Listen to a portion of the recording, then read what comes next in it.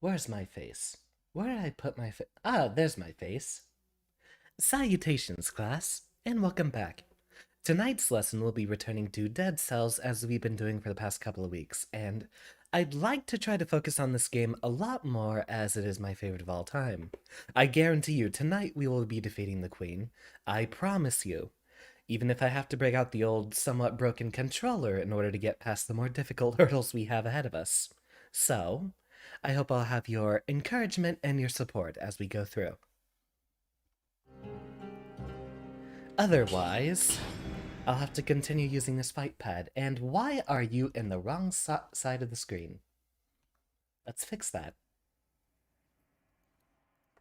There we go. Everything is shipshape as it should be. You know, what I think was our issue before was that we were using an insufficient outfit. We don't have very many available to us. Indeed, only appears to be 6 or so. I wonder if there's one that has the proper Xander color schemes. Something approximate to a white lab coat and some red and teal details the rest of the way. Now, what we've been doing a number of times before were survival builds. Here, I think, from our selection, our best bet would be simple DPS. Now, with a lot of the fights that we're going through with, we're having to take things a little bit slowly, and mostly spend a lot of time running around and dodging. What might actually help us in that case is if we have plenty of passive damage over time, which can wear down our enemies while we're doing our dodging. Usually, the way these games work is that a lot of damage over time builds will be doing more damage so long as you space out your attacks, which we'll have to be doing.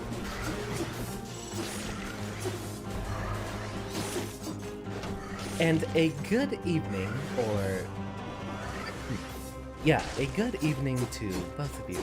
Shadow Wolf, Kayla, welcome. We'll be trying to focus on a brutality build as we have mostly red items so far. Perhaps we'll be able to find some bleed synergy, which should do a lot of really good stacking damage over time. As well, we have fire damage off of our shield. Perhaps we'll be able to stack everything up together. Now, the way bleed damage works in this game is it stacks up a damage over time, but after you gather 5 bleed stacks together, it deals all that remaining damage at once. Victims freeze nearby enemies when they die. That's going to be that's going to be a very useful effect, just for trying to score some chain kills together. I think for most of our biome trips, we might try to go for the Predator perk, which turns us invisible after every kill. Although that one usually sets up better for chain kill weapons, rather than damage over time setups. Let's get our little friend out here. We've been neglecting our little buddy, but he also provides stacking bleed damage. Looks like this is another one of the new update weapons, this one referring to, I believe, that's a monolith from Hyperlight Drifter. Oh! It's a double weapon,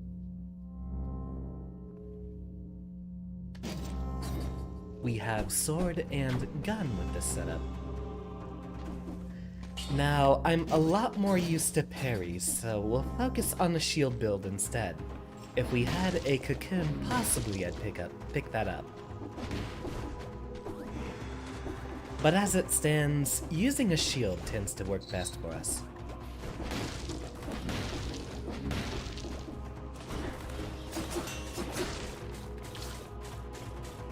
Come here. Our frontline shield also raises our melee damage. Oh, what are you critting with? Oh. That's something I didn't remember about our leg hugger buddy. He actually deals critical hits on bleeding targets, so we have a properly synergizing build here. Normally you're supposed to get the bleed damage off of his little skill proccing, but if we're able to constantly stack up bleed, we might have potentially very high damage, especially if our leg hugger buddy is attacking enemies while we're not busy dealing with them. Since he's a pet, we can go ahead and let him deal a lot of damage in the background. We might be able to get by with just a few slashes on some enemies, and then letting him do a lot of the damage work while we focus on dodging or parrying enemies.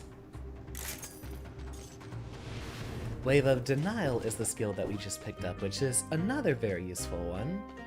It gives us a little bit of space, pushes back a bunch of enemies nearby. And a welcome to you, Ajoy. How are you doing today? I swear we're going to beat this DLC once and for all. Well, we'll be back. This game has 5 cycles of New Game Plus.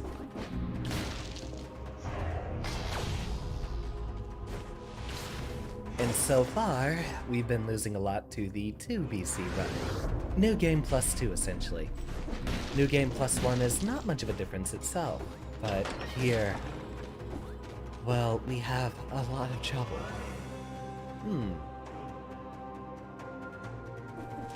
I don't think there's anything we're needing a Hunter's Grenade for, so we'll go ahead and skip that.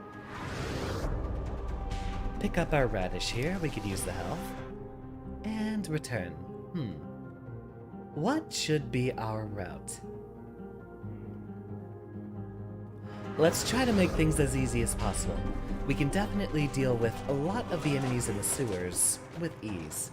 The problem with Promenade is the large presence of those dummy enemies, which provide shields to a lot of the other ones around them.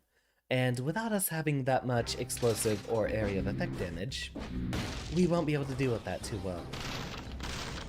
The other level, the Dilapidated Arboretum, ends up having a lot of shielding enemies with the little mushroom boys that are everywhere.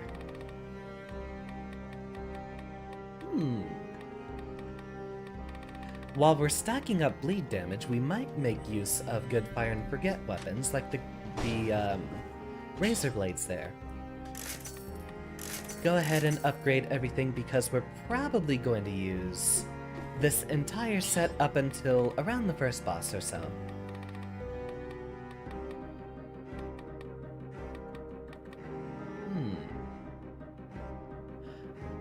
You know, now that I think about it, the Predator effect there might not actually count if we kill them with bleeding effects. We're not too concerned just yet with stacking up even more bleeding. So we'll go for melee, which will allow us to stack on maybe an extra hit or so. With the money we get from that flask that we don't need, we'll upgrade our little leg hugger buddy. Seems like a decent arrangement of weapons so far. What we want to try to do is guarantee a route into the Fatal Falls DLC area, as that always guarantees one legendary weapon.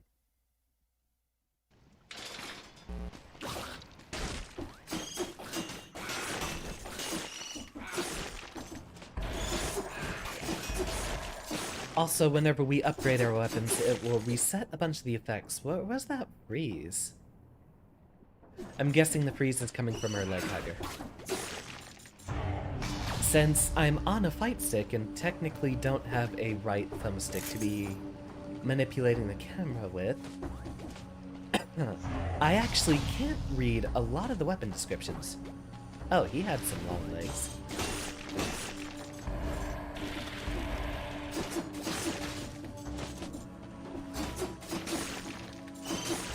Stacking up the freeze with melee there might give us a couple of extra swings, which can guarantee the last bit of bleed damage we'll need to stack up.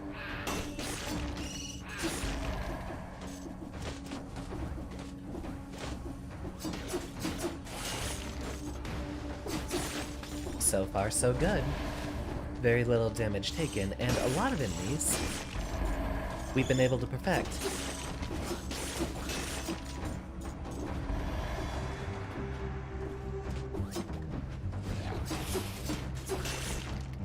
Now the exploding worms. These guys are going to be a problem as they have a lot more health and drop exploding bombs whenever they die.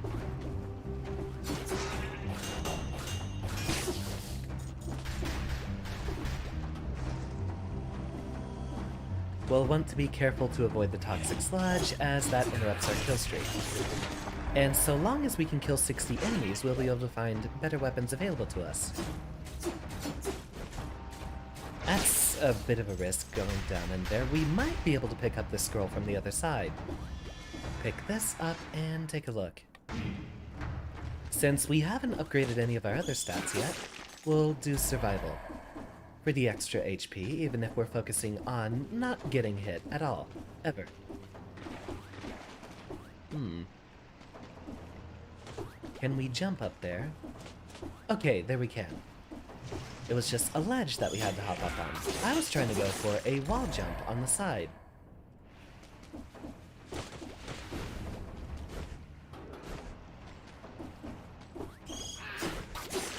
You know, now that I think about it, this actually might be one of the easier biomes.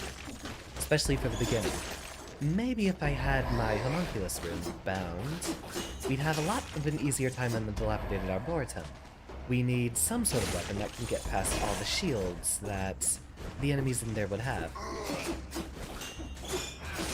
Although what I've heard is that a number of the biomes actually are supposed to be focused for specific weapon types.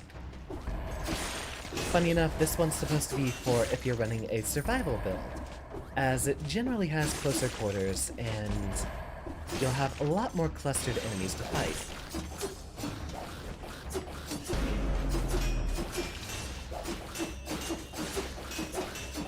Huh, that's interesting.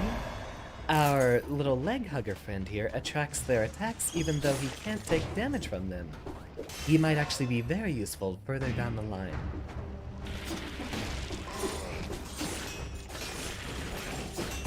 Chop chop. And we got our 60 kills. I don't think we've even been hit once while we've been in this biome. Come over here, chop chop.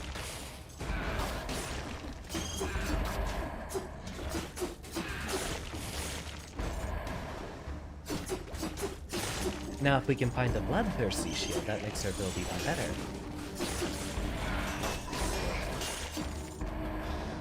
Not necessarily that bleed gets better the more you stack it up, but it basically shifts a lot of our DPS forward. If we stack up more bleed, we'll build up to the 5-stack bonus as quickly as possible.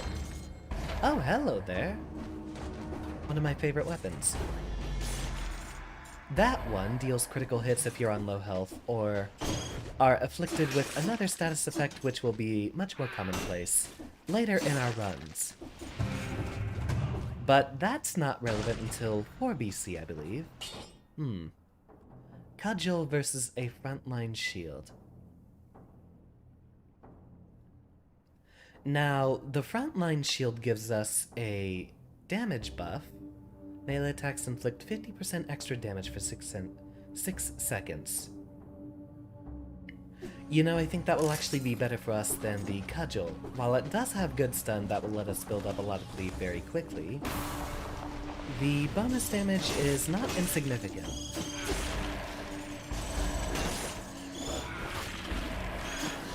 Oh, we're in trouble.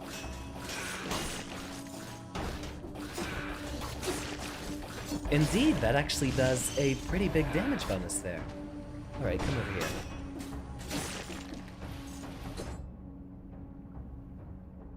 Our shield doesn't have an effect listed for freezing enemies that we parry. That's weird. Oh, wait a minute. Look at that.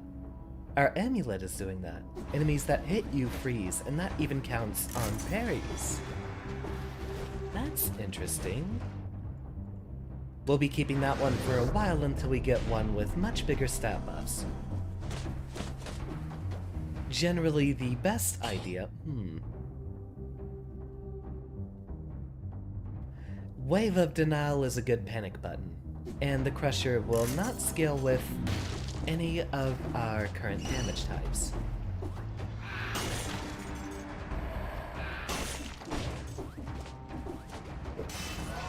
Wave of Denial we're using mostly for the utility of it rather than any damage. We'll want a good button to push enemies away if we're currently crowded. Like so. And we ended up taking damage. What a perfectly timed lesson.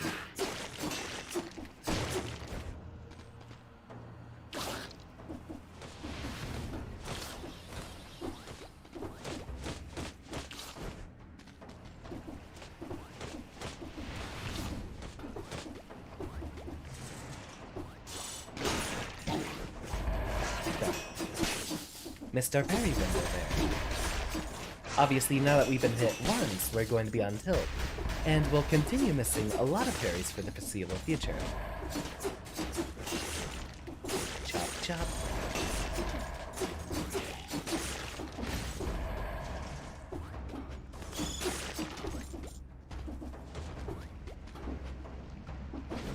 We generally want to clear out the entire biome, as we'll make a lot of use of all the extra gold later on.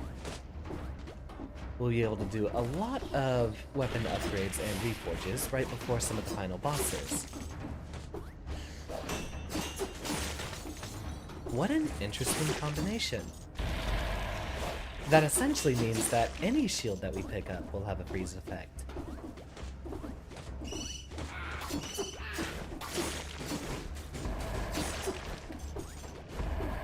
We will be heading into the corrupted prison, but there might still be a scroll or two.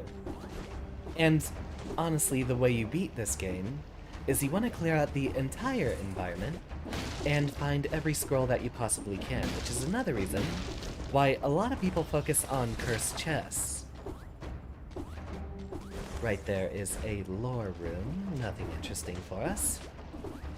The storytelling in this game should be familiar to a lot of Dark Souls fans, as it mostly just leaves you lore breadcrumbs to piece together rather than explicitly telling you a story.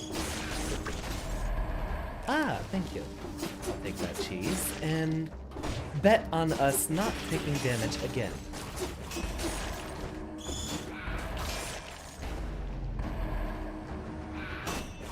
We can't knock those enemies into the wall since they fly. Even through them.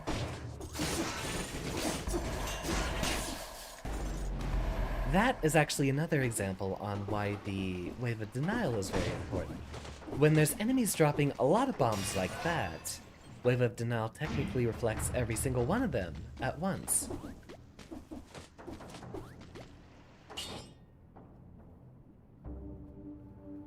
Mostly the same. But this one does have a potential to be upgraded even further, so we'll take the new one. Frontline Shield 5. We're mostly interested in the utility of the shields. Unless it's a, say, spiked shield, we're not too concerned with the direct damage we'll get from them. Let's take a look up over here, and to the corrupted prison we go.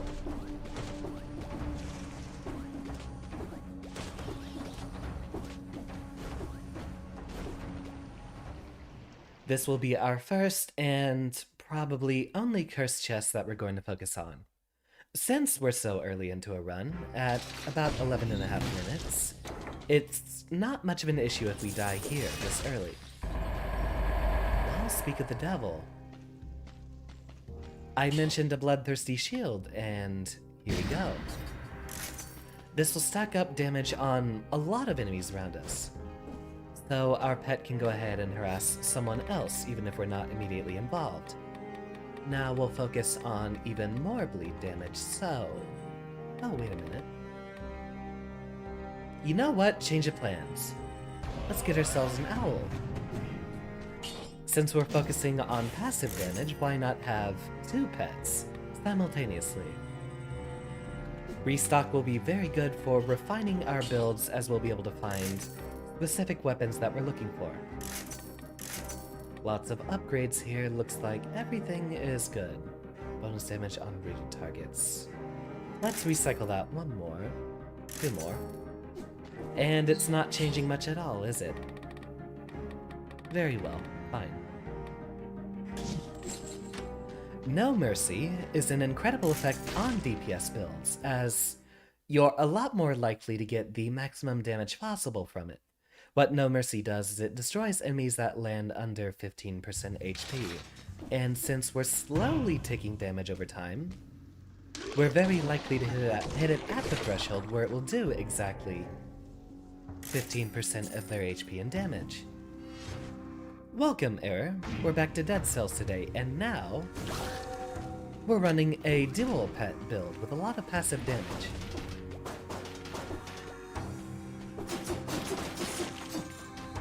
We'll have to be very, very careful.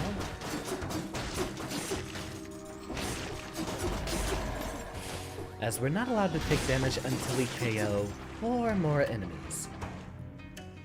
That place has a Bombardier and a Miasma. Let's see if we can take this a little bit cautiously. In this case, we're able to actually hit and run for a lot of our damage. And there we go, Curse Dispel.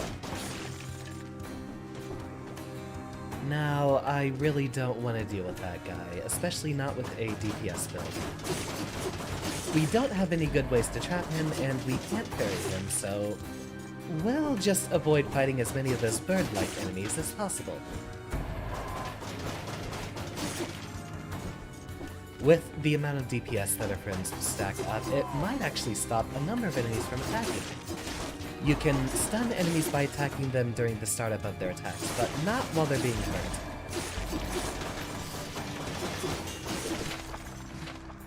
Barbed tips, very good for a number of tactics builds. I'm glad we found that one. We'll go ahead and sell that.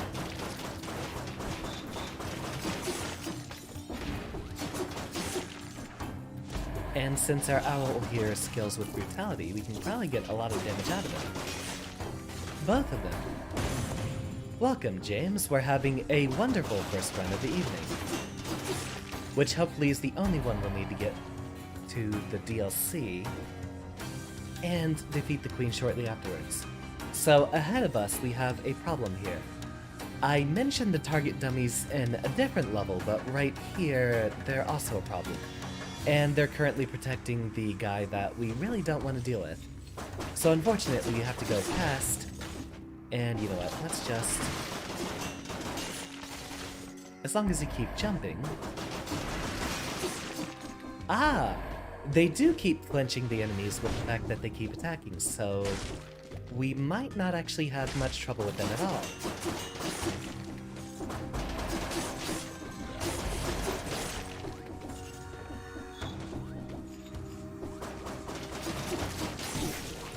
And I tried to go for the parry. I guess you can't interrupt an attack that's already going. There's a lot of weird cancel systems in this game that I haven't quite been able to figure out.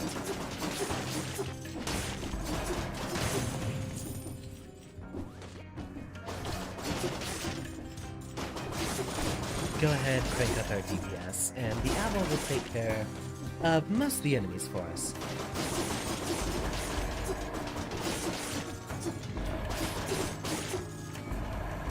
I thought he threw a grenade. Guess we got him on just the right frame we needed. Parry, and jump over here. So far, everything's proper.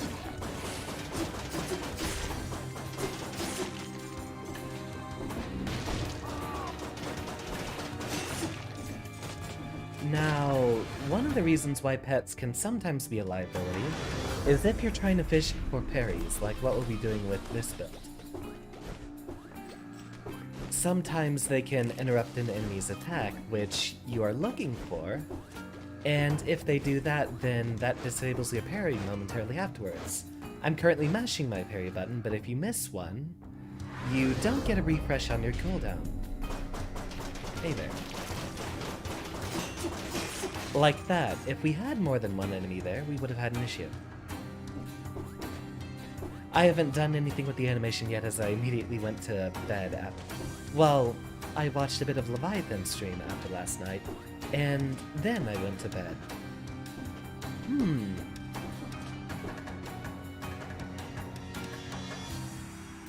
I like the brutality owl. Nothing too useful in there. We will be able to focus on a berserker build in the future, but not immediately. Now, in order for us to ramp route into the Fatal Falls DLC, we will need to go through the ramparts. You can't... Cat, what are you doing? Hold on, I'm gonna have to deal with a little rascal. And set these down.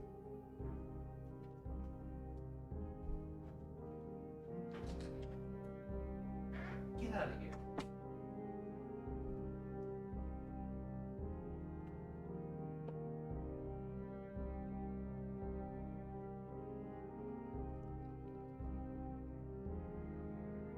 And we return. And now I'm actually seeing the owl that we picked up has bonus damage versus a bleeding target, so we have a lot of damage stacking together.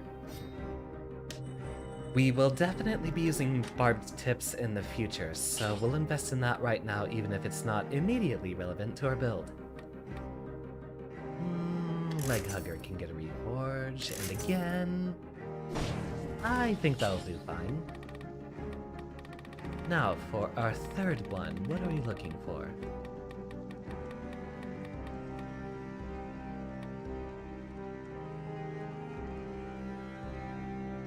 I kinda wanna give Porcupine a try. 42 DPS for 1.5 seconds. That's not much extra damage.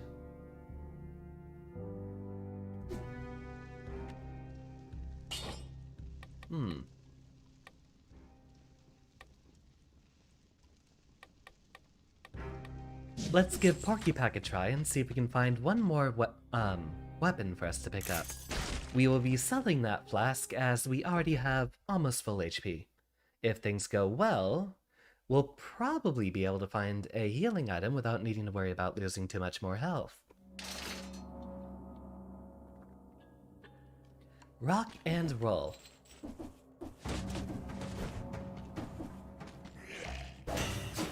Oh, right.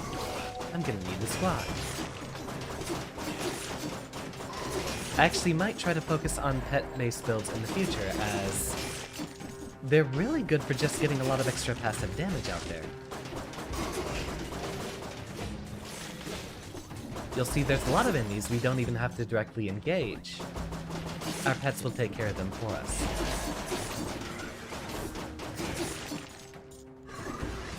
And not very often do we get a double pet build.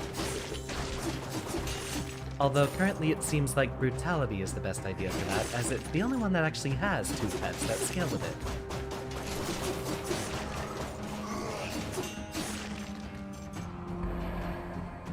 Go ahead. Do your... Oh, well, never mind. Thought he was going to fire at us, but our owl had different plans.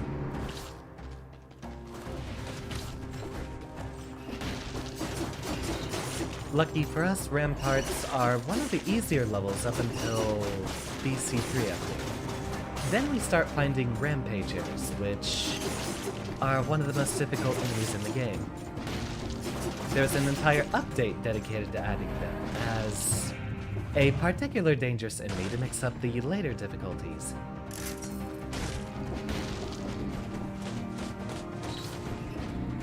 You know what, let's turn up that music. Really?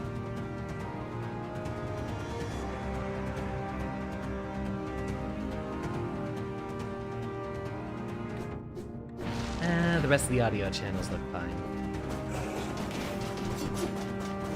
jump over that guy because we can't parry his attacks.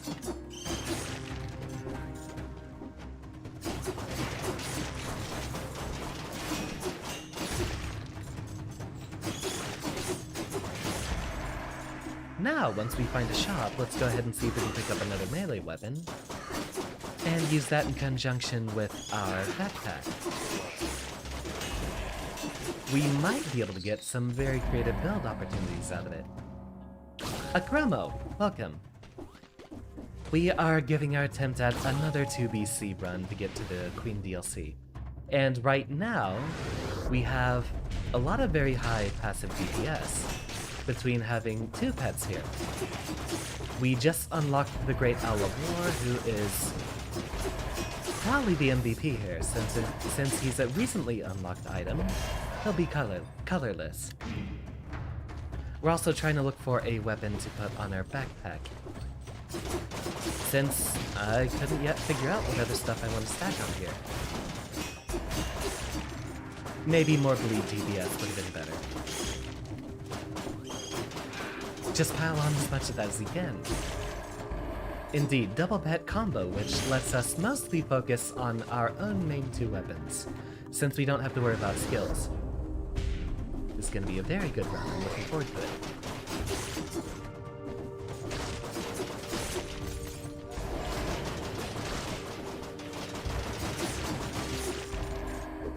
Oh, and with No Mercy giving us the execution, so much quicker kills.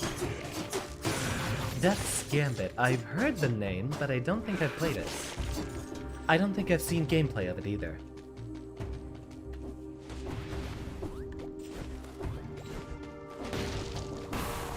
Break that, run around through here.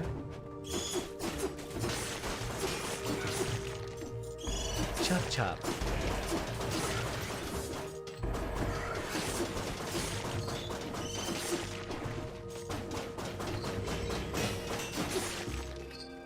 Alright, perfect. Sadly, given the damage over time that we get from the bleed effects, there's a lot of enemies that even if we have our amulet freezing enemies we parry, they're not going to stay frozen for very long because any sort of damage interrupts a freeze effect on an enemy. Reminds me a little of Blasphemous, which is another game I'd like to play sometime, and Hollow Knight. Not quite as good. Oh, that's a shame. I haven't played Blasphemous yet. And there eventually will be a playthrough of Hollow Knight on here, but hot take, I could never get myself to love that game. Presentation is great, but the platforming and combat never really felt all that good to me. I thought we'd roll past him, but I guess not. Another lore room.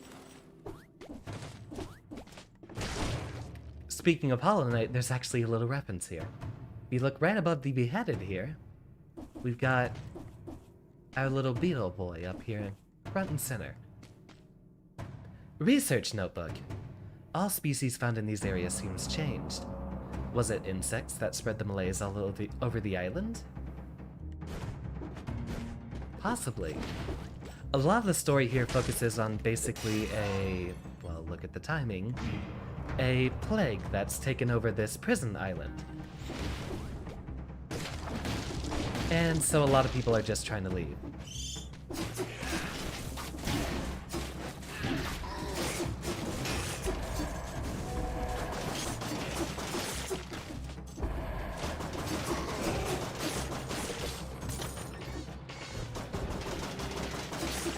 They call it the malaise, which is just another word for a sickness.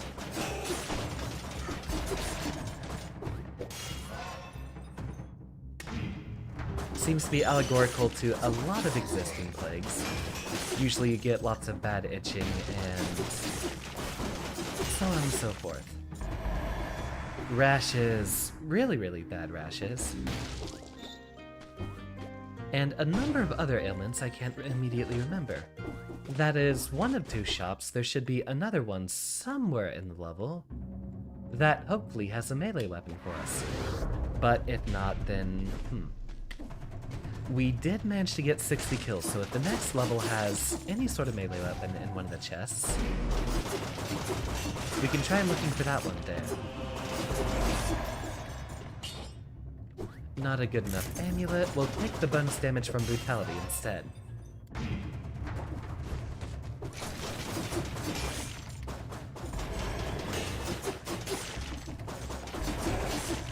And a lot of enemies we're actually able to kill before they attack us back.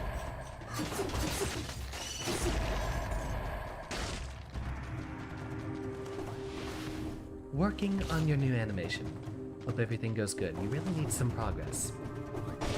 And I'm really hoping we get some progress on this run. We've been stuck at 2 BC forever, and if we do accomplish our goal of defeating the Queen, then we're allowed to move on to 3 BC, which is where things get a lot more interesting. As well as we'll be able to unlock one of the most important mutations, one that will actually enable some Berserker builds for us. Right, I was looking for the little health item there.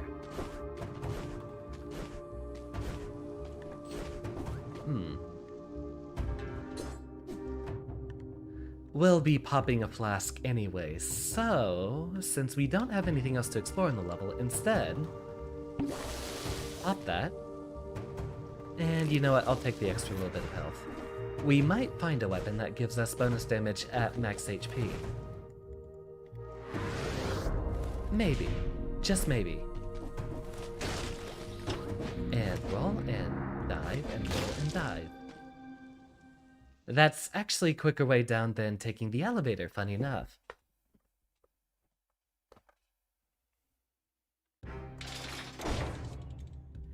Give me something promising, or else I'm gonna probably change up the build.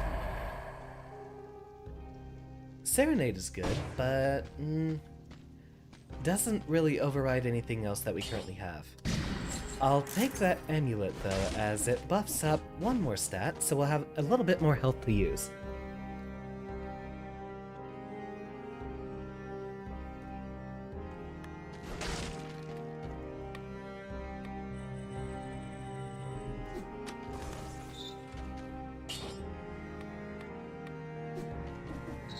Now, before we head into this boss, pick up that flask and take 5, everyone. But quick break.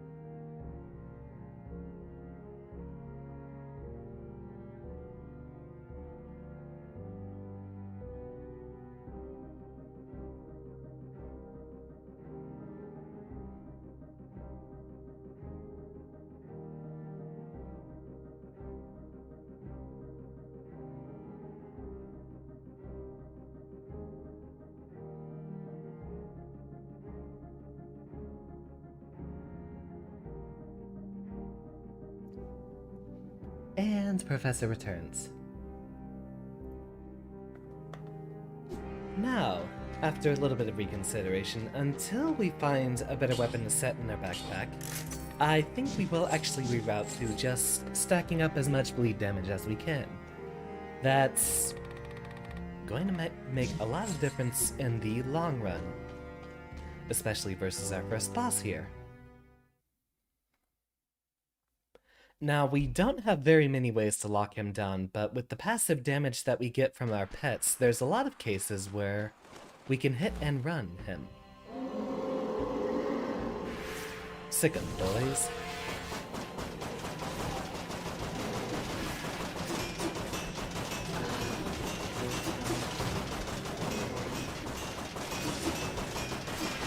Oh, never mind, that is an incredible amount of damage.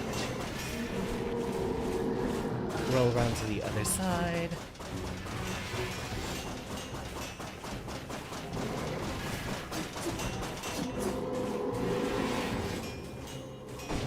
Mostly we want to avoid getting hit by his red aura. That's really the biggest issue.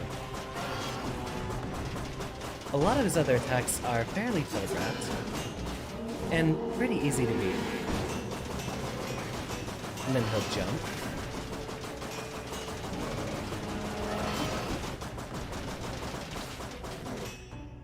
And there we go. Perfected. We get to do that on basically all the bosses after this point. And there it is, Alienation, one of the most important mutations for us to pick up. What that one does is it lets us restore health while we are cursed. Not gonna need that throwing knife.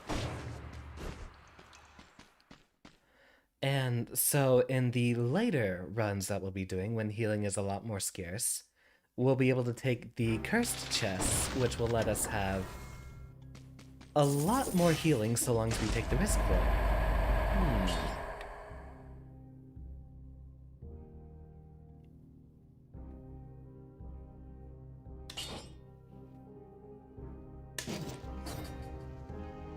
I think we found our backpack weapon.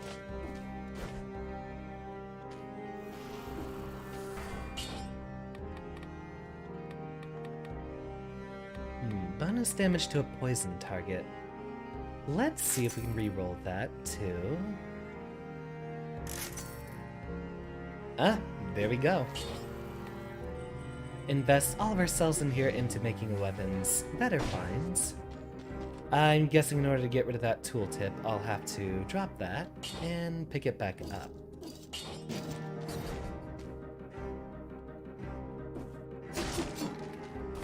We'll break that door since we don't have any more cells to invest. And now, we'll actually reset our mutations again. Pick up melee, backpack, and no mercy. We also don't need the flask, so since we've been performing so well, we'll have a lot of extra money to go off of. Fractured Shrine's here we are heading into because there is a guaranteed legendary item in this route, although it does mean that we have to fight some of the more difficult bosses along the way. Hopefully it's a very good shield, or best case scenario, a legendary blood sword.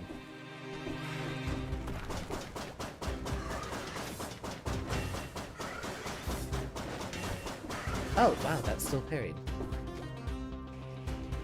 Now we have to figure out how we're getting past this.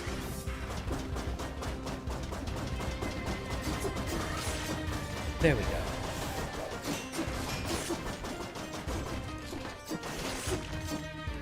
Snakes, watch out for the buzzsaws. This is a particularly treacherous level with lots of traps and lots of opportunities to fall off. No. I'd say even in spite of that, it's still not the most difficult of the routes, as Slumbering Sanctuary probably has some of the more difficult enemies. We also have another set of healing items that we can pick up in case of an emergency.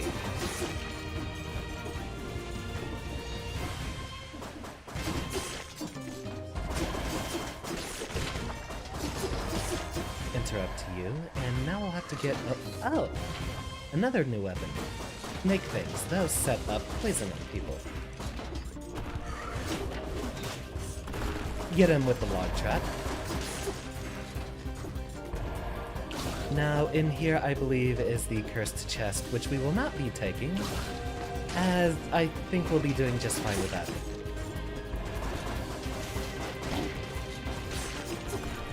And again, our parry timing is messed up by the presence of our owl. So I'll ring back the little bugger.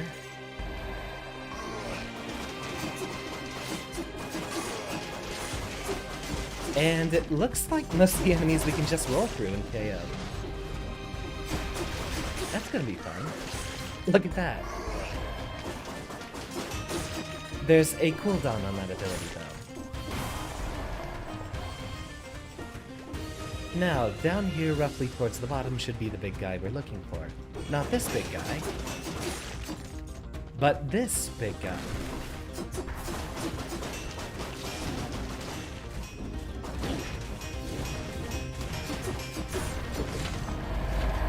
An outfit for us, thank you. And take a look in here. Ooh, wait just a burger flippin' second.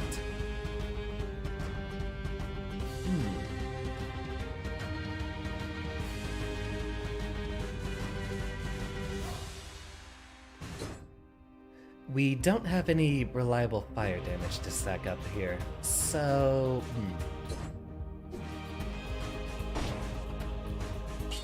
Let's just take the shield. We know how much damage that was doing on our parries the last time that we fought the gardeners, so let's see if we can focus on that this time.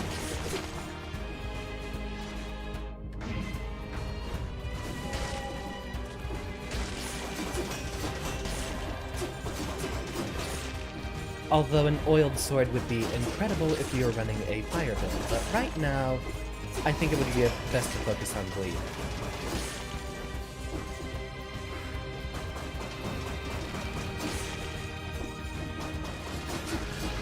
Stack some of this up here, climb over here, dodge.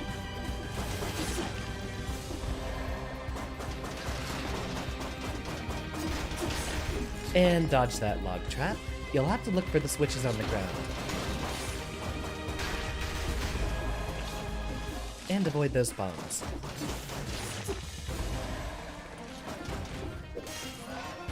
So interesting, we have a lot of damage since we have the legendary weapon in the backpack. So in a lot of dangerous situations, we can actually just roll through our enemies and deal with them that way. There should be another room with one of those giant stone guardians out front. And that one will have some less powerful weapons, but nonetheless a good selection. Says that we have not gone into either of the rooms here for the shop or the treasure on the other side. So let's take a look. Lots of bonus damage to a bleeding target.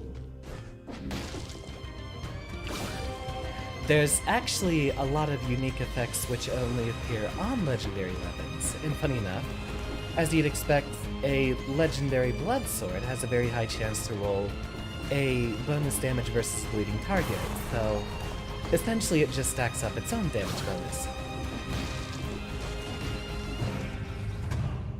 Crack this bad boy open, and we do not care about that frost blast.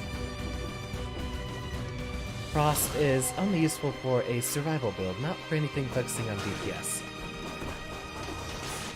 As any of that damage is going to interrupt that frostbite.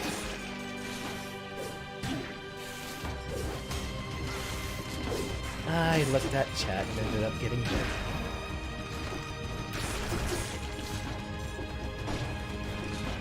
Take a look in here. This is not going to be a cursed chest, so it might be... Again, nothing useful as we don't care about ice on this build. Open that up, run through here, and... Okay, there.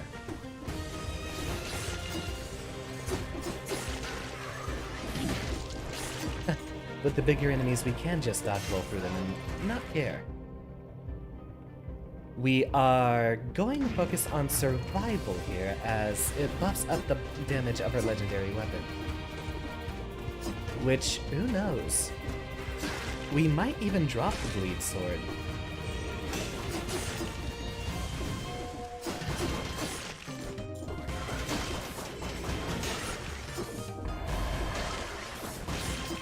You know what?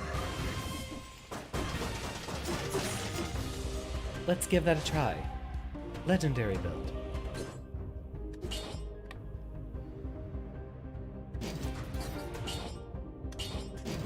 But we'll still keep the backpack. Oh, well, if this thing's literally going to KO everyone with a single swing, maybe that is the right choice. Another chest, probably full of something useless. Warpen. We're still going to focus on bleeding as our reserve weapon, given that it synergizes with both of our pets. That's really how we build up a lot of passive DPS here. So even though that Warpen would have very, very good damage, we'd probably get a lot more over time from using the pets. Down here should be... there should have been another big guy. Ah, he's probably up and to the left instead. Let's go check up there. Science Raid! Welcome, Cave!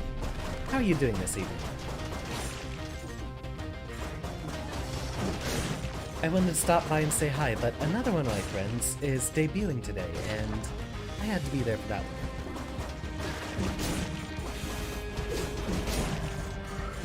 And chop. I don't know, that loss of mobility actually is kind of troublesome.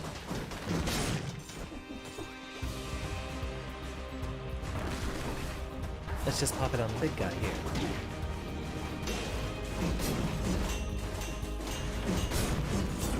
Perfect. Well, not perfect, because we still took damage. Caps Lock was still on. You sure? You sure that you're not just that enthusiastic to see me? Everyone, speaking to us from Twitch is one of my associates, Dr. K, a fellow science VTuber. Very lovely lad.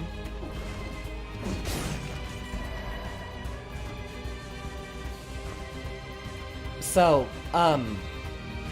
that's another legendary weapon.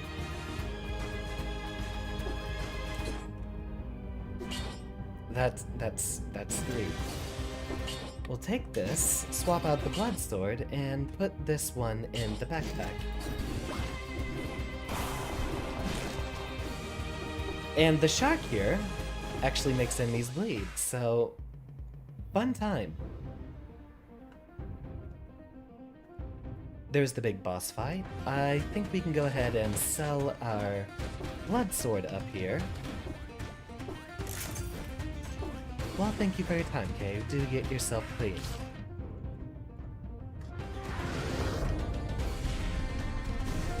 Bring out our album again.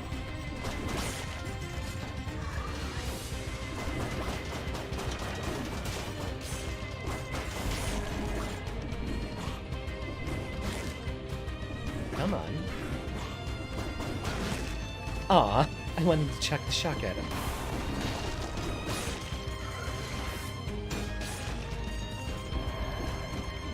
This is shaping up to be one of our best ones yet.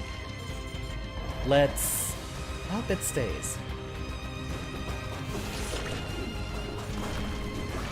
Get over that trap. Take that.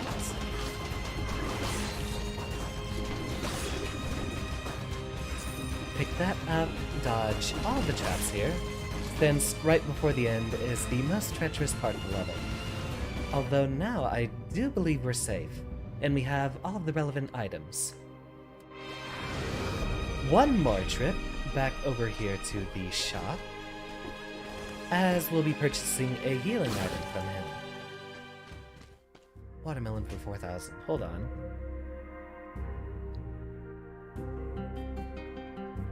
If we buy this and then sell the flask, that is a net loss of 1,000 gold. But if we just use the flask and then pick the next one up in the area between levels, then That'll at least save us 1,000. So no, we're not visiting the shop then. Undying Shores, or what was our other route anyway? Clock Tower. Nah, I think I'd rather go through here. This level's a lot more fun in my opinion. And has some of the best VGM in the game. Really, a 30-minute run and we're an hour in. Guess that's how much time we have paused in between certain fights. We'll be investing in restock as our build as is just works. It just works. That stunt third attack throws the shark rooting and causing bleed.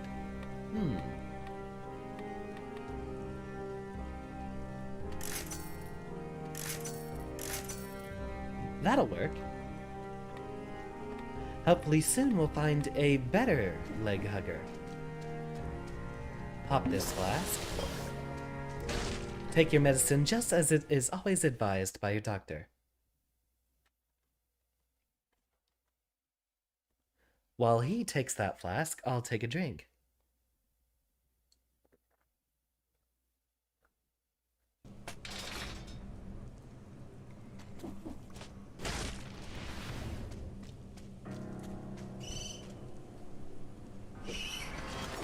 Now, funny enough, we can actually change our build to survival.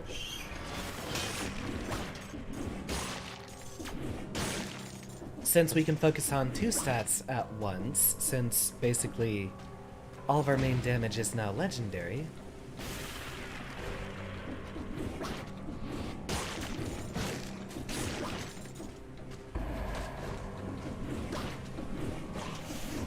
Actually, no, I kind of like the idea of using that acrobatic pack pair.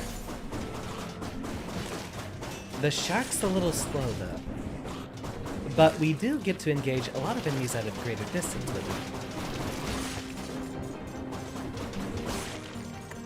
it. Run up and start pummeling. This will be an excellent weapon for bossing, but for the environment, not so much.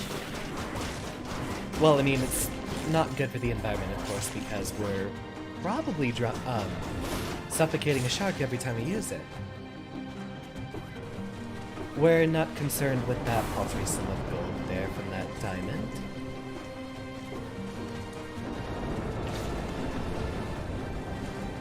Climb down here, get a slam, and...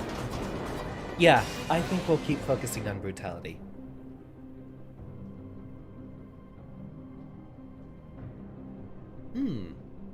Maybe.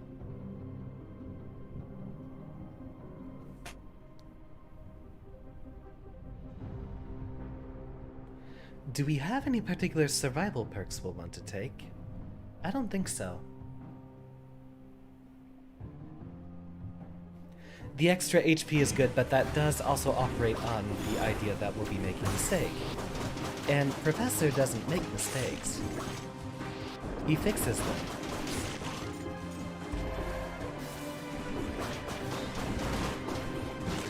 As the shark here is usually a survival weapon, it's going to be slow.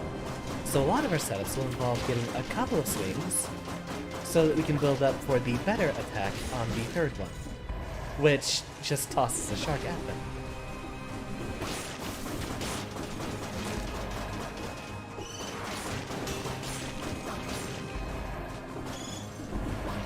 We can also probably get rid of the frostbite effect and instead... with all the damage here, we might actually just do a full shark build and pick Predator to deal with most of the environment, as this has very slow heavy swings.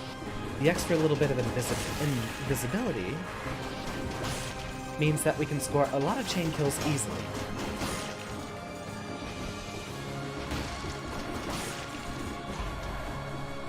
Climb up here, go ahead and start swinging. Ah, darn it. I thought we would have been good with one parry. Not good enough.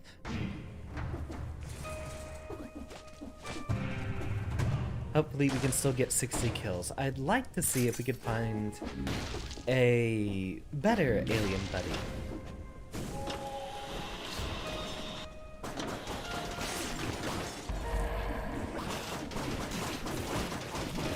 What was this game about? Essentially, you're playing as a mysterious character who cannot die and instead possesses corpses. Whoever made that mess wasn't too fond of the experiments being done here. So, there's a prison island that your character is contained on. And at some point he discovers that he just can't die. He's actually kind of this little sludge ball that possesses corpses. And so you're trying to find a way off the island, or basically with a curse of undying, this is one of those characters who's like, okay, fine, I've been alive for too long, let me actually die. There's also a lot of background stuff about some sort of mysterious disease that's infested the island.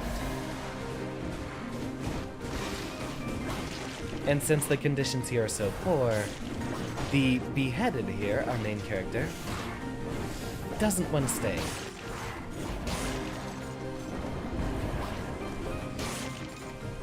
Shark could afford to be sped up a little bit.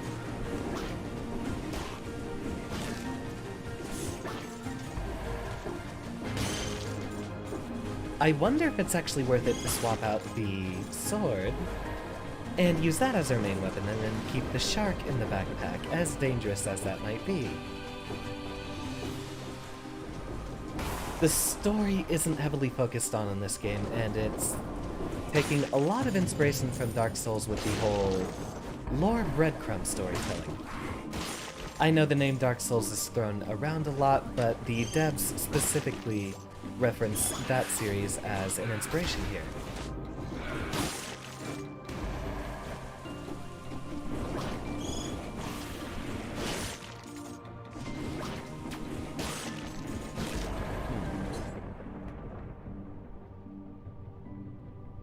You know what? Let's swap that out. I think I'd like to try the broadsword and then keep this in the backpack.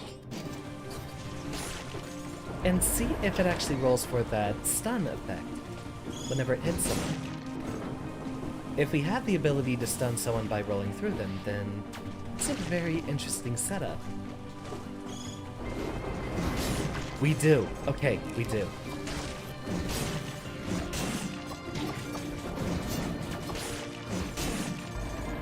And that sets up for a very easy 2 swings to follow.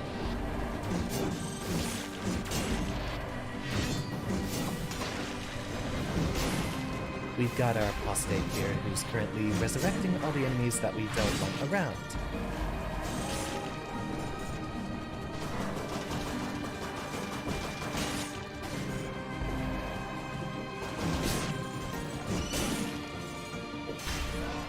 Pick this up, and we'll continue investing in brutality.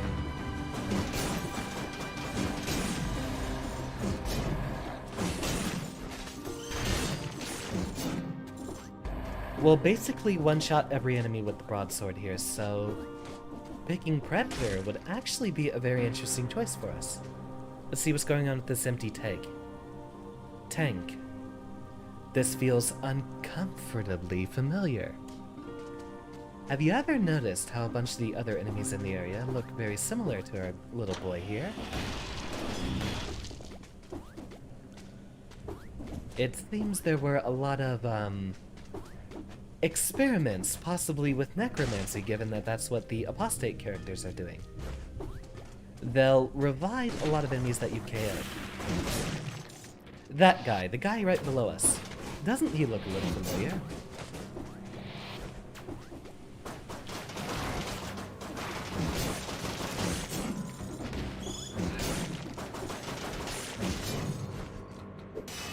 Pick up another scroll and brutality. We'll keep doing this. Maybe towards the end we'll actually swap to doing survival, since we're expecting it to take them. You know what? Let's start investing in that direction too.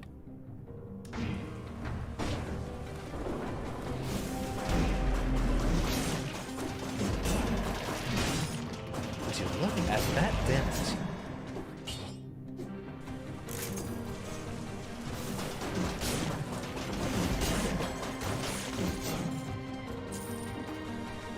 Come around here, swing one. Oh! We only needed to swing once.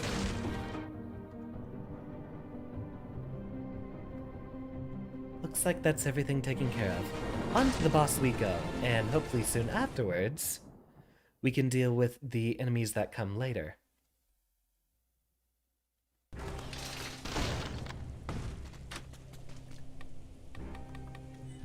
Put everything into restock.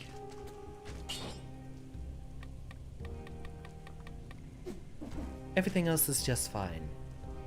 Pop a flask. Darn, I was hoping we could get full HP with that. If we did, then we'd have a lot of extra damage versus the boss here.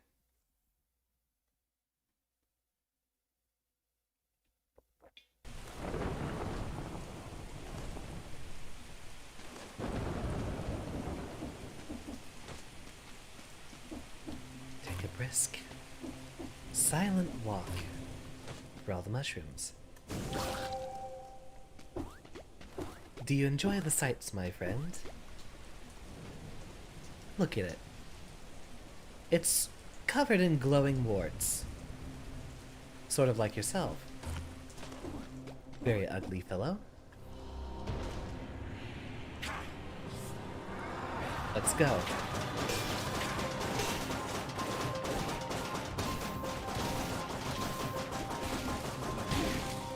God darn it. No perks for us.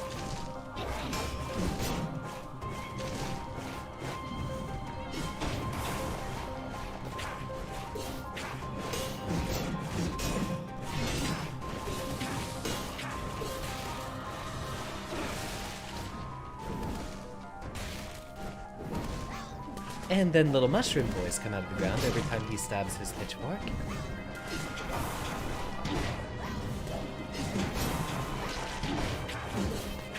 I wonder if we can parry those sickles.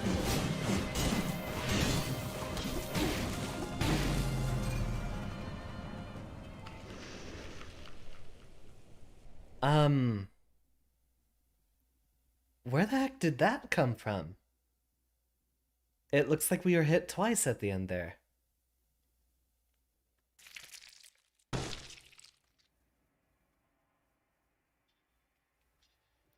Very well.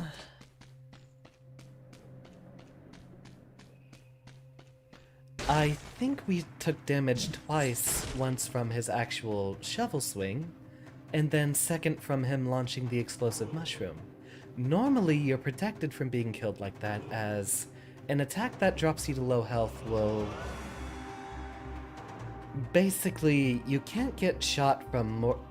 You can't get KO'd from more than, say, 20% HP, but that was weird. Start over, I guess.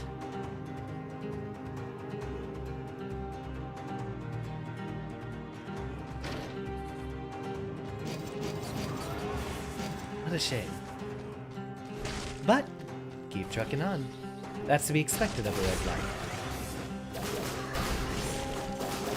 Now let's try to focus on a tactics build, since that's the meta for this game. We got murdered by the gardener, sort of out of nowhere. I think we still had 50% HP. A little saddening that it happened like that.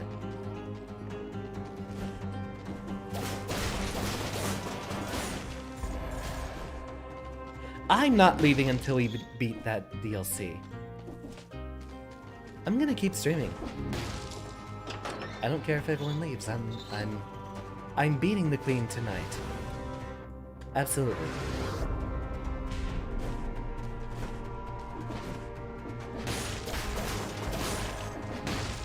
Esser's on tilt. Yep, it's a start over every time we die. And every time we'll get a different map.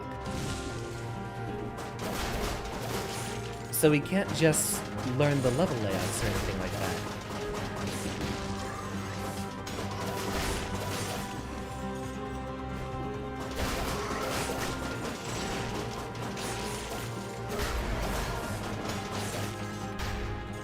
Yep, the Scarecrow, but also he's referred to as the Gardener from a lot of other sources. There's a couple of characters in this game that have two separate names. Oh boy, speaking of tactics builds...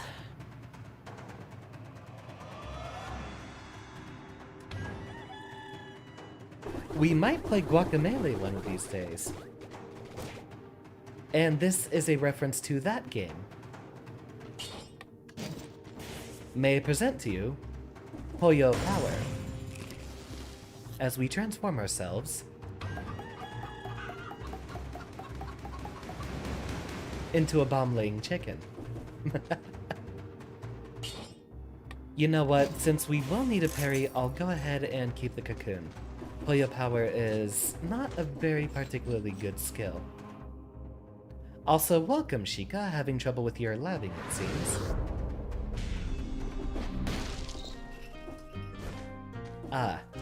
I've just recently been able to figure out my Kagura combos and getting that to work.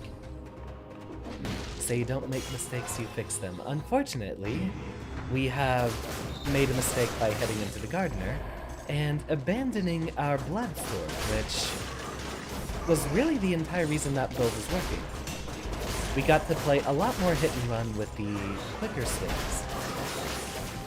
Dodge roll there, slam down here. Greetings to everyone on Twitch, suddenly out of nowhere. Have I been raided? If those of you on Twitch are interested in doing a Twitch integrated run, speak up. And before we get too deep into this, we'll make a change. Pollo Power is indeed really freaking funny. You know what, I might go ahead and pick it back up.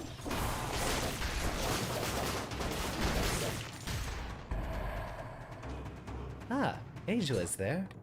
So as long as we have at least one person, we'll be fine. Streaming integration. Connected account.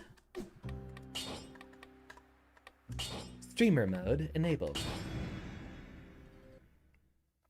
Ah, watching both from YouTube and Twitch. This is going to be interesting. Let's restart our run. And where exactly was it that the votes were showing up? They should be in the top right corner, I believe. Unfortunately for our viewers on YouTube, you will not be able to participate in the voting system here. We can only do that from Twitch. To celebrate, why don't we dress ourselves in purple?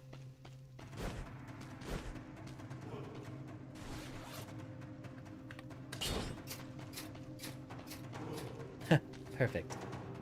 Very purple. Excessively purple. Take a look here.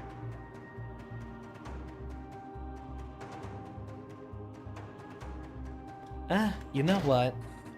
Let's just try the same thing again. But this time, make it work. Indeed. Welcome, Leviathan. I know you despise Twitch, but if you're willing to participate from that side...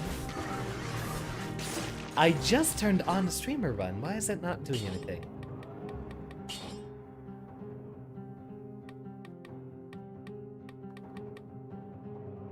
Oh, I might have actually changed my Twitch name. Let's go ahead and configure that again. No, I said streaming enable. Okay, so in order to get it to run, we have to... Right.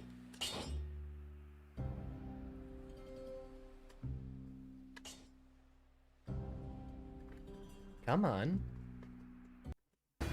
There we go. Okay, it's select. I think we had to start a new run altogether rather than get back in and then restart. Go ahead and take a look here. We should see. There we go.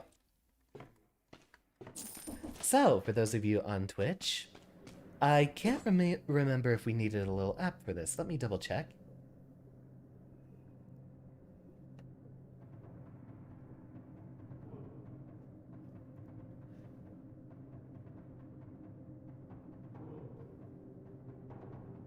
I don't think we need a panel. I think we can actually just chat on here and be fine. If I remember, they were trying to work with an extension that didn't have the best functionality. So, for those of our classmates over on the Twitch side of things, go ahead and type "pick me" and you will be Captain Chicken for the remainder of this level.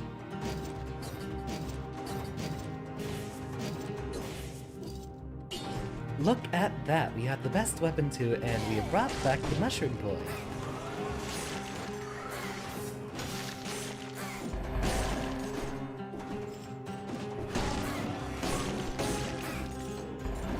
Ah, it is typing for me.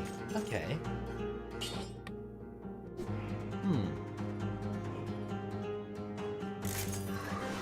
I've got an idea.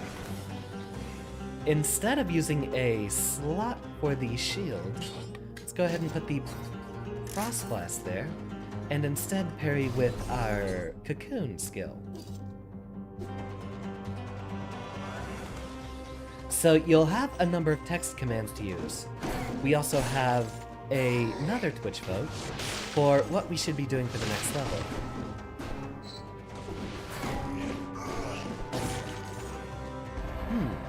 If we find a hammer, we'll be able to deal a lot of critical hits here.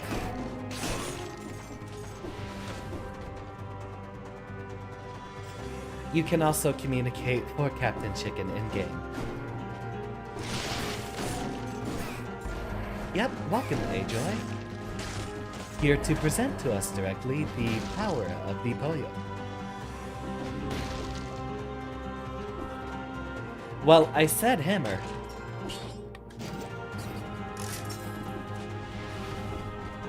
This is gonna be interesting. Freeze and slam. Or, you know, we'll just... What was... You guys saw what the Mushroom Boy was doing? He was just running in place over there? You know what? He was interrupting all of our attempts to set up for a hammer combo, so... Absolutely no Mushroom Boy ever again. You know what? I'm going into custom mode, and I am turning him off. In fact, let's turn off a lot of the equipment that's a liability to us. We don't care about this. And we don't care about you. You've been expelled, Mushroom Boy.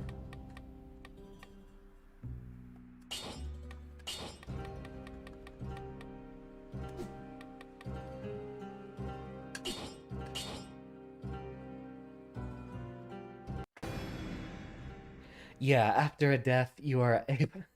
After a death, you're able to type some particularly derogatory messages. And they will actually pop up in the game. Really, that doesn't turn back on streaming integration. We have everything in our way tonight. Streaming enabled, custom mode.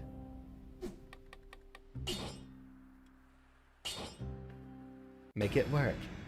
I know you like the Mushroom Boy, Leviathan, but he is completely disruptive to the survival style of play.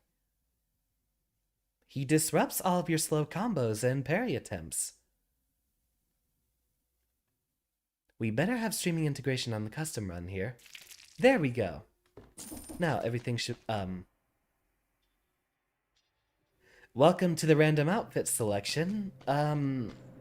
It's still winter, right?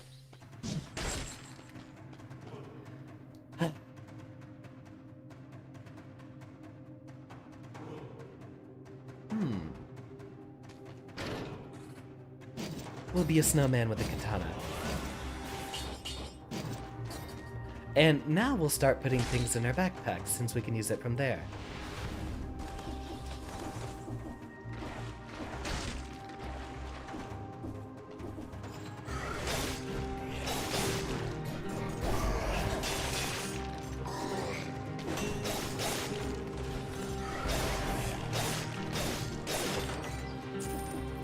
Never winter in your place. Really? I live in Texas, but then again, I do believe you said you were Philippines or Indonesia, right? I imagine those places are never actually cold. Oh, well. Right there's the streamer chest, which, if you'd like to open it up, you do have to type in things, but with only one person seeming to participate, maybe not necessary.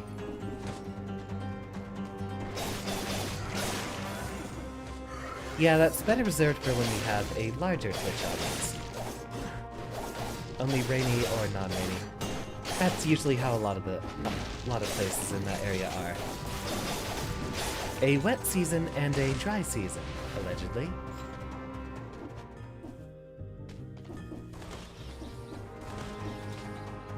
Ah, we're gonna need another one.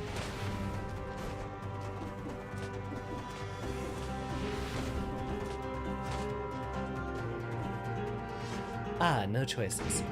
So we'll just pick them. We don't.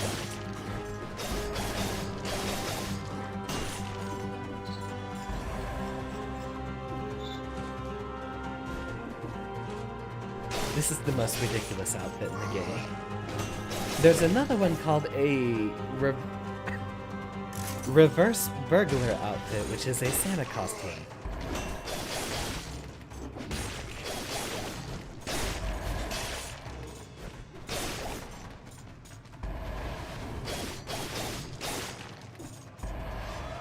Rainy season, the Wi-Fi goes bye-bye. You know, I don't think I've ever had inclement weather completely disrupt my attempts to have internet. Aside from, like, that one time that we had the huge freeze in winter. Although that only disrupted the pipes, I think my internet was still fine. We don't get enough violent storms that prevent us from having an internet signal out here.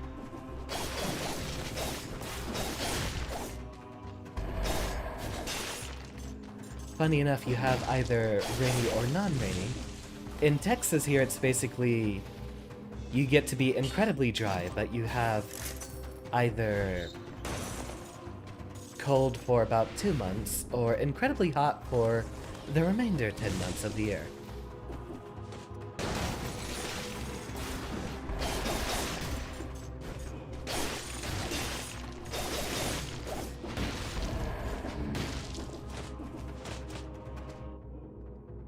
So, were your combos still functioning, Sheikah, or were they just dropping and you didn't know why?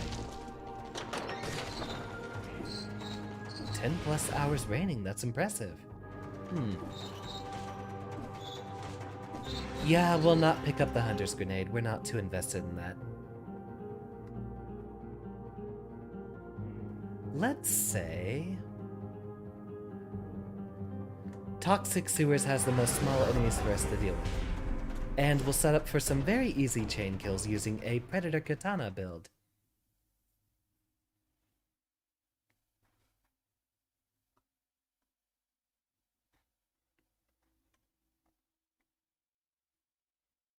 Open the gates and walk right in.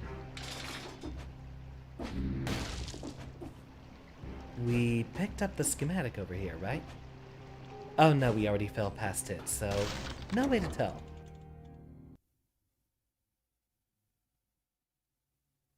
You're not crashing, are you? Okay, there we go.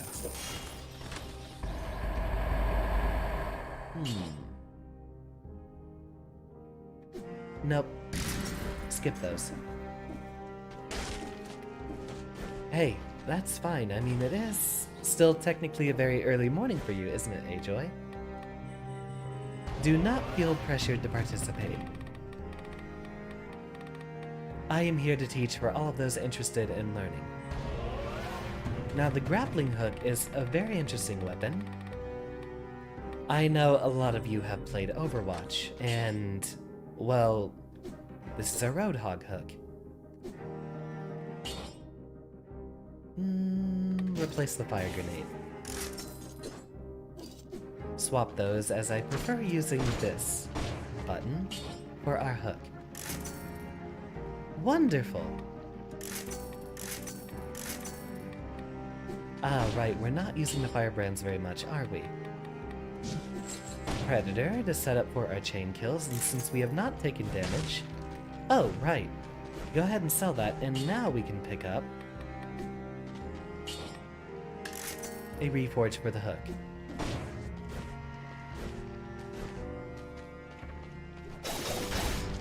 Oh, right. So, I actually can't open this door until people vote on Twitch.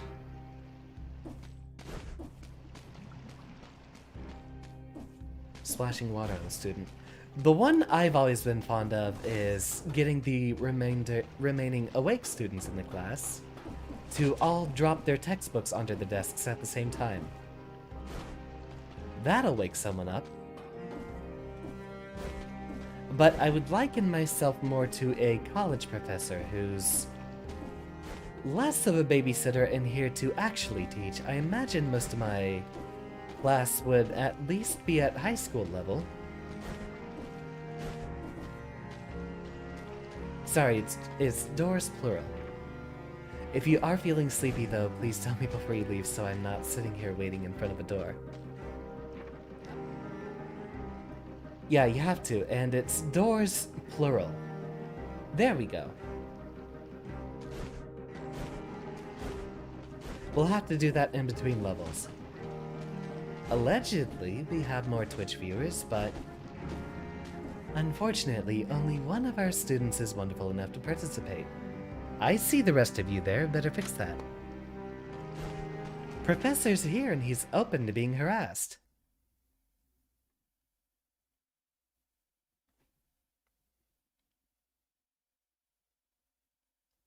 Indeed, and now we have to deal with exploding doors throughout the entirety of our next level here.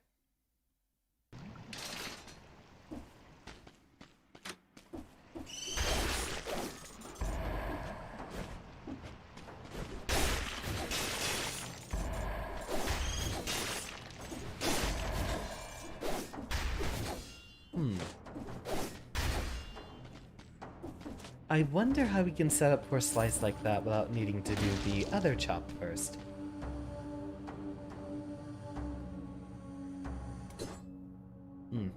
Yeah, maybe we can turn off streaming integration for this one.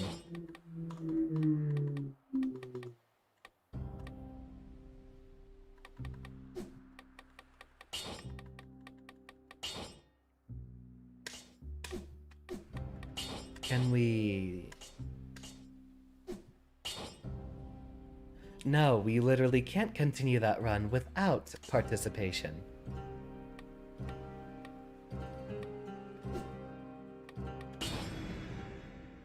Well, that's a shame. My job is to open and close doors. Alright. Well, we do have some help from the Twitch side of things. We have, allegedly, 5 viewers over there. So hopefully someone else will be so lovely as to pick up the mantle. In case Ajoy falls asleep.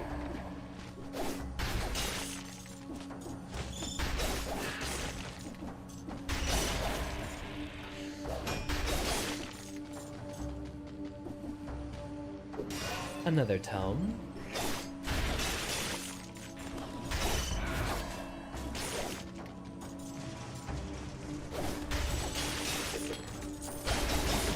We'll have a little bit of invisibility with every melee kill we make, and given how many of these smaller enemies we have, we're able to cut through a lot of them without having risk of them interrupting us.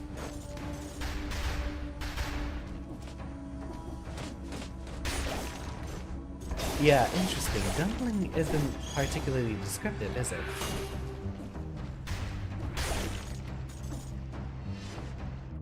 Pick this up, and go on another chop chop chop.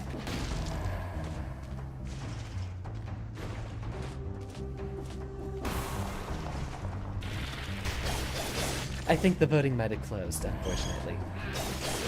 It'll come around next time.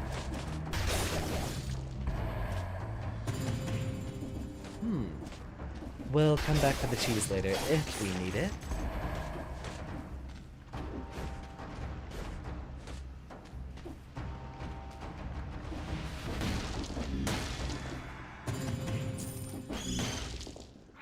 Parry. And that will up the damage of our katana.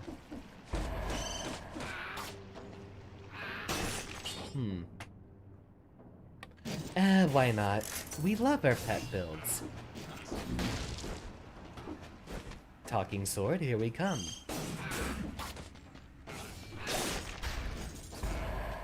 There is an opportunity to bring me to suffer on the Twitch side of things.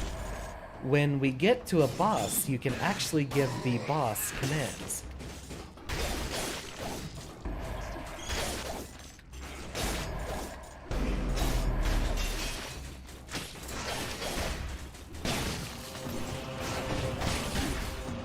And not able to get out of the way of those explosions in time, unfortunately. Yeah, lurking is fine. I'll just have to turn off the Twitch integration if that's really what it'll be, as putting that much pressure on one person is a little bit of a problem.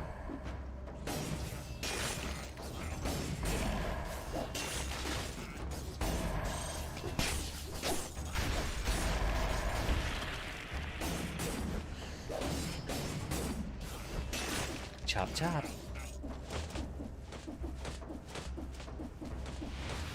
Every little bit helps though. If you have basically 0 viewers, then it's very hard to pick up some new ones, but after about 5, you'd be surprised how quickly you start rising. You start getting a lot of recommendations after, well, that point, and then once you get to basically double-digit viewer counts, at that point it starts accelerating a lot more. Fame is exponential in how it rises.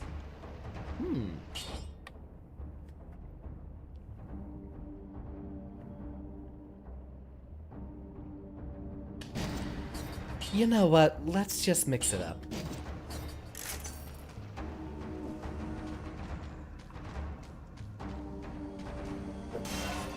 Now you have a choice of stat boosts.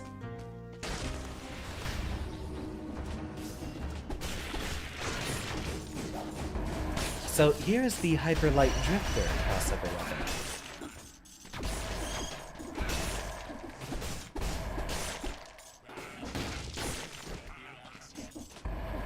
Which gives us a bit of range damage, so we might have some interesting combos to do with it.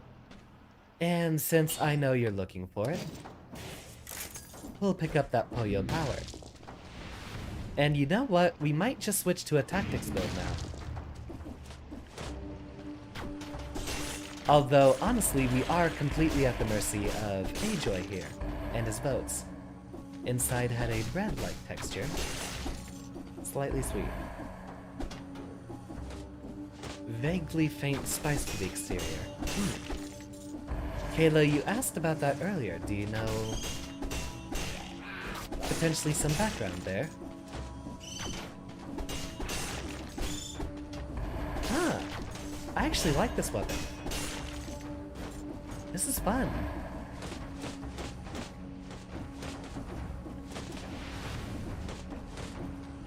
And that moves on to the next level. Let's go ahead and scan around here. Juan Carlo, welcome.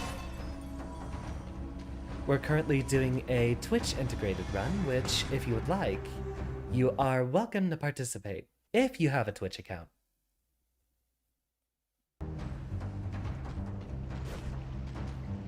Well, that would be another Twitch one.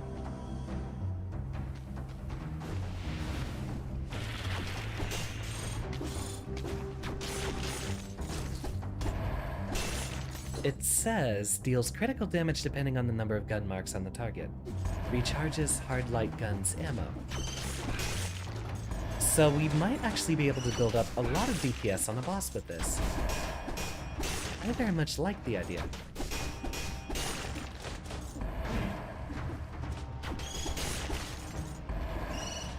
And presenting Poyo power. Okay, that is fun, even if it's potentially not very effective.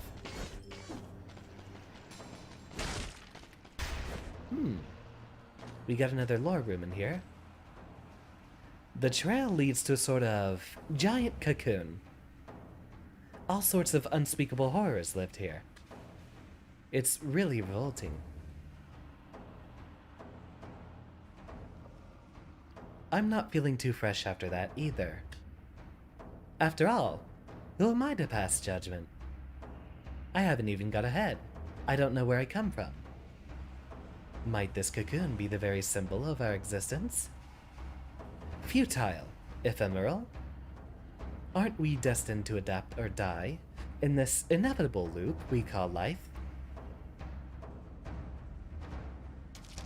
After all, what is oh, great, he's getting philosophical and metaphysical. What is life, and what about love? An inexorable series of moments stolen along the way at the dawn of... Yeah, okay, boring. Thank you for the scroll. Let's go invest in tactics.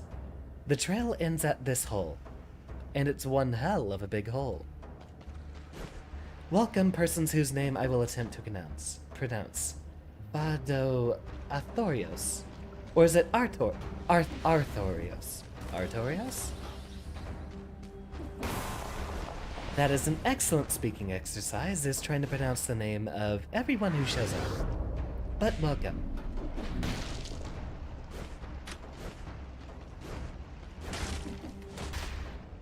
Oh, right. Those are the trapped doors. We'll try to avoid breaking them open.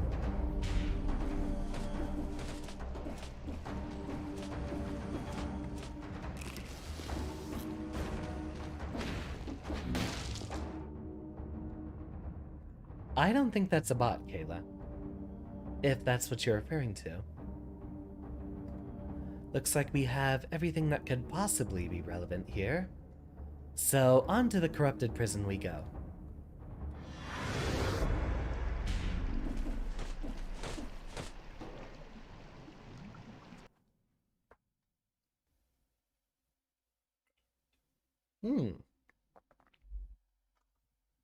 I am slowly running out of tea. I think I still have some more in the pot.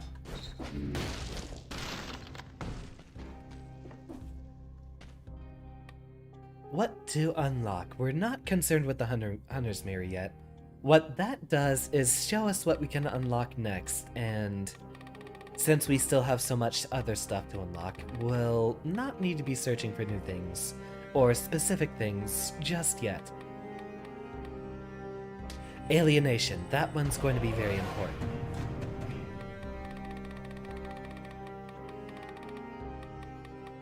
Let's focus on mutations for now. Almost.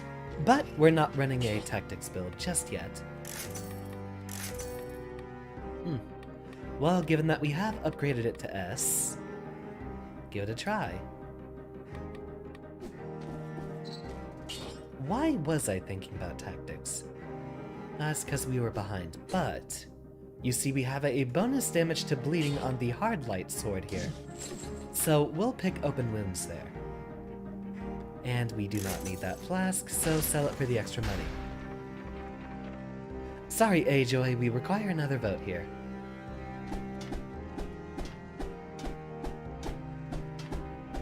Funny little animation.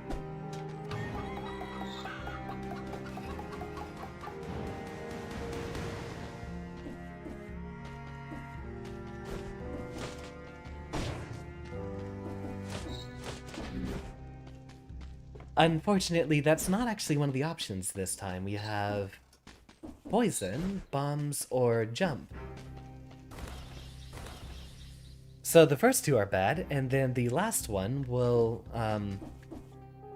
the last one is a boon. Yeah, we have a different selection every single time we go to these levels here. And as it stands, I am at your mercy to get on the other side of the store. When you depart, though, please do warn me so that we can put an end to this run. Otherwise, we'll be stuck in place.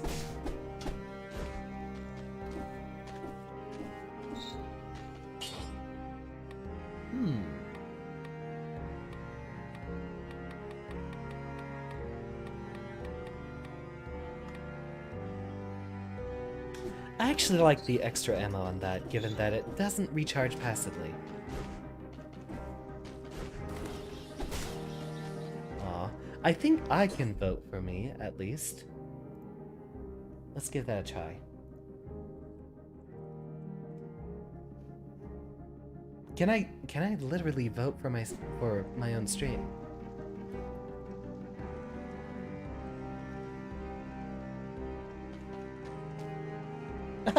Look at that.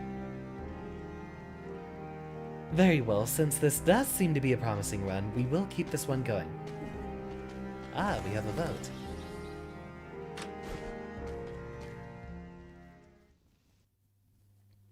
Yeah, don't pressure yourself too hard, Ajoy. I can definitely keep this going carried by myself. The chicken is indeed quite hilarious. I love it. And that's actually why I switched towards a tactics build here. Oh, you don't get a choice, do you?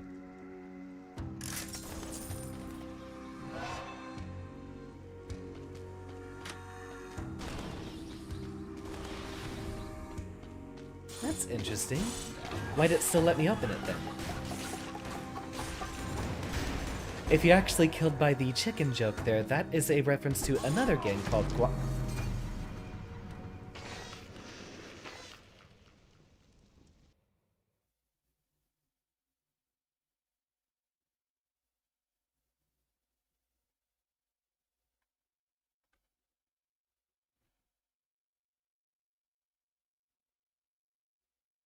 You know, I'm not frowning, but the camera says I should be.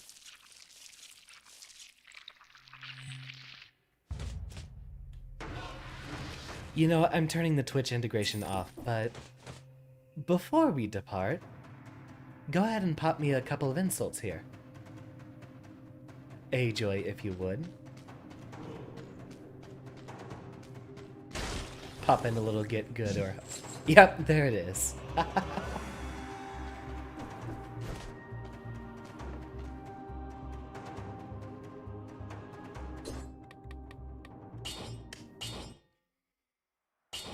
We're beating this tonight. You know that.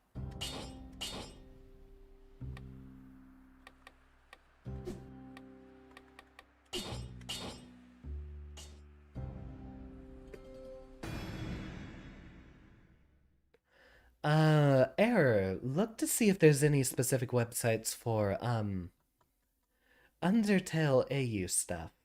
I don't know if there's, like, there's probably a subreddit specifically for it.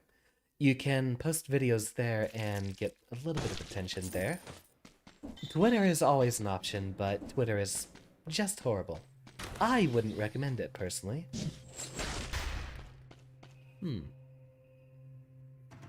Tactics build it is. Let's actually try to work with those barbed tips. This is actually one of the best weapons in the game. Energizing with that build.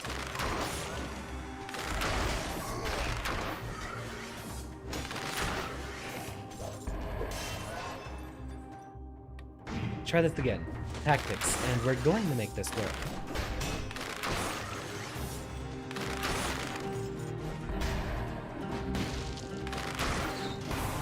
Great, and parry. Too late on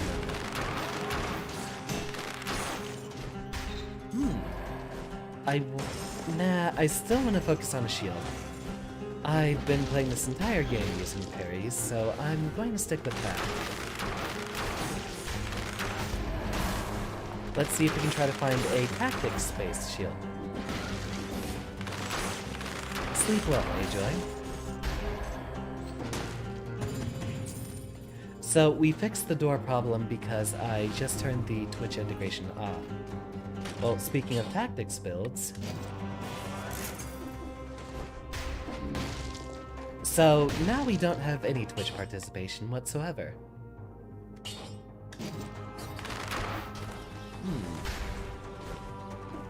There's some very potential interesting synergies that we could have.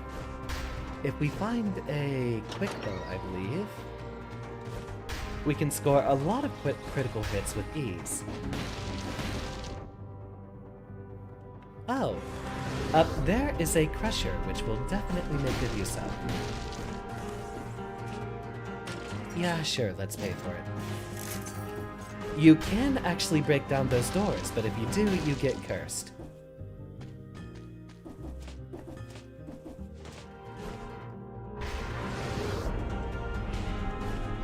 Fall down here.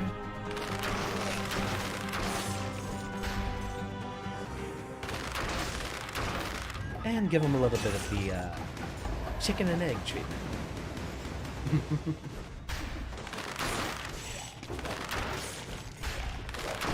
But the chicken there is actually a reference to another game called Guacamelee, which is another action Metroidvania and another one of my favorites. Not much replay value though, but it would be very fun to play on here. If you like watching this game, you'll probably enjoy that game too.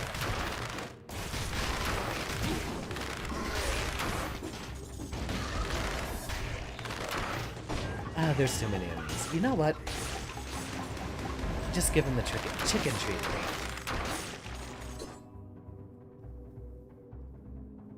I heard the sound of critical hits. I wonder what triggered that off.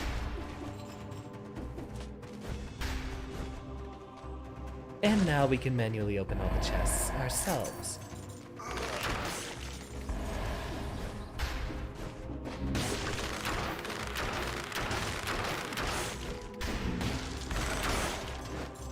Ah, almost got that parry. Now, our damage is going to go up a lot whenever we pick something up for DPS. You know, I'll actually take that instead of the Crusher. We need to keep the Pollo power. It's far too comedic.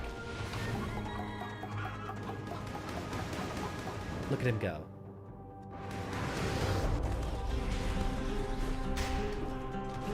Now, since we have a ranged build, we can actually go to the dilapidated Arboretum for our route this time. And we're gonna make it. This is the one, you hear me? This is the first time we're actually sticking to a tactics build, which is the meta for this game.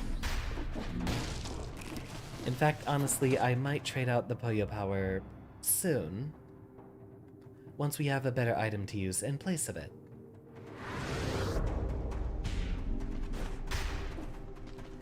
One question I have to ask for you in that case, Air, is are they creating mainstream Undertale content, or are they creating fan AU stuff?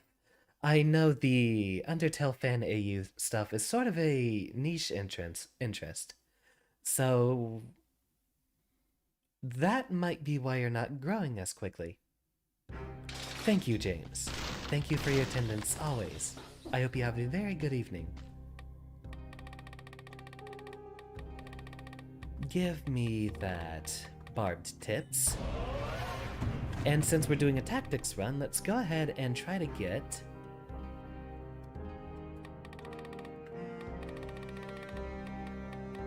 the only shield we have that we still haven't unlocked. Really, other AU authors are growing. One thing I've noticed is there's a lot of basically advertisement that you have to do. For what I know, you're mostly posting onto YouTube, correct? And you still have 900 subscribers. There might be a need to actually head on to Twitter or something like that if you want to get some more followers there. Really, the more places you post your content, the more your fame's going to rise. Putting all your eggs in one basket might be an issue. Ah, Leviathan! You are summoned.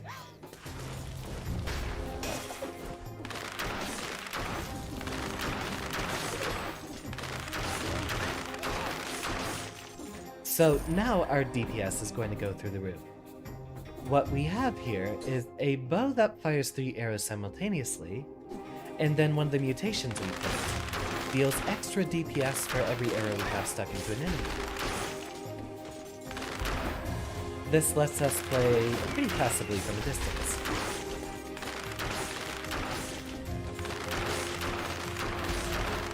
Perfect, Leviathan, thank you.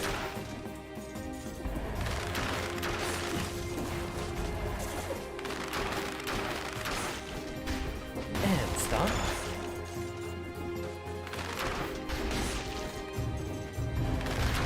As well, we don't have to worry about the spiny enemies since we don't have a melee weapon for them to trigger off.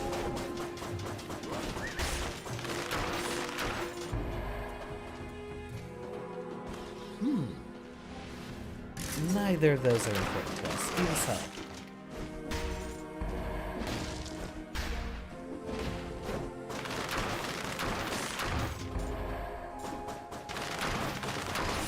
More damage, thank you.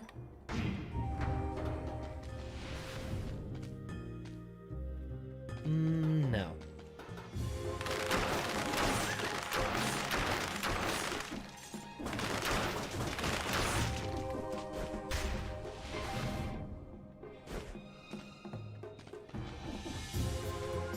I would recommend that. That's actually what really started growing my content, was after I started posting on Twitter.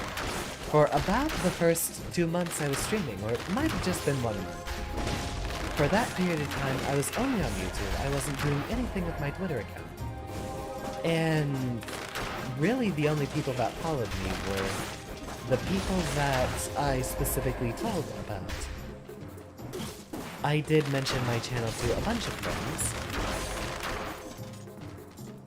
And I did sort of get a little bit of advertisement, as during that first month I was basically only playing Guilty Gear. And in-game, I had myself branded as a VTuber channel. So there were a number of people who popped up to the YouTube channel afterwards for a good old GG's.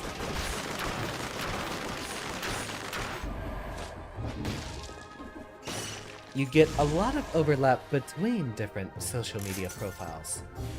So, if you grow a bunch of them, you're still going to get a lot of people looking at the various different platforms that you have. And so you will get more subscribers on YouTube if you, for example, start posting on Twitter, Reddit, and TikTok, which are generally the other big social media platforms I know of. I wouldn't say your stuff can be posted on Twitch, as it is not streaming content. But for video sound bites, TikTok is amazing. I don't know if they actually require... I know a lot of VTubers post on TikTok, but I don't know if TikTok specifically requires, like, an actual person doing something, or if people can just post their animation work there. I think Instagram serves a similar function, but I don't know about that one. I actually don't use social media for anything outside of the VTubing stuff.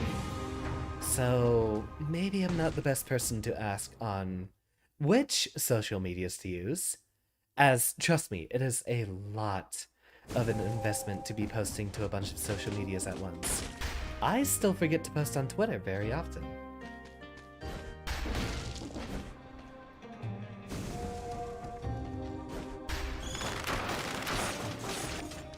Slam there, shoot out some arrows.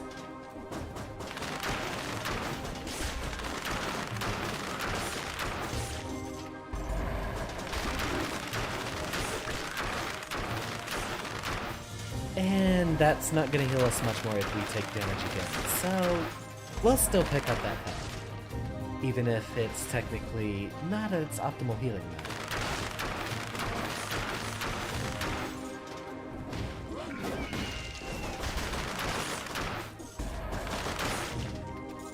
Go ahead and pick this one up.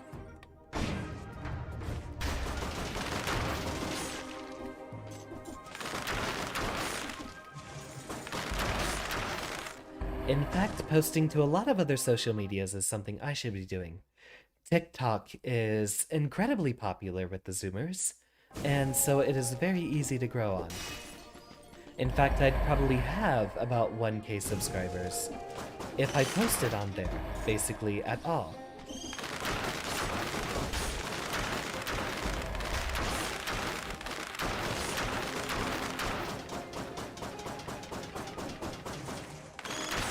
I wonder if we can bomb him with Poyo Power.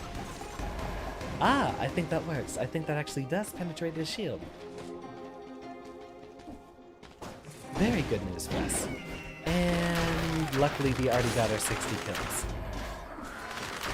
Because we unfortunately just took damage and broke our streak. Which means our bow will now be doing less damage, as its effect makes it deal more damage when we're at max HP. Why I don't know what I'd post there. Allegedly, that would be a great place for skit humor, but I currently am having a lot of creative roadblock. As well as a general rule, I just plain hate social media. It was a lot of work to get me started on Twitter, so... I mean, in a lot of cases, I generally prefer to be left alone, but with a recent change in circumstances, I have wanted to try something new with the streaming. I have mentioned a couple of times I do want to use it as a platform to launch some sort of career or networking, as I understand that would be necessary for basically all my future job stuff. After all, success is not based on your skill, it's based on who you know. Anyone who says that the world is a meritocracy is either lying to you, or has never actually had to work for their success. So in the case of networking thing, I was doing that to make it a lot easier for me to score a potential job, or potentially a development team in the future. We'll be heading there to the prison depths, alright. Nope, wrong portal. So overall, I just generally hate social media. And me being a tryhard, I would refuse to allow myself to do anything simple on TikTok. I'd have to make myself an entire sketch series and then post multiples in a week, rather than... Really, the easiest option is just wiggle your model around and say a couple of silly one-liners. Rattle off a couple of memes. People eat that up.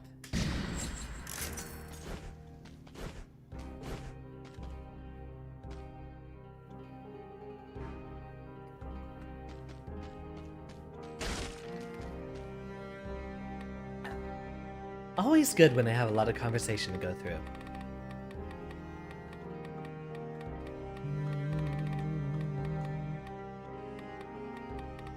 Quick bow. Okay, okay. Now we get to have some fun.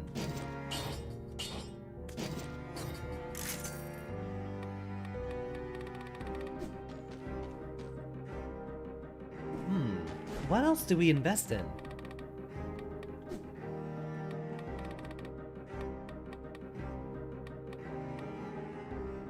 Scarecrow sickles are very powerful and probably very good for a build. I'm sorry, Kayla, but we will have to get rid of Poyo Power in time. Now, we combine Acrobatic Pack. We'll go ahead and sell that flask. So, with Acrobatic Pack, we now load the Triple Nox Bow every time we roll, which will then fire whenever we use our main weapon, which we have now swapped to the Quick Bow. What the Quick Bow does is score critical hits the more arrows that are inside an enemy. Inflicts a critical hit if the target has 3 or more arrows stuck in its body. If we front load a bunch of arrows with the multiple Nox Bow there, we have a very easy condition to score those critical hits. On top of that, with our Barbed Tips mutation, will just be a DPS machine. And you see how safely we can engage a lot of enemies from distance with this build.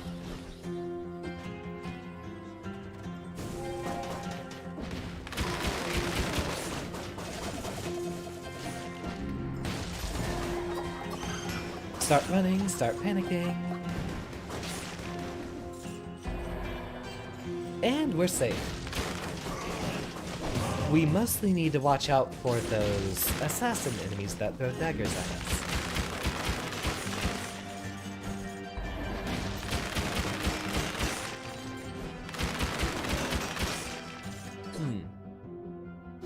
I think the quick bow actually only applies its own number of arrows towards critical hits. That's a bit of a shame.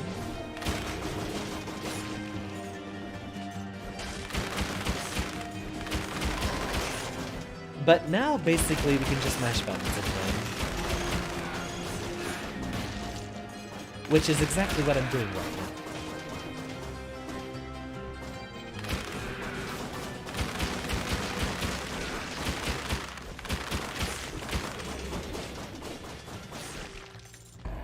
I think I saw a room here. No, I didn't.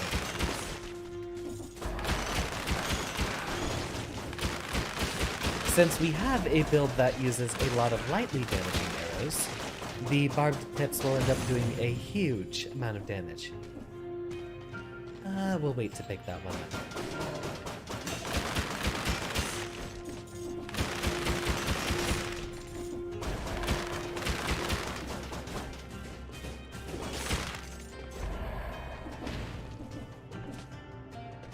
Funny that it's taken the bots this long to show up. Leviathan, if you please. I do believe you have fun with that.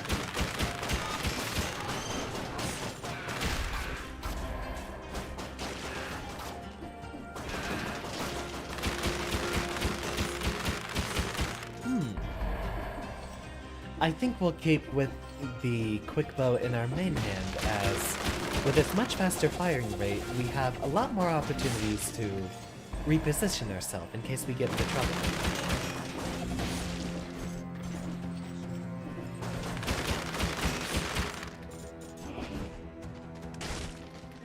We can also change our stock of items here.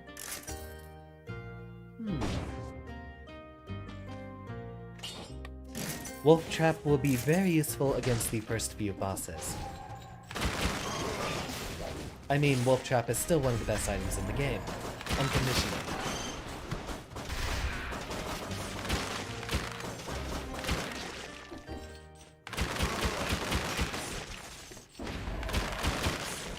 Ah, legendary weapon.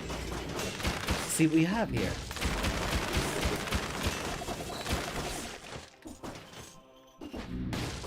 Drop these down, go ahead and throw out a bunch of other arrows. I am literally just mashing buttons here, which should make the rest of this run pretty easy, so long as our weapons are sufficient.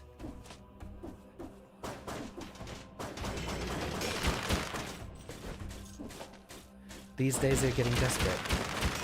For views or subscribers, I imagine, is what you're referring to.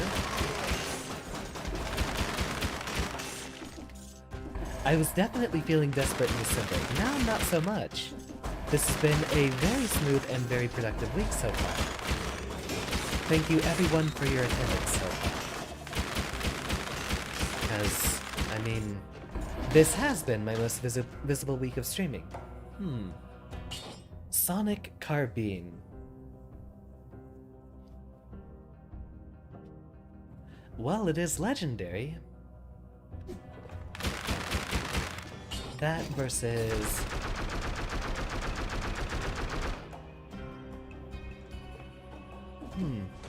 I wonder if that counts as arrows. Let's go ahead and see if we build up some DPS here.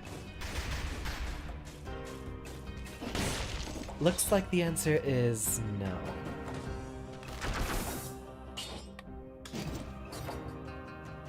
Oh, no. Put that in the backpack. As much as I want to use that weapon, that does not synergize with our build. Is that something? No.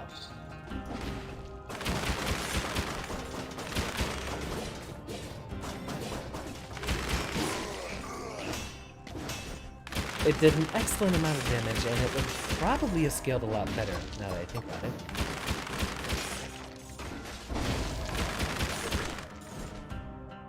But I think we can definitely squeeze out more DPS with our current build.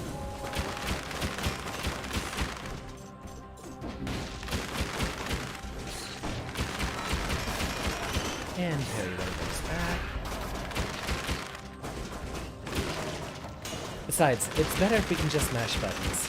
With the Sonic Carbine, you have to hold that one down.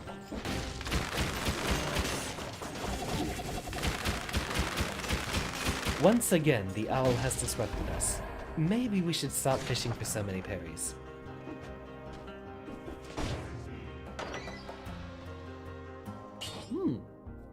Well, that's better than the shield we have now. Go ahead and check our map. We still have a little bit of cheese. For everyone. You know what? I think one of the things I can definitely start doing... Okay, so a little bit of backstory. We did a Noida stream earlier this week, which I don't think got any new viewers on the channel. I know it didn't get any new subscribers or followers, so I don't think that one was visible at all. But Noida fans are very dedicated to that game. What I should do in that case is advertise the stream specifically on the Noida Discord. That's another place you can go, Error. If you were looking to advertise yourself, you can look to see if there is an Undertale AU Discord. Ossuary, because we're looking for an easier route. So, in the future, I'm going to promote the Noida streams on the Noida Discord. Maybe even do some guerrilla streams in that server. After all, I don't know too much about there being Noida VTubers. But for that one being one of my absolute favorites, maybe I can get some traction there. And I'm gonna have to do the same for, say, Dead Cells. Advertise on the server there.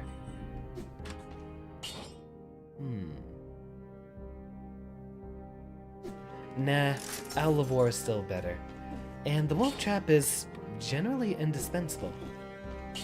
We're not upgrading that shield as we're probably trading it out.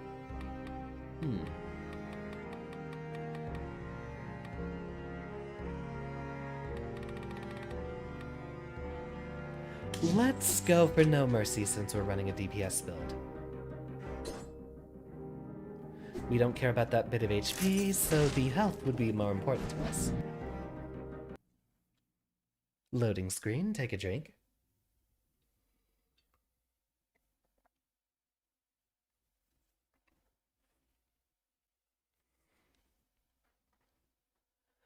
It's a bit of a weird case being a variety streamer, though. A lot of people looking for streams will be looking for the same game over and over again. So I have a feeling that, I mean, after all, the metric I care about most is concurrent viewers. Not subscribers. Not Twitter followers. I hate Twitter. That one can be double digits for as long as I care. If I ever get to a point in which I have like 30 people watching at once, I'll have achieved my goal.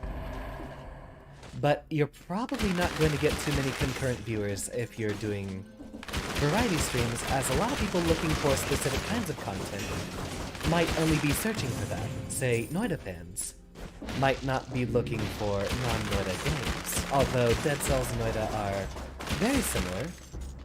And given that I do have a branding for roguelikes and fighting games, that's actually a pretty cohesive crowd I can advertise to.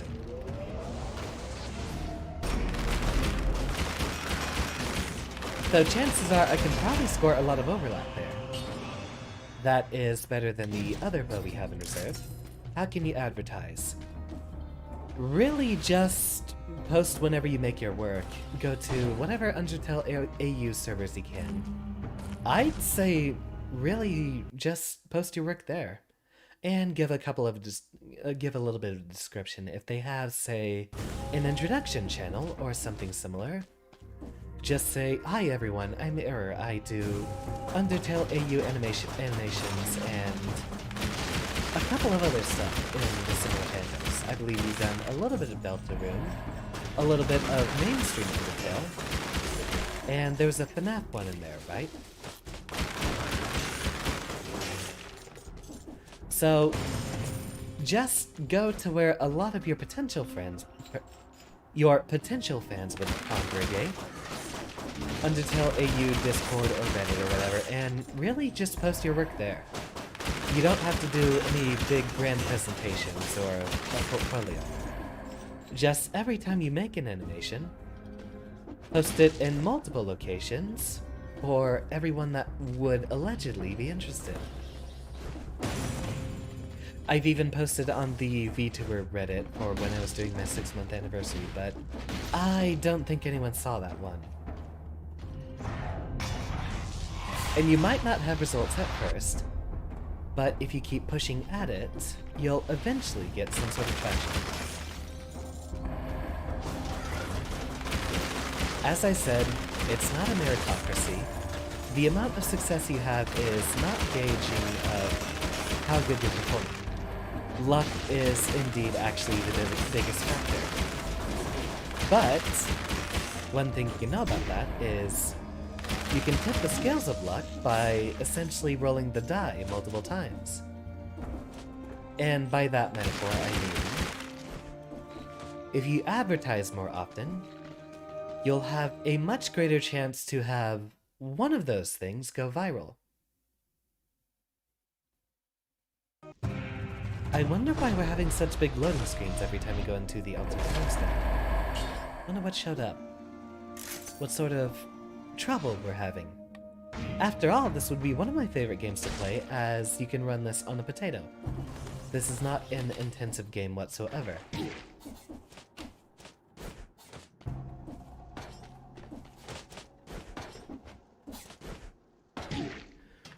Be careful, Xander. Be very careful.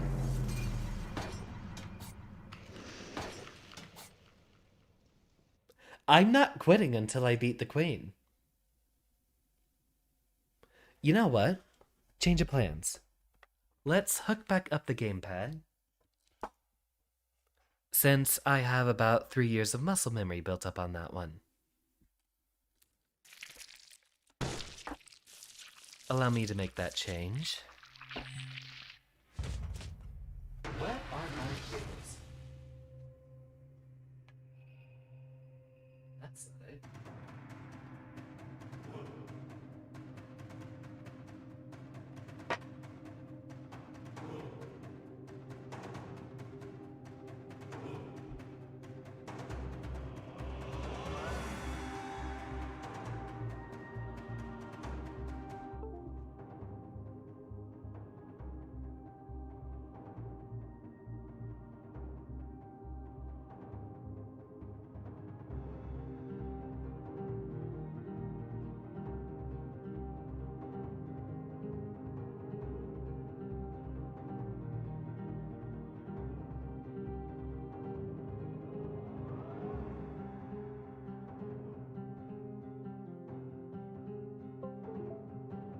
Is that the right one? There we go.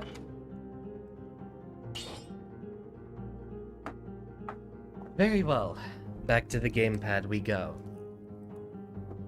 You know, I really should just send this thing into Nintendo to get it repaired. See if we still have the issue that we know about. Yep, we're having a little bit of trouble getting some controller readings, but we should be fine. Well, now, change the controls back, those are right. Fix that. Heal. That should be here, and right trigger is used. And now we can actually make use of the homunculus ring, which I didn't even have bound on the fight stick. Right, it was triggers for skills, that's it. The muscle memory should all be coming back very soon.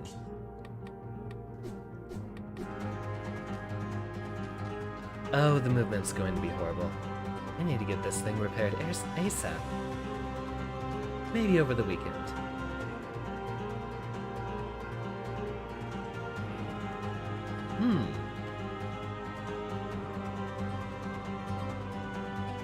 What do you say? What sort of build should we do here? Do you guys want brutality, or tactics, or survival? Before we forget, we'll definitely do another timed run here.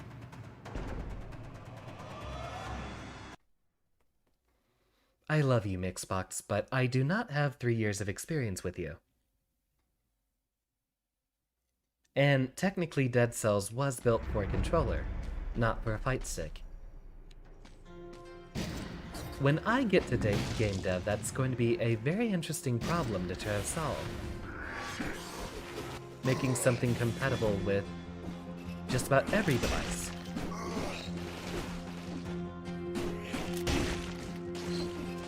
Yeah, I can see why this weapon allegedly sucks.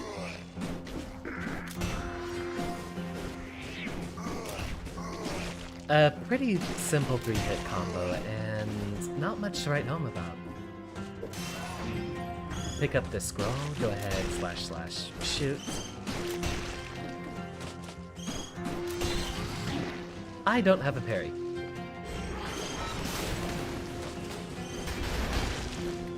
Gee, what a biome for us to have here.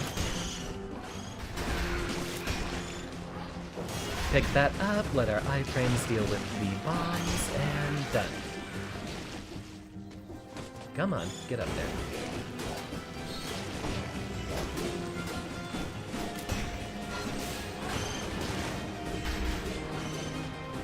We really should find a shield or a secondary weapon soon.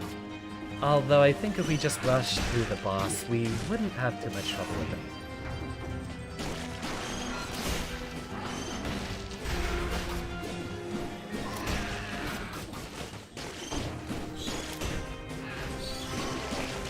Why is everyone here?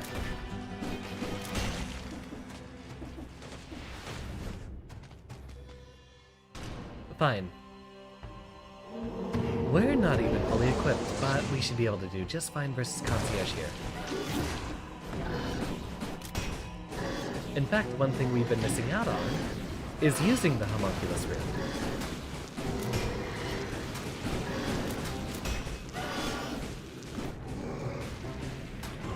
Come back over here. I need you by the turret.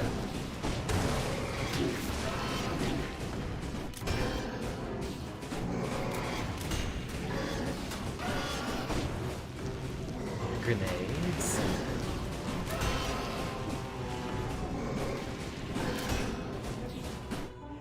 The reason why we're doing this is we have a couple more items to unlock.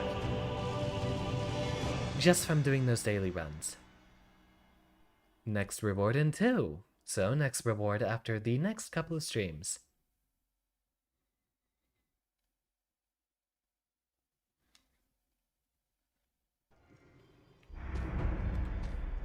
Head our way back. The controller is giving me so much trouble. I guess that's what I get for spinning too many behemoth typhoons on it. Now let's see here.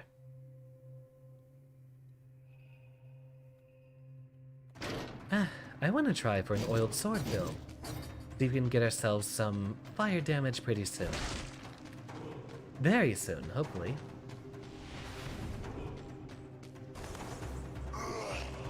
Parry, ///. Easy enough.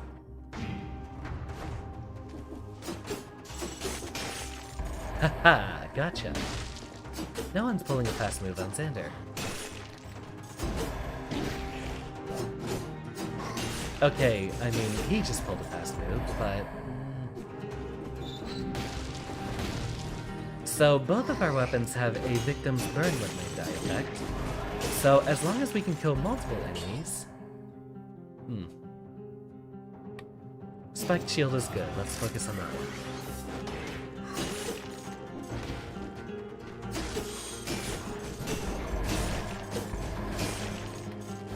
And as long as we can find a fire grenade or some other source of fire damage, we'll be doing great. Your worst phantom was before having that call, like you're trying so hard. That's exactly where I am too, Error. I haven't yet found my groove. and I'm spending, in a lot of cases, a bit too much time streaming.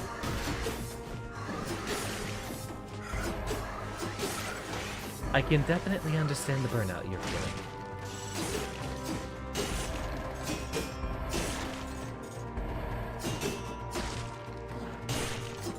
Oh, that was a lot of damage. Guess I should use the spike shield more. It's just that much more powerful. Parry. Dodge roll, slam, jump up here. Now what we're looking for is a fire grenade or a shield that burns on parries. And unfortunately, we're not getting enough of our victims burn when they die effect. The oiled sword here, of course, douses people in oil, which you then want to follow up with fire damage.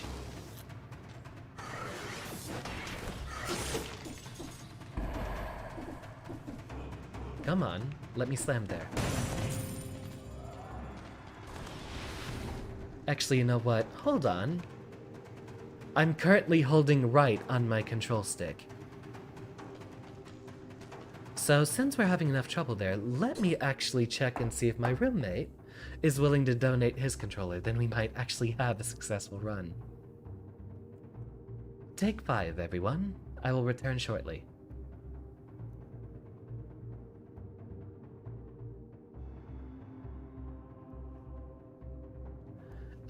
Resquandary, welcome. Hold on, I'm going to be back in a couple of minutes, and I will continue our discussion.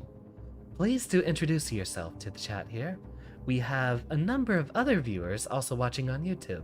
We are, or basically I'm simulcasting every single stream, so introduce yourself to the YouTube audience here. Everyone, this is another fellow VTuber, and more importantly, a scientist in the FGC. I forget if you had a specific name you wanted to be addressed by, but I'll be right back here in a couple of minutes.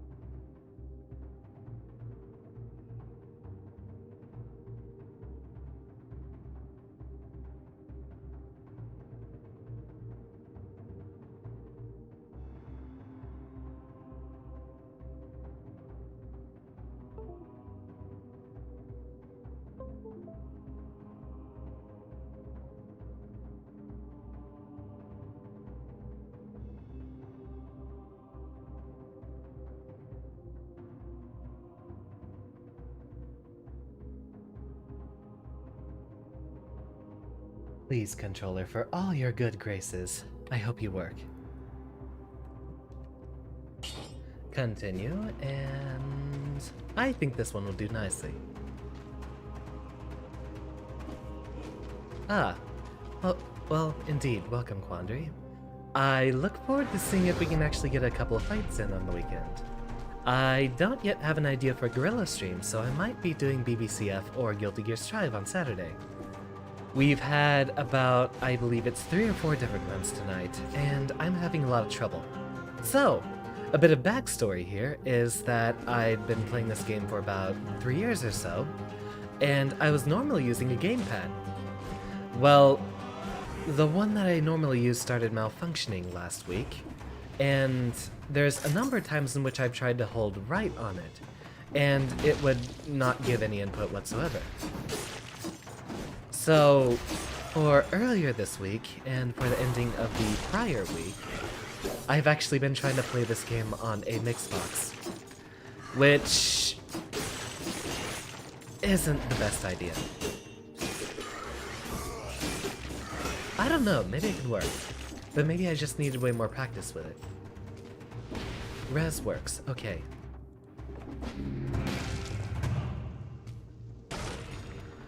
So, right now I'm trying to find a different controller which should hopefully be working. Welcome, Sai.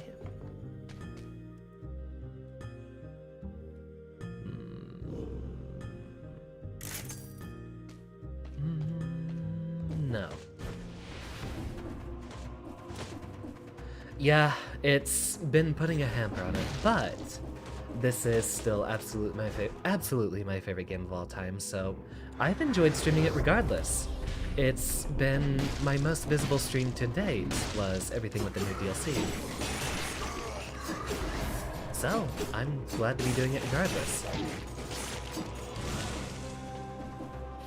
I do try to adapt pretty well. I apparently still managed to hit my Celestial challenge in Guilty Gear even after, like, on the second time that I tried playing online, but then again I did have plenty of prior experience just labbing. With using a new controller, at least the timing of my muscle memory carries over very well. Let's head to the toxic sewers. Granted, a lot of the floor 10 players on Guilty Gear are not very good. One of the players I fought was a floor 5 Eno who was fishing around on floor 10 for some reason. I forget, did we get the secret item over here? We did.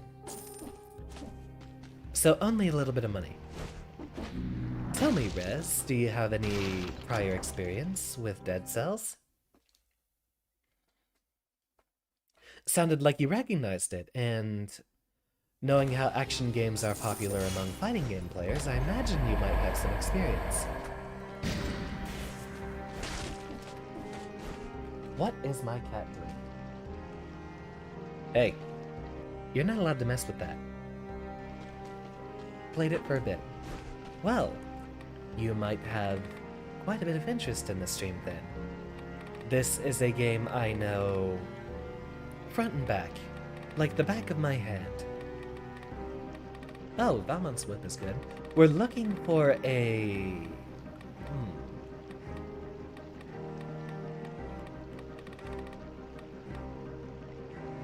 I think Telluric Shock works best for us. You beat one run in Dead Cells. Well, there we go. Now we just need actual fire damage because 100% damage to a target covered in burning oil. So we just need some sort of reliable source of fire damage, and we'll have incredibly... What are you doing? Hold on, I have to once again banish my cat from my room. You are not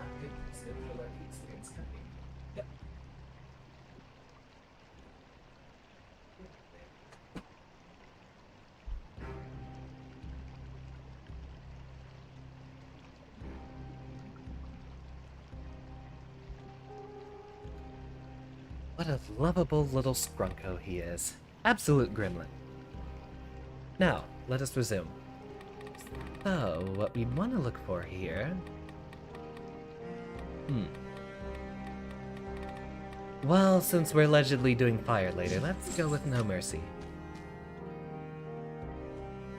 Why not? I'll take a little bit of help. I've actually played this game for about 300 hours. I just passed 300 hours with the new DLC. And... I mean, one thing I can share with the game is if you enjoyed your experience, it actually changes a lot between New Game Plus runs. The art style is wonderful. I love the rotoscope sprites. And I do have my own game dev aspirations eventually, in which I'd try to match something like this. In fact, for someone with only amateur artistic experience, it might be something I can handle.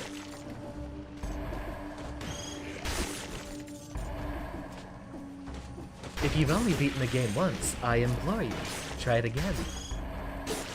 Because it becomes a completely different game every single new phase through New Game Plus. A lot of enemies are completely replaced by different ones, and you get a whole bunch of new mechanics added. Essentially, when you beat the game the first time, that is literally just the tutorial. So I'd say.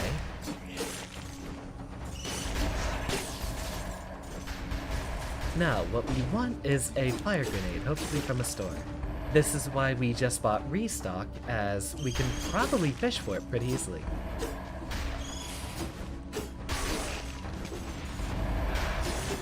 Yeah, I currently have it set to enable a random skin on every new level, and last winter, they added the snowman skin as a joke. But a very good joke at that.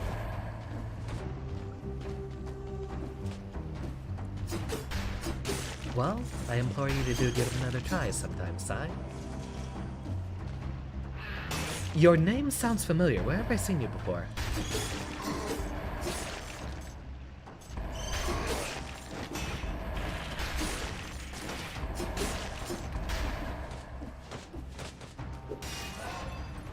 Yeah, for some reason, Sai Prime is ringing a number of bells in my head. But I don't think I've seen you on stream recently, have I? Perhaps an answer for another time. Ah! Okay, so that's where it comes from. I knew you were familiar. Well, welcome.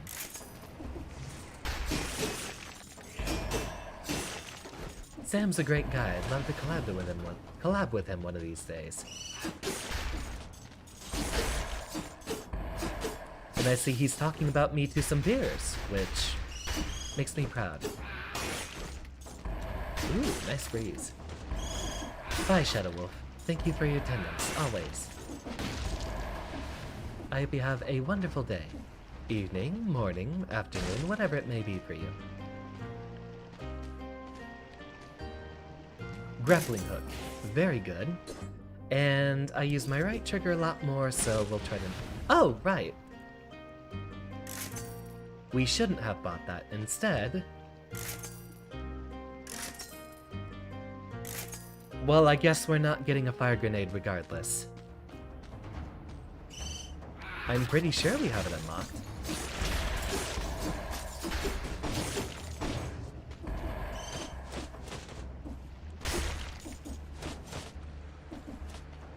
Wolf trap, excellent, but no. And... or miss the parry.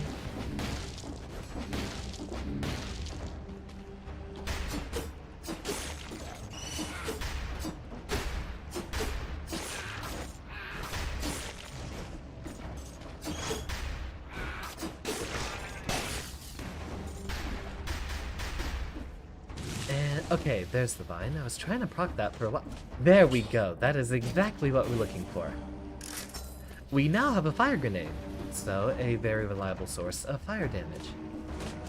Now we can basically trigger our oiled sword every fight, and while we don't need to light every enemy on fire, we need to strike one of them that's on fire in order to proc the critical hit condition of our sword, except if they die too quickly, we don't get to abuse it. Get over here. I said over here, not down there. There we go. When you strike someone who's on fire with the oiled sword, you start getting crits for a while. And really, as long as we can proc that every so often, we can get the critical hit condition, which roughly doubles our damage.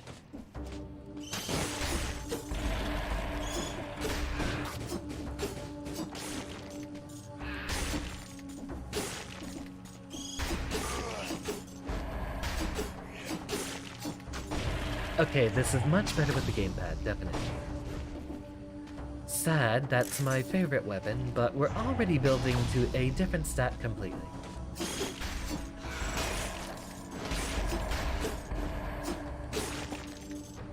Posture check. Lean back, that'd be a lot better.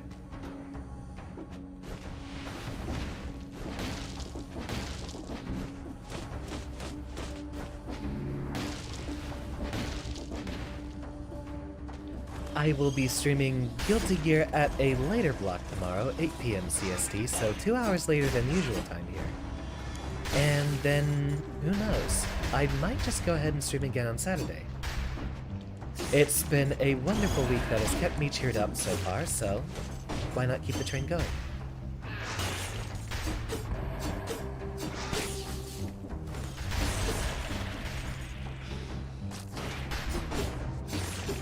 If you'd like to show up at that time, Rez, we could go ahead and run a few Guilty Gear sets, or do that off-stream anytime. Another fellow in the FGC, Sheikah. I do a lot of sets with him. Still need to get a lot of BlazBlue neutral practice. I have lagged my combos pretty well in that one, but I don't yet understand how to play neutral very well. See if you're free. Well, I'll be glad to see it.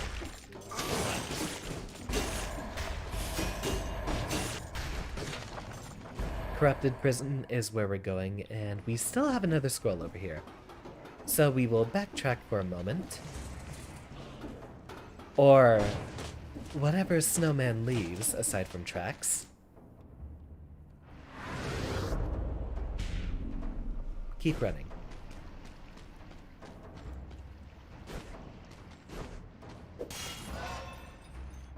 Ignoring neutral by why is everyone playing 9?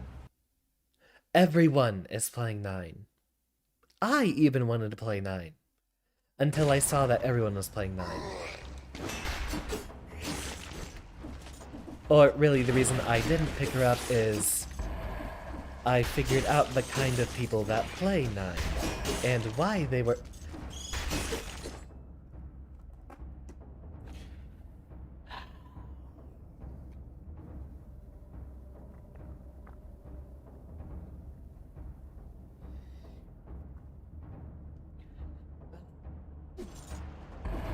Everyone is so horny for her. That's... I wanted to play her for the function.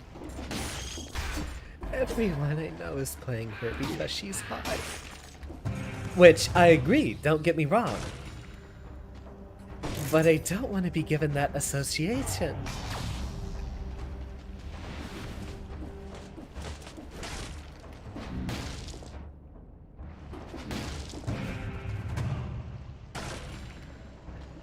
I am a say-so streamer and I will stick to it. I don't think I was even playing BlazBlue, and someone mentioned 9 in my chat, and then we're being very horny at the same time.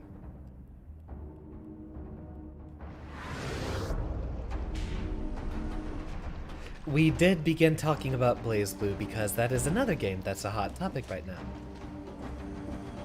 You play hot characters because hot players need to play hot characters. Alright, I see how it is. There's absolutely no way you're more gorgeous than me. Which is why I have to play Gold Lewis, the best looking character in Guilty Gear Strive. Yeah, we just skipped over to BlazBlue just because that's another game I began musing about. I will be picking up a lot of that as so far I haven't really felt the magic with Melty Blood or the Smash Brothers game I'm definitely never playing again.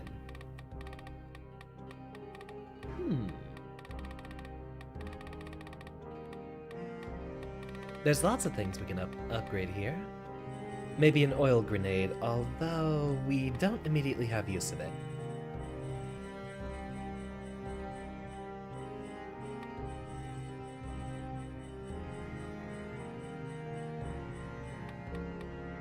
Right, Telluric Shock was what we were focusing on.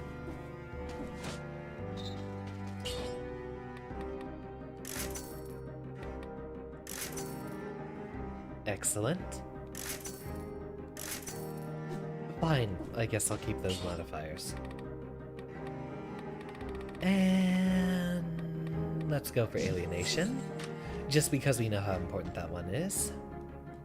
Sell this, because we're getting the Curse Chest regardless. Never tried to play BlazBlue at any level higher than casual, but your go-tos were Azrael and Makoto. I'm trying to get another friend in, and I'm trying to point him towards Azrael as a character he can just mash buttons with. I think I actually put Friendbo on my Steam wishlist, so I should be purchasing that soon, but right now, I might be trying to focus on Inscription and Dead Cells quite a bit. So it will be a while before we get to Friendbo. Especially for that essentially being another horror game, I might wait until we figure out or finish Inscription once. We're not gonna need that. Almost died there. Drop in, and there we go.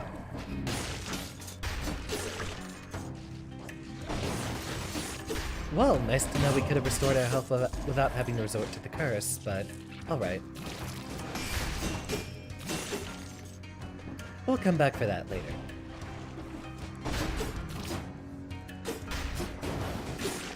Luckily, those guys have a lot of HP for us to go through, and basically guarantee that we can land ourselves some crits.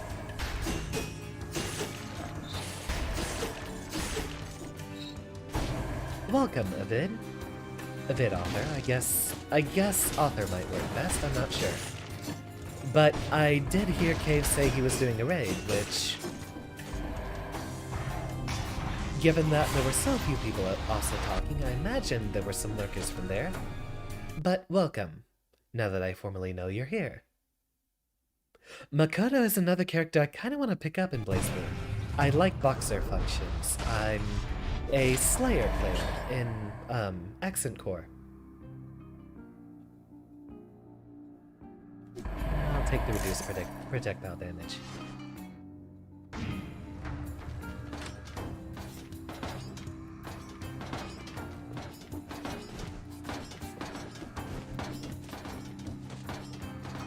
Oh yeah, and while I have to start over, given that I'm switching over to Mixbox, the last time I fought a couple of my VTuber peers, I robbed so many matches with those BDCs. And once I perfect that on Mixbox, I'm going to rob every single Accent Core tournament out there.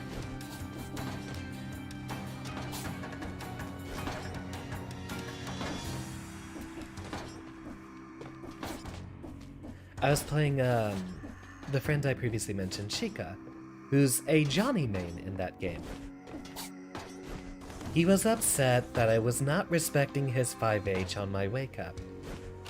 Well, I didn't have to, is the thing. He's trying to get his, what, plus 17, Baijutsu stance cancels? I don't have to respect that.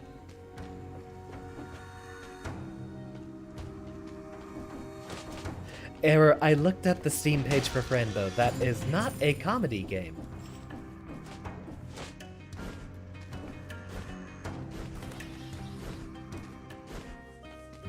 Those BDCs on Slayer just give me life.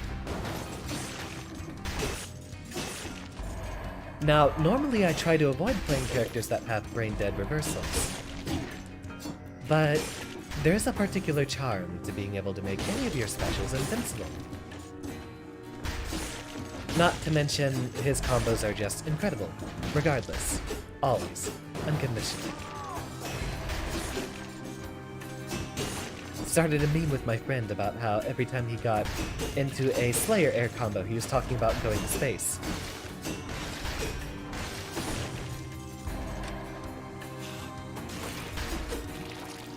I trust the devs, Error. After all, like us, they're trying to advertise. So it'd be best if they presented their game as what it actually is. And since the devs themselves call it a horror game, I imagine that's exactly what it is. Granted, I do trust you, Error, but I do know you as a potentially sadistic person. After all, you talk about Undertale's much more aggressive options quite frequently. I know exactly what you're trying to pull here. You'll have to get up pretty early to pull a fast one on Xander. Which means, like, basically 11 o'clock, which is way earlier than when I wake up on the weekends. It's during the week, though, so now you have to wake up early.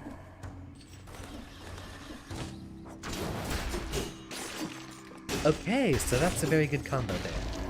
We can activate stun by using the hook on him. Which lets us basically not have to deal with that enemy. Wake up at 3 AM. Sometimes I do too. I tend to have a shifting sleep schedule on the weekends. Almost.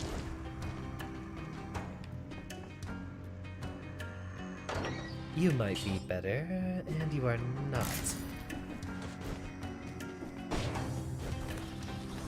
We're not going to the Ancient Sewers because we're trying to go through the Fractured Shrines and the Fatal Falls DLC. And you know what, this time, we'll just take the Clock Tower. We'll pick whatever easiest route we can get by with. The cat continues to destroy my door in his attempts to get in and disrupt my lesson.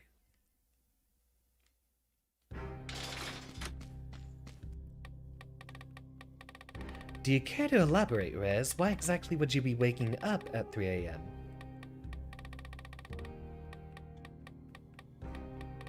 And where's it? Telluric Shock. There we go. Vampirism is useless, Corrupted Power is kind of fun. Let's go ahead and invest in that one.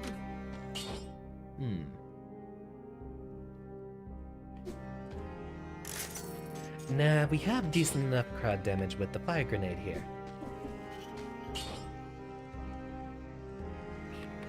Well, there we have it. I'll just simply pick up the pace.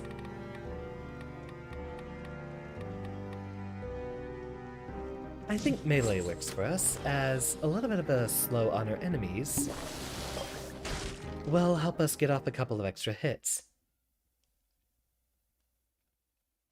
Error, you are lying to me, and I know you are lying to me.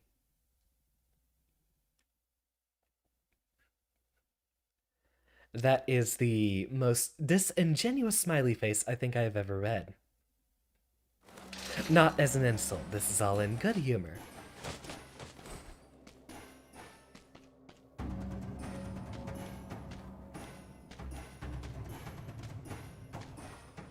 There's bells whenever he jumps.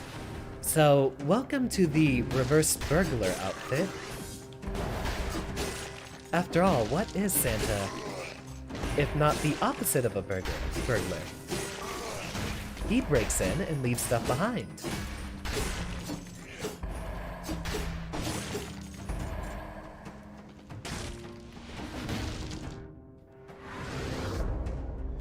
Although I guess that wouldn't make him the opposite of a burglar, just an unusual burglar. As he's still breaking in. Parry. And stomp.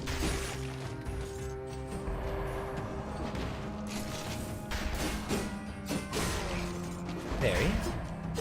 Now if we can get a fire effect on one of these shields, hopefully a shield that scales with brutality that has a burn enemies block with the parry, then we're able to get the fire damage a lot more reliably.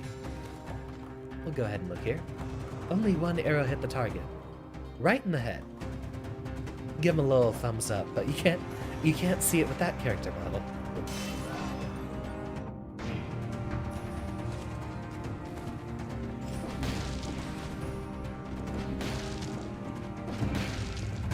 See what we got in here.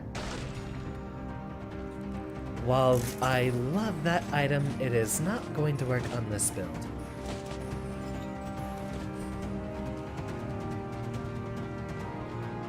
Awfully quiet up here, isn't it? There we go.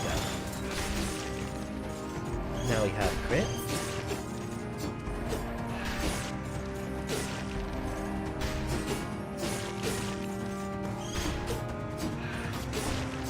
Oh, I know you'd never lie to me.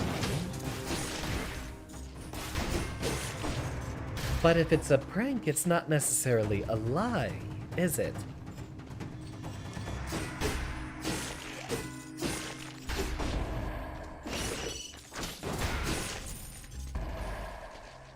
It can be, but not necessarily for nefarious purposes. Let's get the shoe movement going up the sides here. Completely unnecessary. Oh, wait, hold on. I see another scroll here. Pick this one up and give me that green. Now you're thinking with portals. One of these days, I need to do a Portal 2 collab with another science boy. But you have competition, Fez.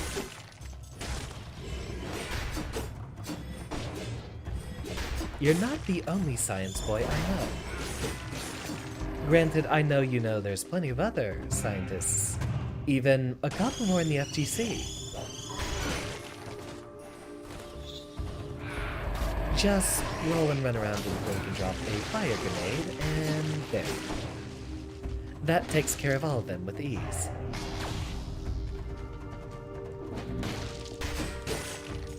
See what's in here.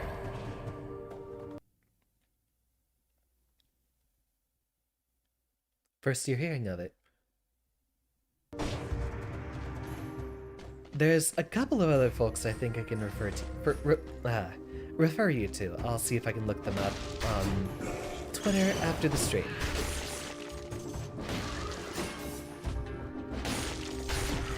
It replaces the critical hit sound with a bell as well. Okay.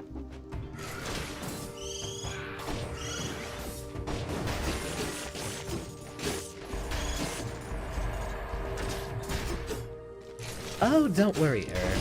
While it is not the audience I cultivate, definitely when I get more popular, there will be plenty of other evil souls here to harass the streamer. After all, even the most innocent and pure of streamers get a hostile fan base. That's just generally impossible to have unless you're relatively tiny. I know you want the best for me, Era, but what we have as an image of what's best might not be different. Or might not be the same. Freudian slip there, I'm trying to focus on too many things at once. No Monster's Eye, we'll skip that. Though we will come back to sell that later to give ourselves ferret. Like that. Like that. I swear I'm not doing it on purpose. The universe just conspires to make me fail as hilariously as possible. Pick this up and we will go tactics.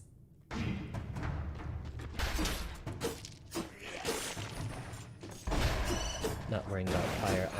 forward. There we go. We'll be back for that eyeball momentarily, in case we take a bit more damage from the future here.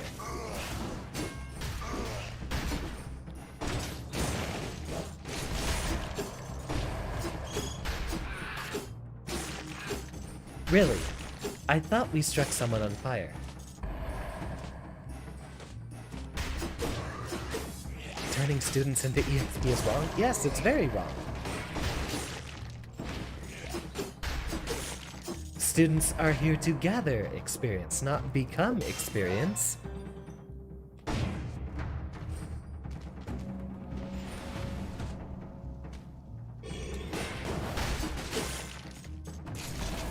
After all, experience is a measure of knowledge, isn't it?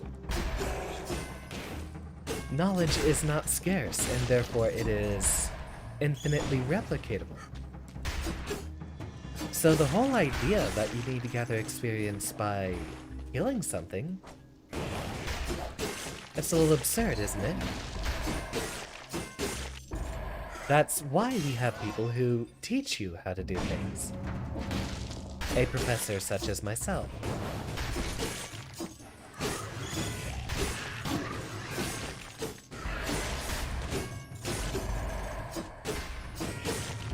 And get over here.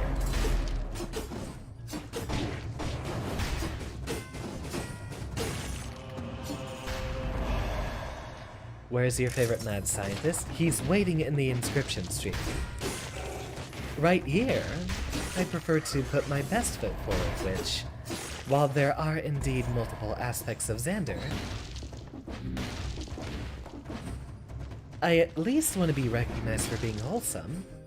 And for the most part, the fanbase I've cultivated seems to be going in that direction.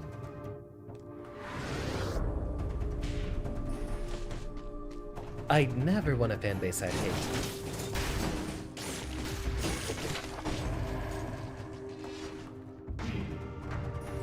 Which, who knows?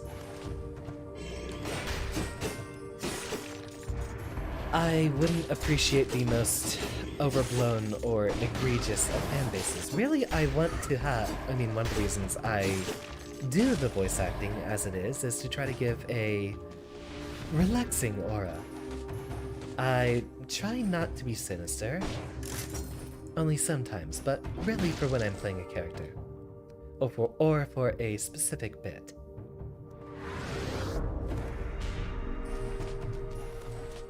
Sure, I might let off an evil laugh occasionally, ha ha ha ha ha, and usually it happens whenever I'm being particularly sadistic in a fighting game. We'll be streaming Guilty Gear soon. Please do show up for that era if you want to see a much more dark and aggressive side of Xander. Potentially smug, too, while we're at it. Sell this cheese.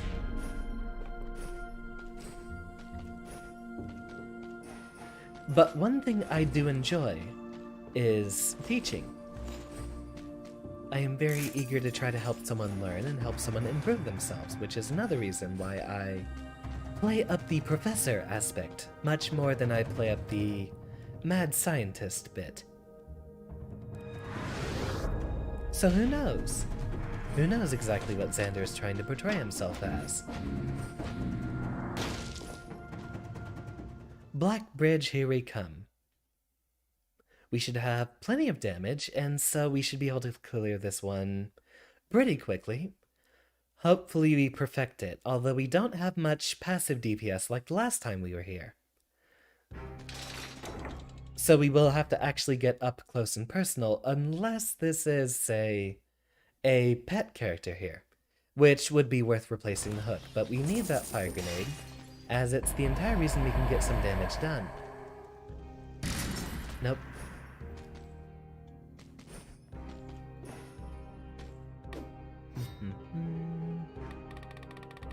We're picking up a lot of outfits, but we're still mostly going to focus on new weapons, new abilities, new skills, and the like.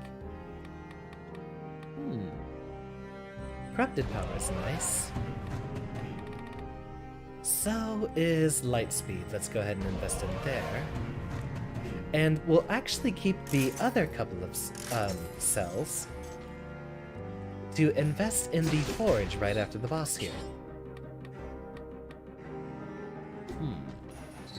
That's a combo. So we get bonus damage versus a stunned target on the grenade.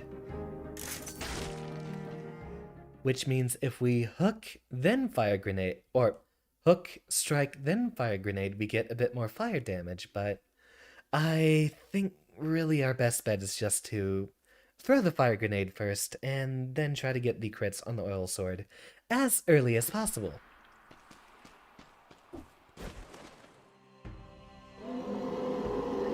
Oh, there will definitely be a much more mad scientist sort of portrayal of Xander sometime.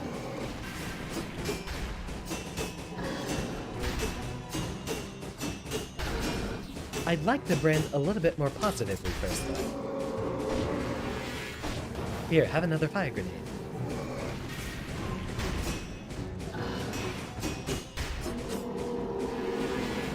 And way back here, he's gonna leave.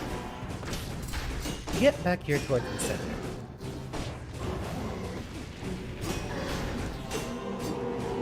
Uh-oh. Okay, perfect. Drag him back into the fire.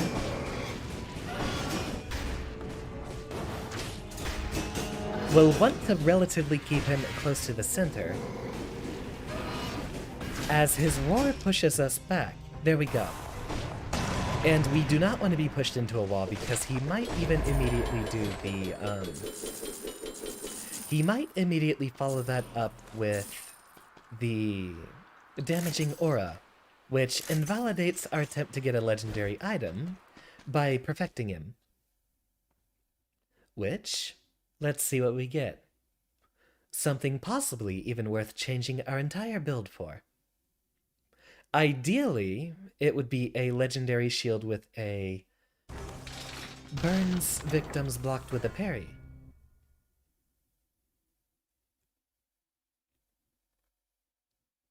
Or a better oiled sword.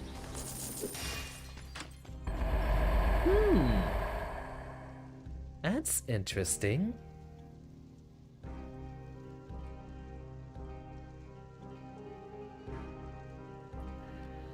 Unfortunately, as much as that is one of my favorite items and even a legendary version of it, that doesn't help our build at all, basically. We already have a shield, we don't have a reason to be using two separate weapons. So we're forced to sell it, unfortunately. We will roll for another legendary weapons once we get into the Fractured Shrines here. So let's take a look. We will once again be skipping the cursed chests from here on out, so we can probably get rid of the alienation mutation, since we're not going to be using any of its effects. Take a drink.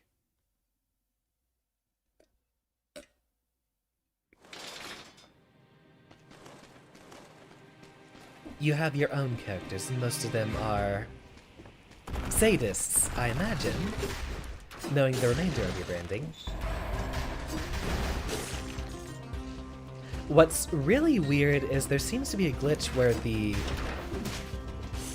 flying bird enemies here do not move forward. That seems to have come with the most recent patch.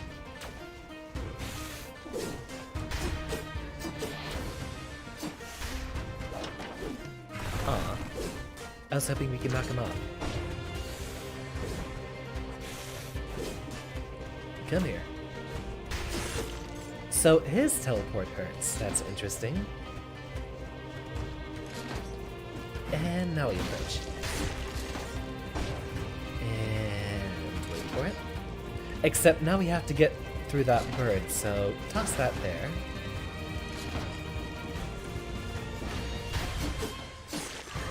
We will try to be as careful as possible. This is a responsible playthrough now.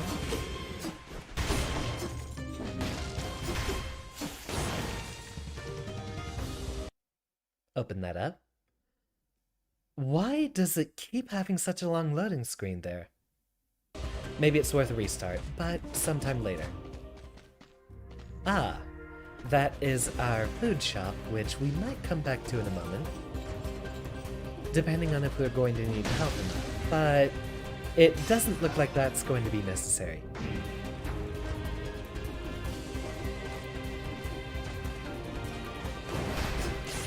What is with those darn birds?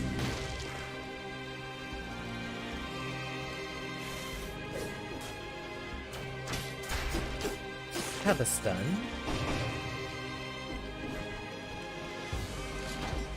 Oh yeah, that would have been really rough on an Xbox.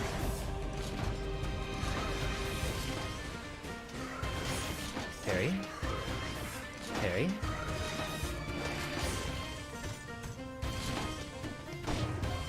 Slow and steady wins the race, as they say. In fact, I think that one is guaranteed to be the cursed chest. Let's be cautious.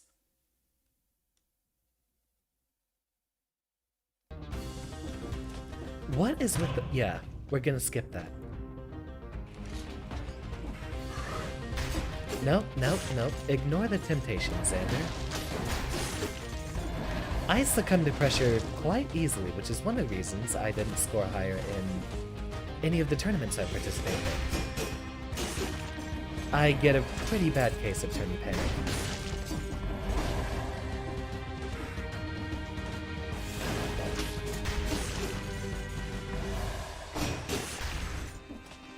We can't go up that way, so around here we... Oh, wait. Correct, we do not have any bonus jumps. Get over here.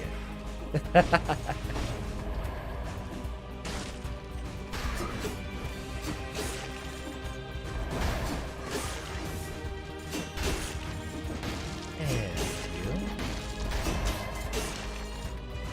Take a look in here.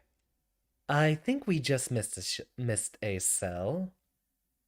What? Okay, you know what? I think I'm gonna give the game a restart.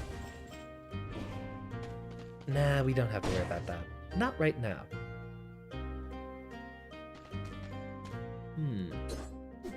We get a lot more utility out of the grappling hook, it feels like. And with fewer things on the screen, we might have a bit of a better time focusing on our enemies.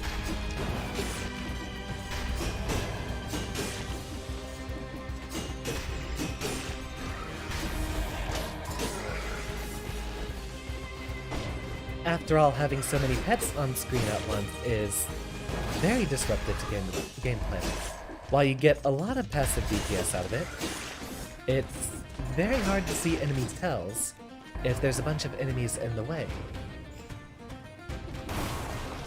Welcome back, Sanic. We have a very promising run. Hopefully this one works. I have picked up the gamepad once again. A different one which actually seems to be working, so hopefully 3 years of muscle memory will serve us well.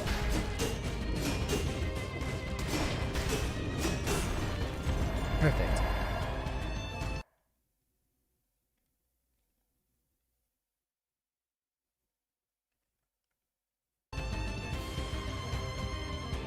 I mean...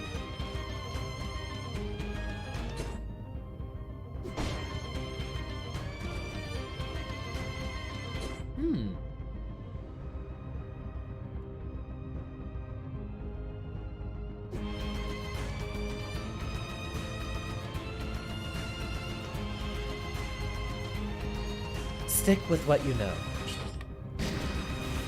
What an excellent find!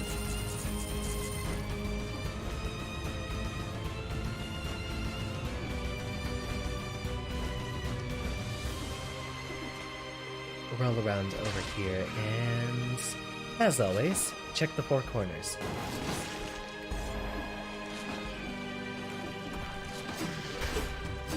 Although now the fire grenade might actually do too much damage. Might be difficult to proc its effect. Oh, of course.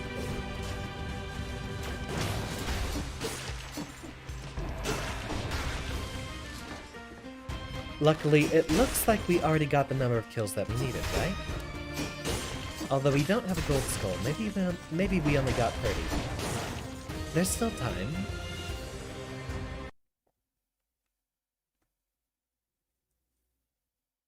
Where's the air if we can't see it? Do you think that's air you're breathing? I like the idea of the bone, but it has very weak damage, you can see. We might want to try to look for a new oiled sword soon. Although with the fact that ours currently has double damage versus targets covered in burning oil, it's gonna be a bit of a while to replicate that effect. We should be good for a while. That loading screen gets longer every single time. What is you know what? Yeah. Given how quick this game is to restart, I think that does warrant a change here. Grant me just a second. Give it a refresh and we shouldn't have any issues with the loading anymore. Open this back up and let's go.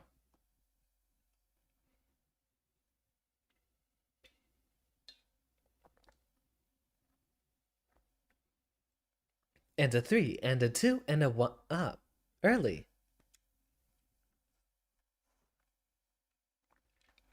Three hours in. We're going to make this one work. I guarantee it.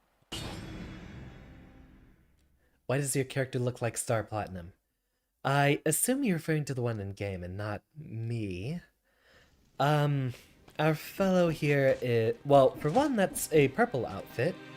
The reason for the blue skin is because, funny enough, the main character in this game is actually a reanimated corpse. I guess that's one reason for the name Dead Cells. So the story behind this game is you're playing as some bizarre character who's trying to die, it looks like. But they are confused as to where they suddenly got immortality out of nowhere. That's actually an integration of the lore and the game mechanics, which every time you die, you restart. And so our character here is a little confused why he keeps coming back every time he dies.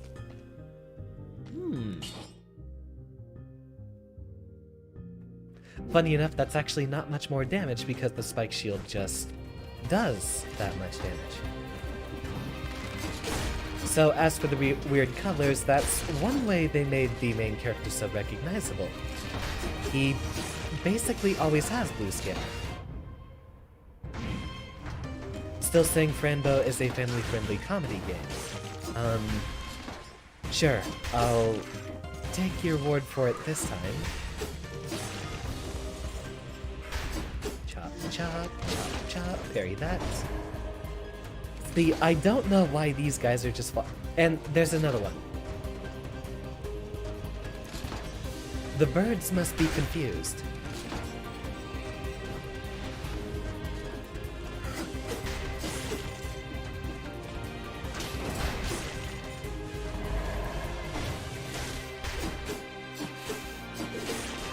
Ooh, almost.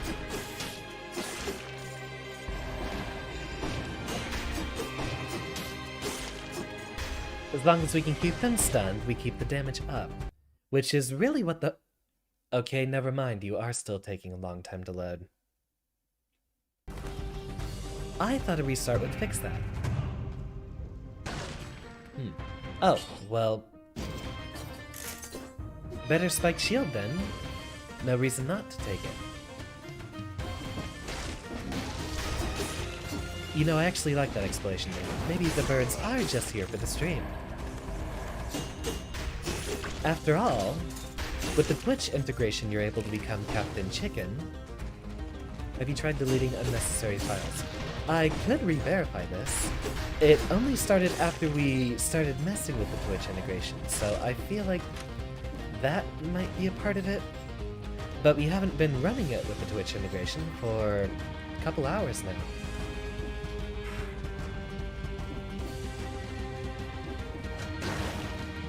Good.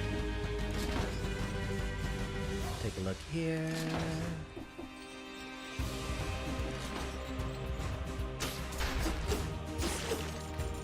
Heck, even the oiled sword itself does a lot of damage.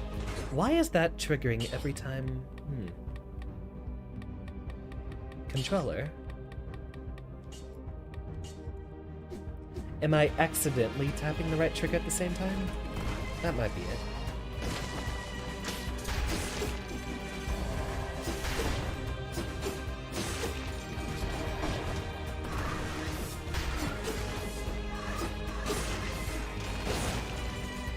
Get rid of you.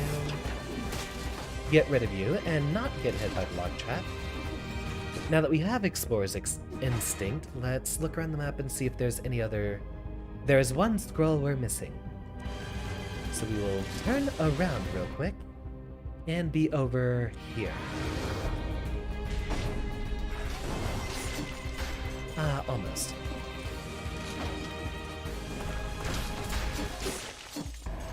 Those platforms crumble underneath us.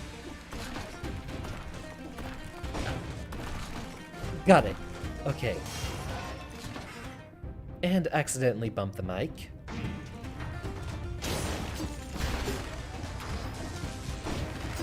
So it looks like the fire grenade actually kills most enemies quickly enough that we can't even trigger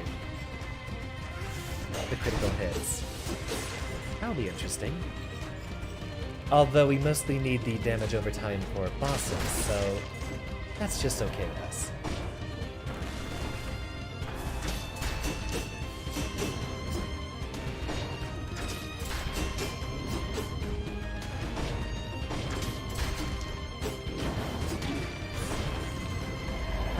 Almost. Well, we got 30 KOs, it looks like. What do we got in here? Another... A waste of my time, that's what we have in here.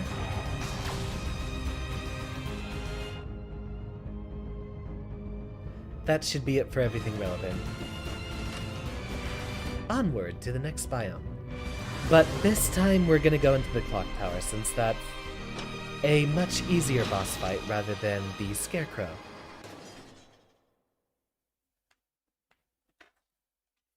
What is that cat doing?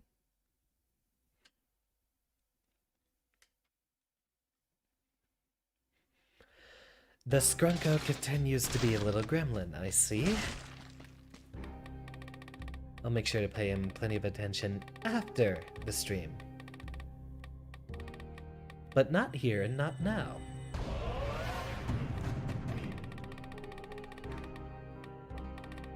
Snake fangs are also a fun weapon. Let's go ahead and invest in that one.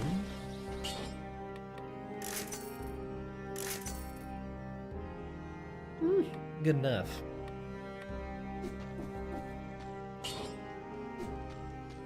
If we're not investing in cursed chests anymore, we don't need to worry about alienation.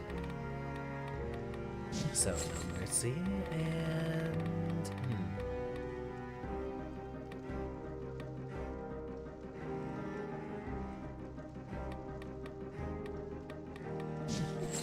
let's stack up a little bit more DPS. Pick that up, and... Oh! What's in here? Ah, that's the passageway to the Sepulchre, but... I'd rather go through the clock boss first. We'll just pick all of the easiest routes until we get to the lighthouse. I forget, what do we do to get disengagement? Because that's the most important one. If we can get disengagement and the flask over time, that gives us the most survivability. Your voice sounds like a movie character. I'll count that as number 14 of the list of specific compliments. Well, thank you. Dead Cells Wiki. Let's look that one up real quick.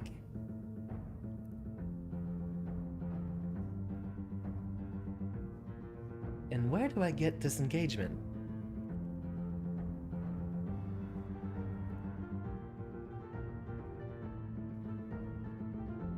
Oh, that's from the prisoner's quarters.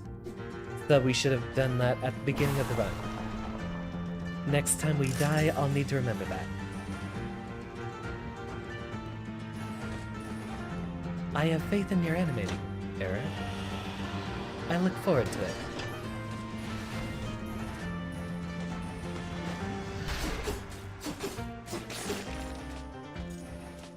Fire, hook, sword, and bells as a part of the total package here.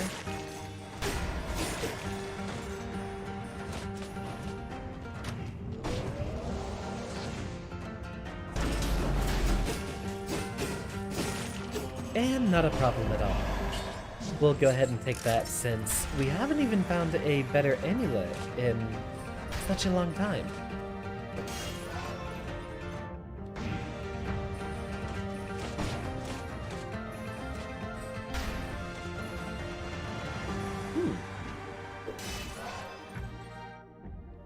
We'll still take tactics as we don't have a legendary weapon for our main line. That's useful in this biome. We can drag enemies into the spikes.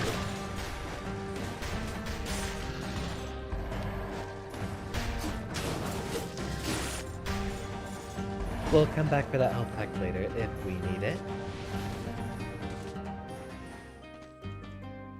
I should keep an on-stream counter for every time I get a compliment.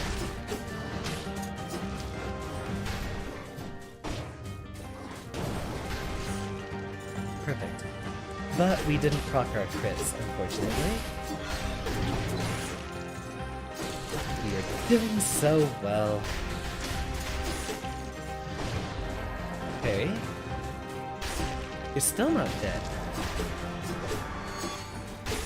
The sword is definitely falling behind now, so we'll want to invest in something new very soon.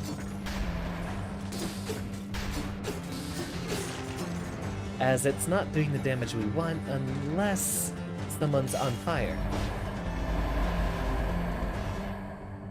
Nothing of interest up here. Ooh. That looks like a sadist stiletto right there.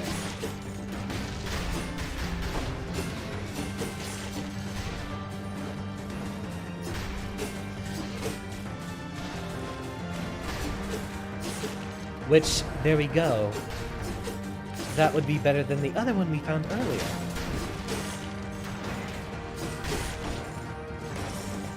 Time for a change of pace. You're either a... I am not reading either of those words out loud. Absolutely not. I refuse. So, time for damage. In which that sentence has given me emotional damage.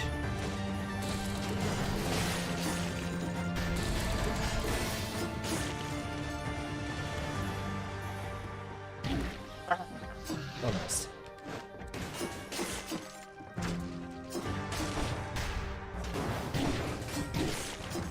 Well, take damage once and you start taking it a lot. We'll have to be very, very careful. No. No.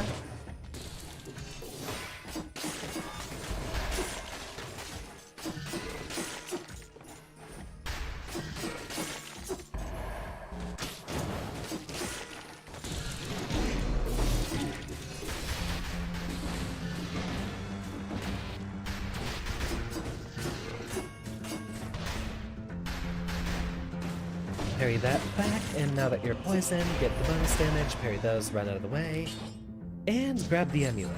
Okay, this one raises up our damage, which is the most important stat.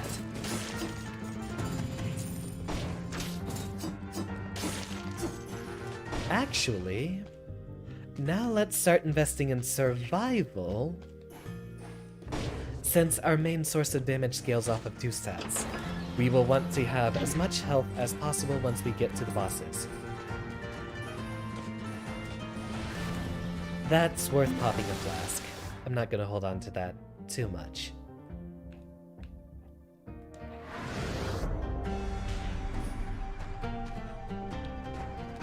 can take this, we should be able to get out of here real quick. Where... back down here. Splits off to the side over there. We usually have 3.5 towers in this level. 3 big ones, and then a very small one branching off of one of the others.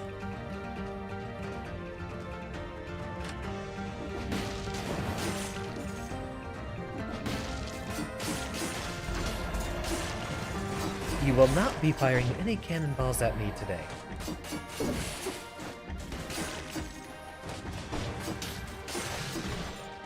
You will, but I'll reflect them back.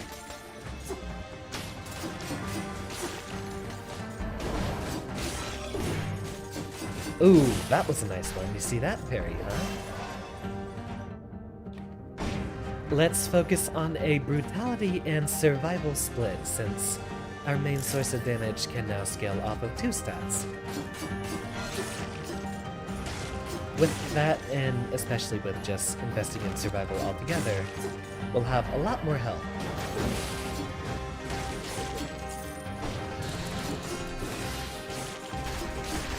I'm watching. Don't think I'm not watching for the invisible people trying to shake me. Here's our half tower off to the side here.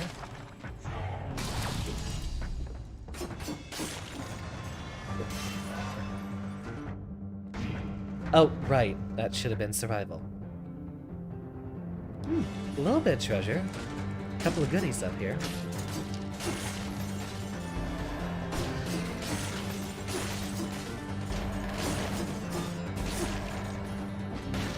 Hook, line, and sinker. Get over here. Goomba stomping.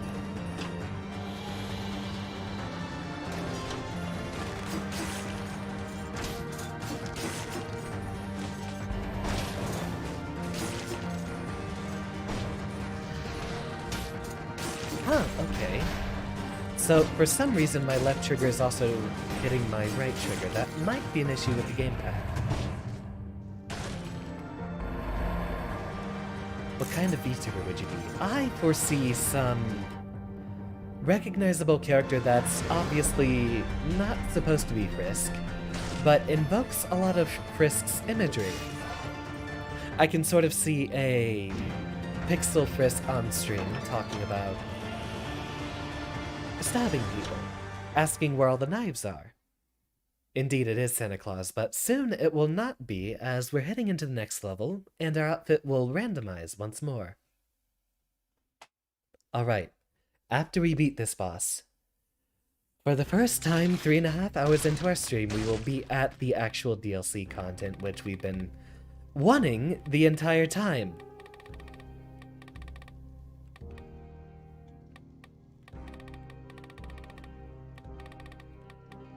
We could always use more shields.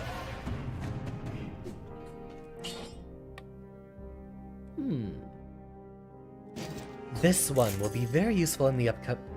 Chara. Yeah, not Frisk. Chara, the actual evil version. It's been a while. I forget. But yeah, I'm sort of seeing... yellow face, striped shirt, and a couple of personal touches. That's what I'd imagine. Frantic Sword is very good. Potentially the best weapon in the game if you could find the legendary version of it.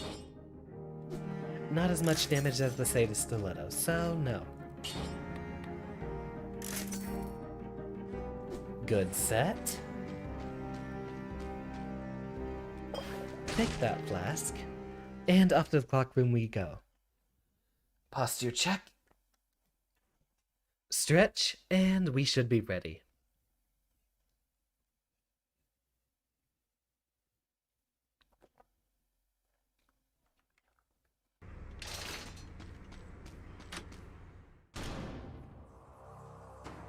Hey girl, how you doing?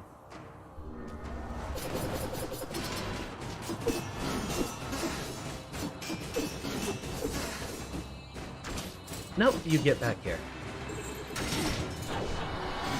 Well, no perfect, then.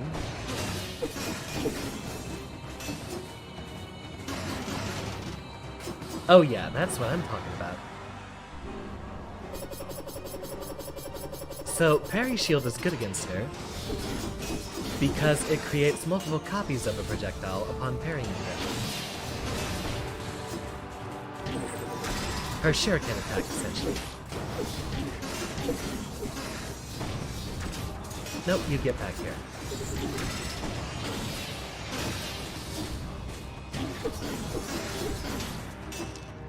And there we go. A little brutal with that hook right before the execution.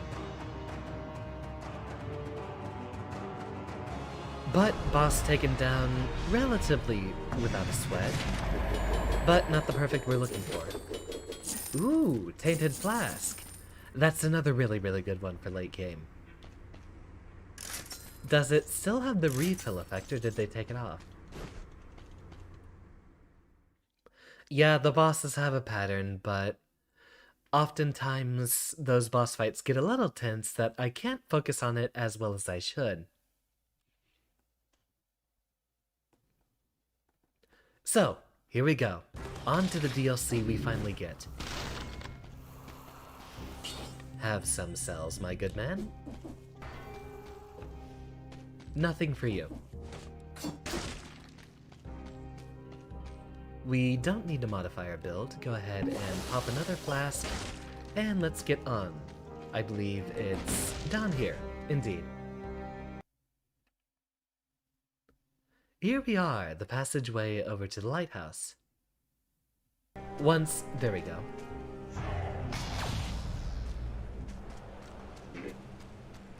Ready to go, he says.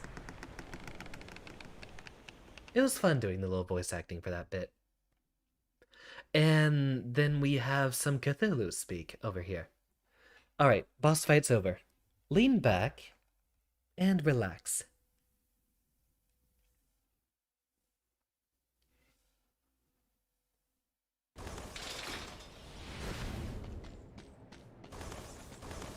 Here we get the very frightening presentation of all the slimy beasts that will be rummaging around in here. Hopefully we won't have too much trouble with the enemies given how much DPS we have. Oh, it gets harder. This game gets much harder. Ah, nothing up there. So down we go.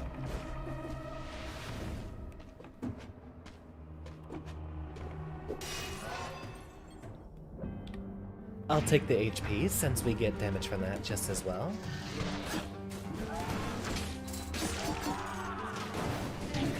Ah, great. I was hoping we could avoid that, but it's really hard to tell when those guys are gonna hit you. They have such a long wind-up, and then an immediate hit afterwards. Along with it being an arcing projectile, it's a little difficult to track. Shrimp's gonna follow us. Perfect. This is a very good song. All of the music in this game is exceptional. I think my favorite is the level actually called Fatal Falls? The downward walk on the cliff.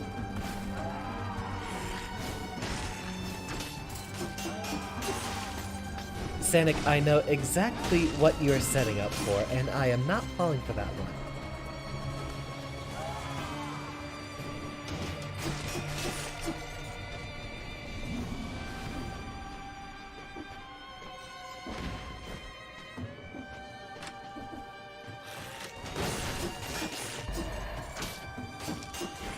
You'll have to find a dumber VTuber to get that one to work.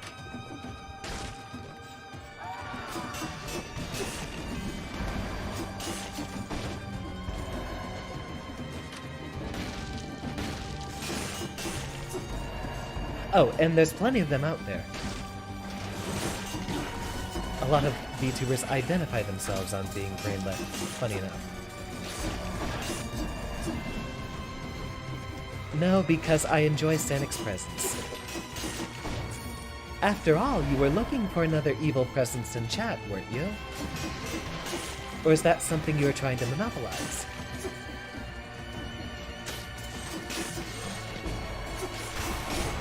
Heard that one, Sanic, try harder.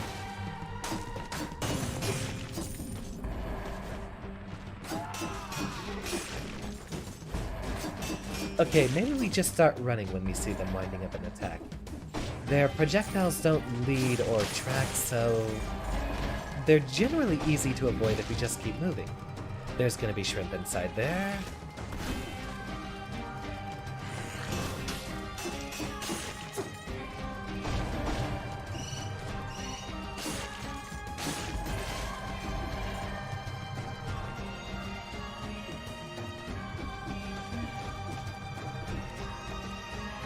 Sanic, you're not being constructive to the chat. Stop it.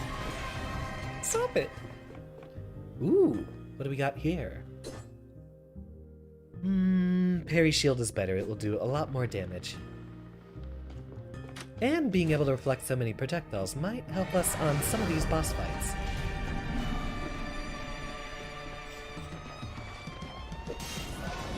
Remember, survival. We want the extra HP more than anything else.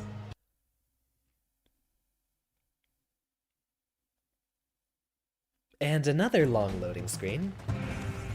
Loading icon obscured by Xander's face. Legendary grenade is better.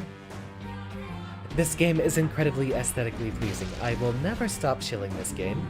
This is the greatest game ever developed, at least until I develop the game. Which will mostly be this game, but better. Yeah, the graphics are incredible. I love it.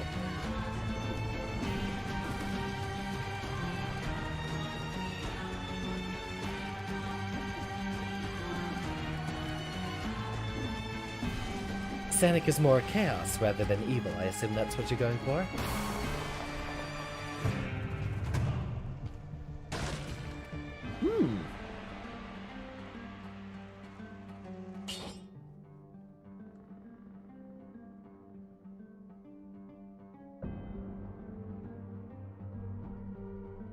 I want to give it a try.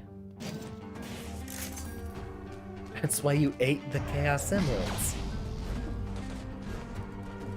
Yeah, I do have a lot of praise, as this is still my favorite game I've ever played, all 300 hours of it, and I come back for more every single time.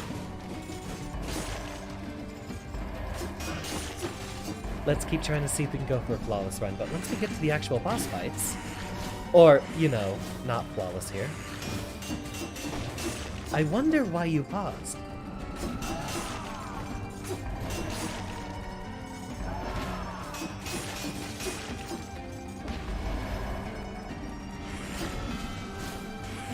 Oh, it's because we struck him first, so he did get the slowdown effect.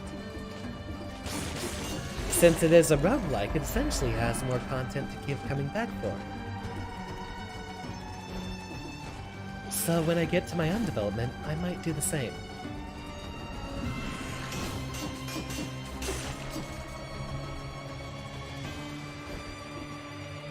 Well, if you like action platformers, I recommend it. This game's just positively incredible. Huh.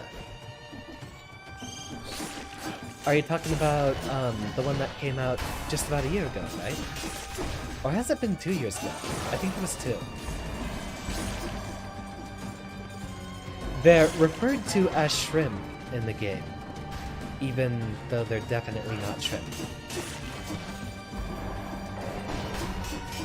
Funny enough, they're set up as an alien reference more than anything else. Come on, toss it over here.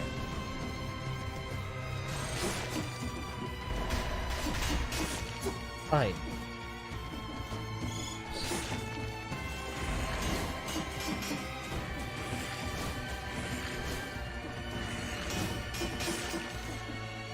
You don't like chaos, you like insanity. But what is insanity but chaos of the mind?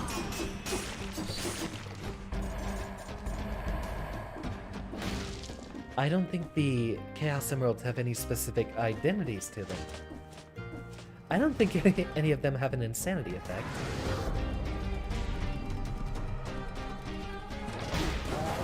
Okay, fine.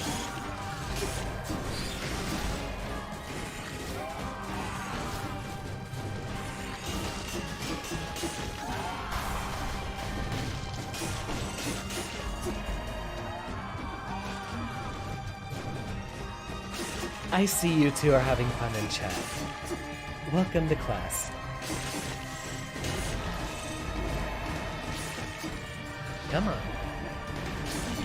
Got it. No, you don't have permission.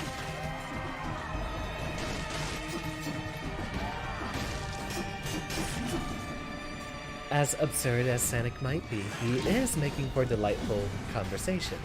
Even if it's non-constructive, the more people talking in chat, the better.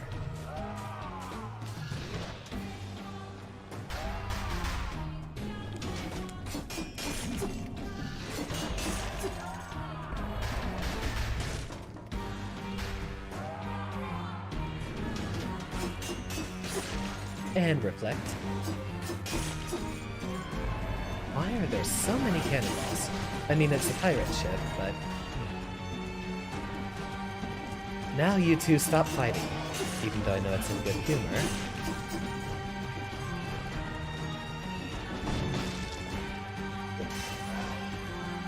Give me more help. Although there's not much of a difference between 10 and 3 at this point. I'll still take the 10%.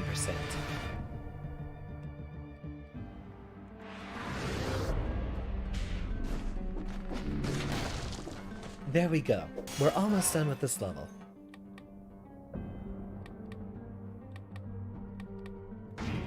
Fine. Brutality. Let's do it. Yeah, you're watching them from Twitch. It'd be kind of funny if you can't actually see a lot more of the chat history. That must be an interesting experience. From my side over here, I can see everyone's chat simultaneously. And a much deeper history. Really.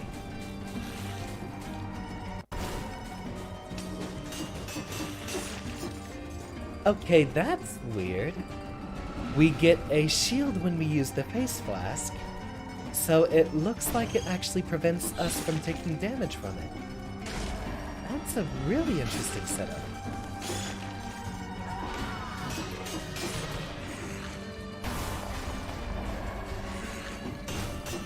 What is slowing my game down so much?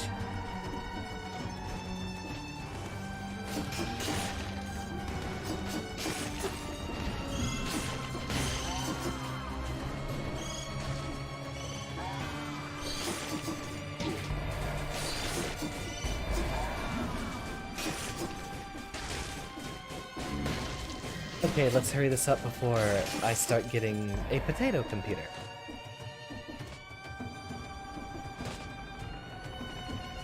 Now you two stop it, or I will be forced to mute both of you.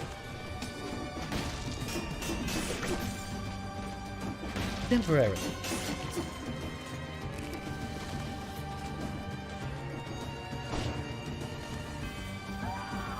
I understand the shenanigans, but it does set a poor example for any newcomers to the chat here.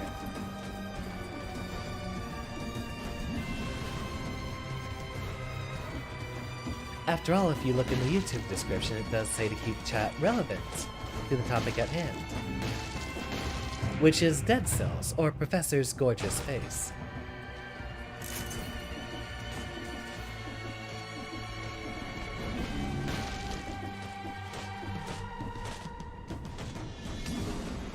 That does prevent me from taking damage.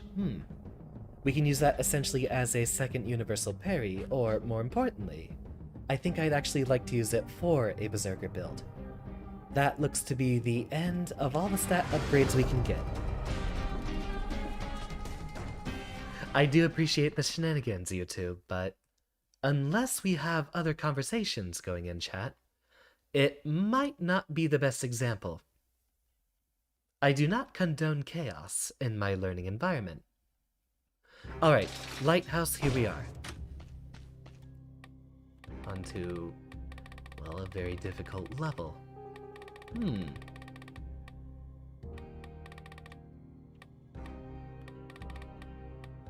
I don't think there's anything else we'll be looking for this late into the run.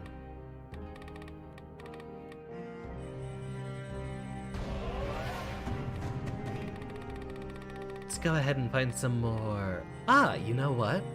We could invest in that one since that's a new weapon.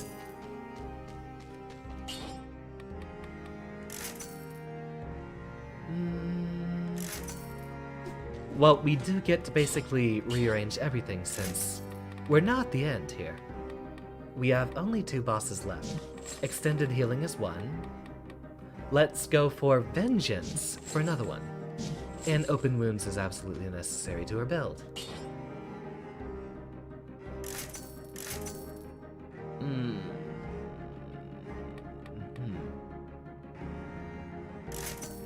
There we go.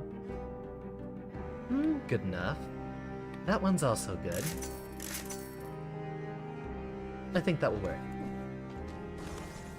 We do have to go through everything to get to the new DLC. Indeed. The new DLC is one of the later levels, so the only way we're going to get through to here is by playing through roughly 40 minutes of the first few levels. Fare thee well, Sanic, and thank you for your attendance. I hope you have a wonderful day.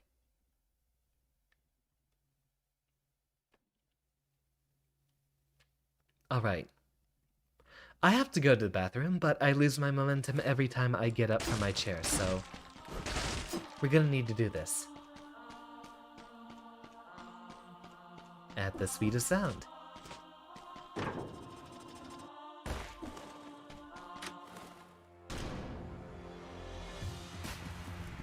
Hello, Calliope, and goodbye.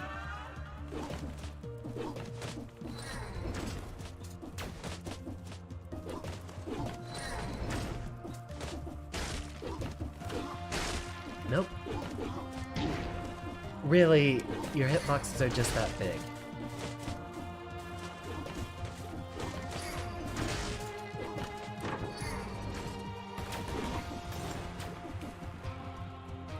Alright, here we start.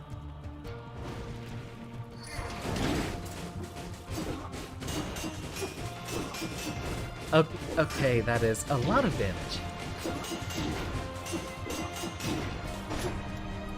And we're irresponsibly face-tanking everything, but we should be okay roughly through the next boss battle.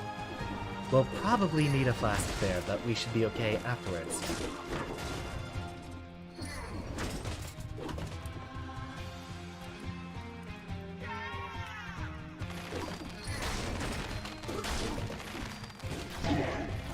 I think we can't go that direction.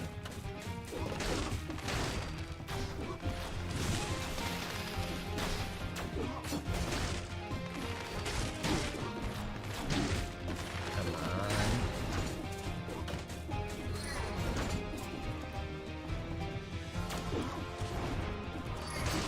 Yes, we do have to go through everything to get to the DLC every time, as that's generally how this game is set up.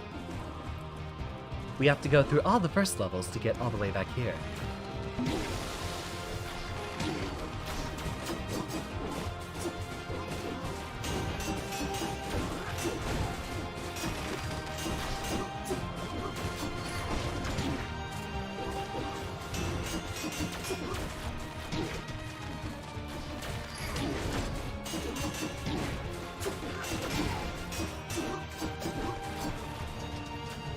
Come on.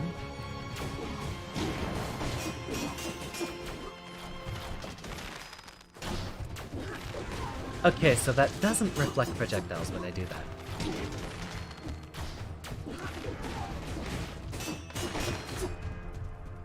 We just need a few good hits, and we'll be good to go. Alright, we need to absolutely make it up the tower here. Here's our last little obnoxious gremlin.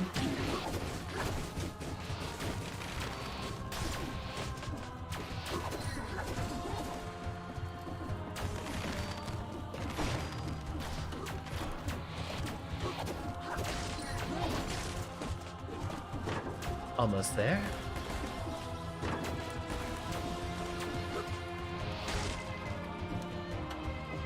And a measly bit of healing, but nonetheless, a help.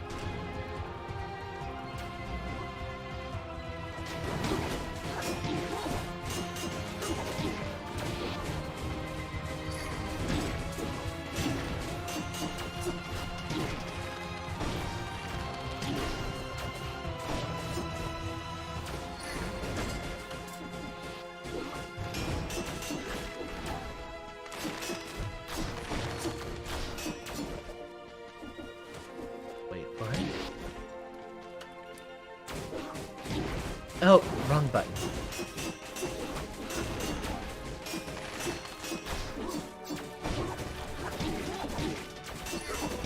Alright, pop a flask. Let's try to see if we can get the girl with the maces last. Because I want that weapon.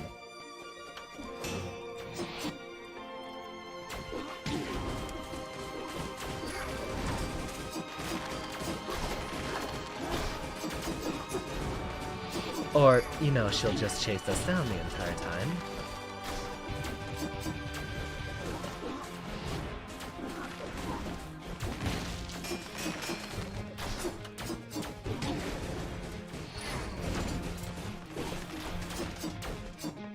Ah, come on, would you all hold still?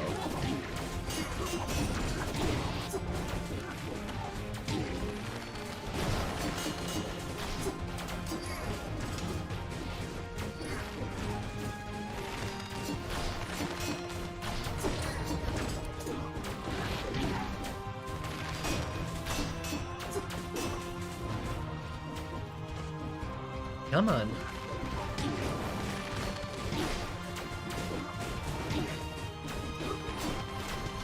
Okay, that's it. We're just gonna hit whoever's in front of us. That's one down.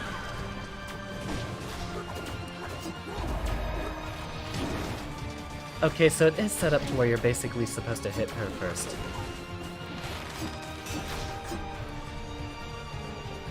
Because the AI for the others changes once she's...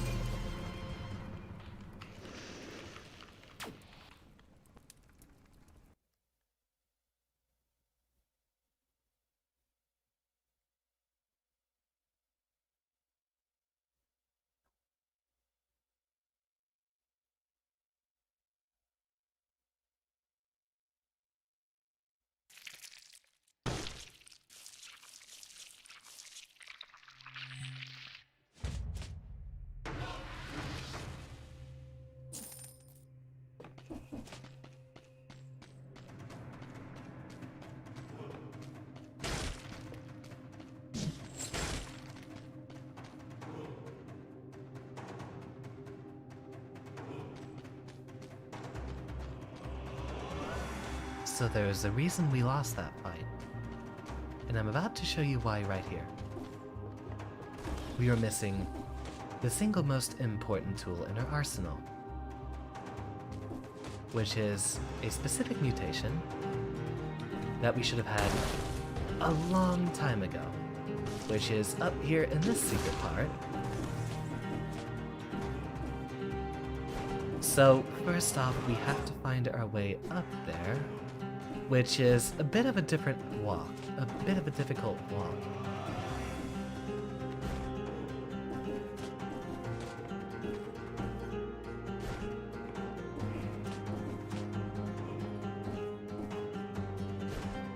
Which we might actually need multiple jumps to get up there, because I don't think you can do this entire puzzle from that platform. Yep, we're just ever so slightly out of range. It's over here. There would have been a secret there, but it doesn't look like it's visible.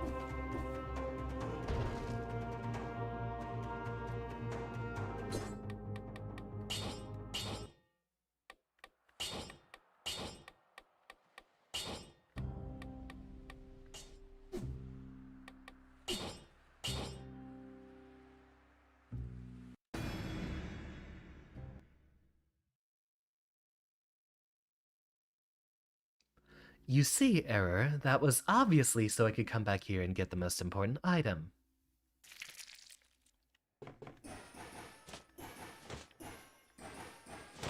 And now that we can jump over... I said, now that we can jump over here...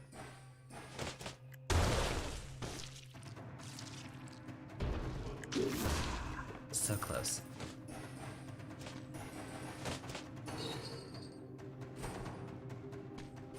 I forget how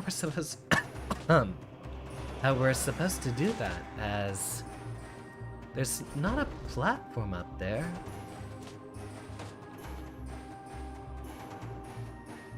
I think literally we just have to be super close right there. Can't get you along the ceiling.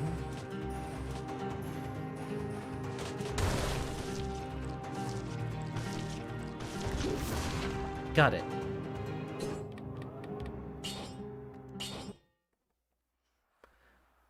Right, we have to invest that one first. Okay. So, real quick, we will make a trip. We will make a trip to the collector. We'll go through the first level. And then we'll start a new run and leave that for next time. I'm sorry, class. I lied to you. We are not going to beat the DLC tonight. I didn't have my full set of equipment, obviously. That's obviously what went wrong. I hope you sleep well, Kayla.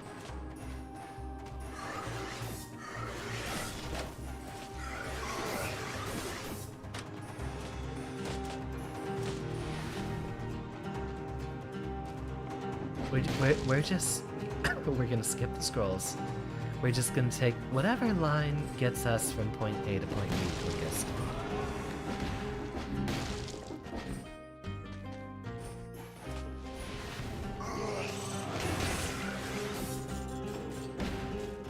Hey Kiki, how you doing? We are currently in the process of rage quitting, as we've been at this for about 4 hours and just got defeated by the boss we were supposed to defeat. In fact, we spent 3.5 hours getting up to the DLC content that we've been looking for, only to get destroyed once again. How's the debut, Kiki? Oh, so that's where that blueprint is. We might just go blueprint hunting for the better pieces of equipment. There.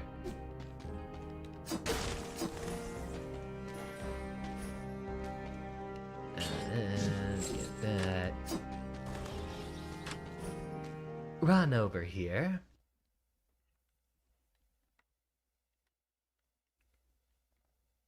Ah, Kiki. Did you bring a couple of other folks with you?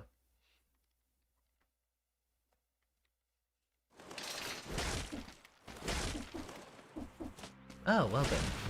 Let's actually start a proper run then. I changed my mind.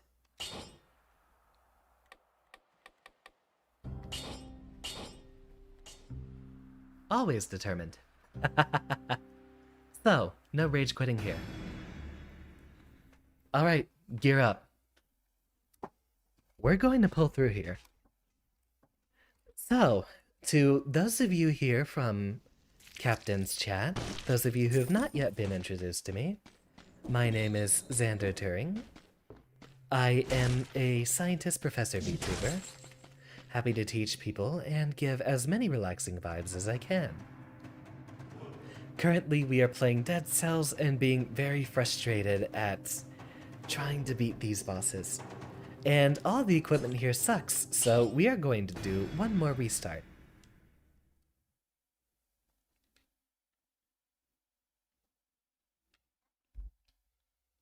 Indeed, Error. I'll be determined as possible. Just need to make sure disengagement isn't up there and correct. Alright. That is what we'll need to put all of our cells into.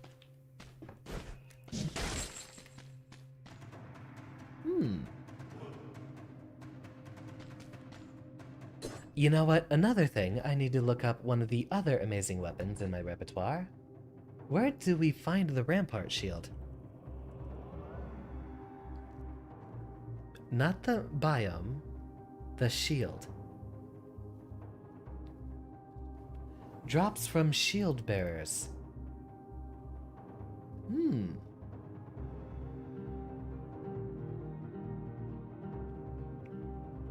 Which apparently are only in the ancient sewers? Really? They're a rare enemy. They're one of the earlier ones we find. You were bribed to get up and go to sleep. You've been out for 24 hours. Do be careful about your health, Captain. Weeb stick it is.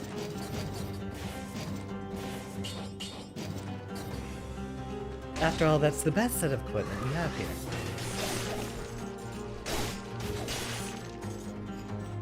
Astonishing how much damage that does.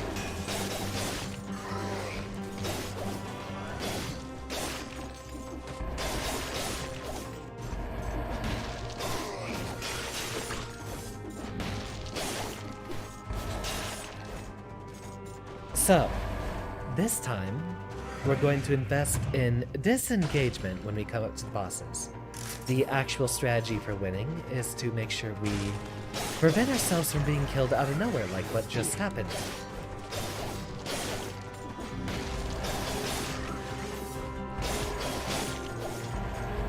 And since I am streaming, I will not be paying enough attention to make sure we parry everything with what should have happened. I'm going to cheat my way to success.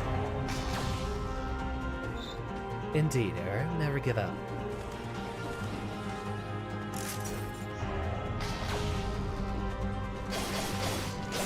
Granted, I'm not cheating. I'm playing the most forgiving strategy.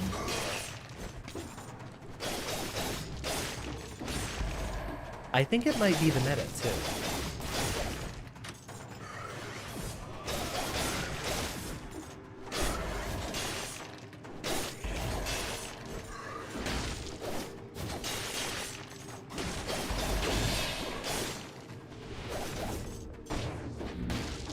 Just gonna T-pose real fast. That's... That's not what I said. I don't know what you interpreted as that. That was weird.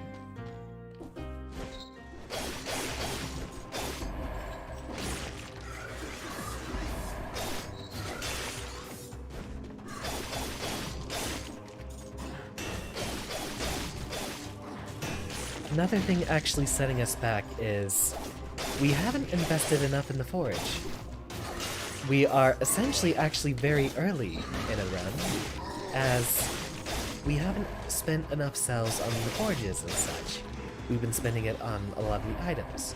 What we might focus on is just saving up our cells for the forge after a boss.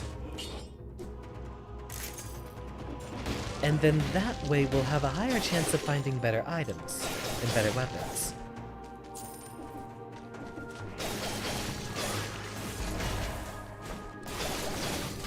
Well, I will definitely oh, I might have said teleport real quick. That might be what you heard.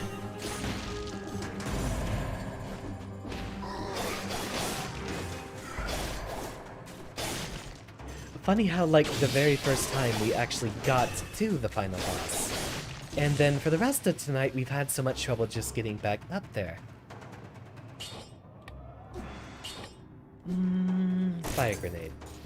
That's the one that gets sold.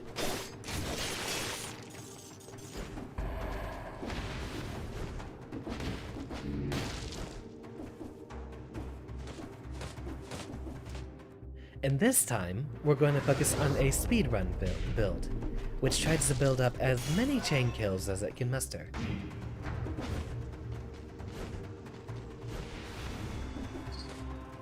That does not go into the place we want. I do believe that is both scrolls we're looking for, so on to Toxic Sewers.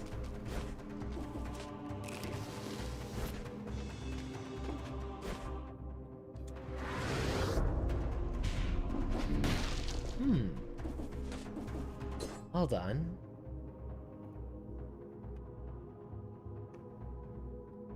Shield bearers are in ancient sewers, prisoners' quarters, ramparts, and derelict distillery. Mostly present on lower difficulties. So, we will route to the ancient sewers, but we'll need the hunter's grenade.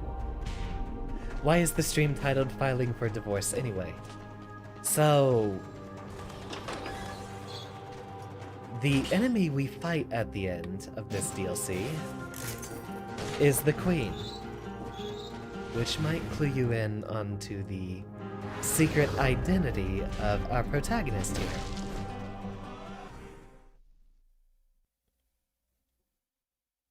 Hint, hint.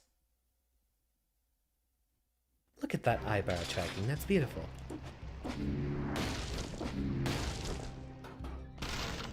We have ourselves a somewhat mysterious past for this character, but it is revealed who they are. You should be able to piece that together with the little bit of hints I dropped for you.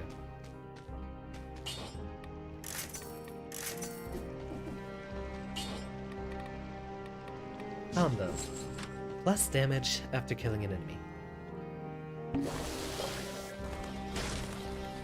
So we're gonna focus on getting as many consecutive kills as possible. And hopefully we find some shield bearers in the ancient sewers, which will let us get the best shield in the game. And probably the one responsible for why I've been playing so irresponsibly.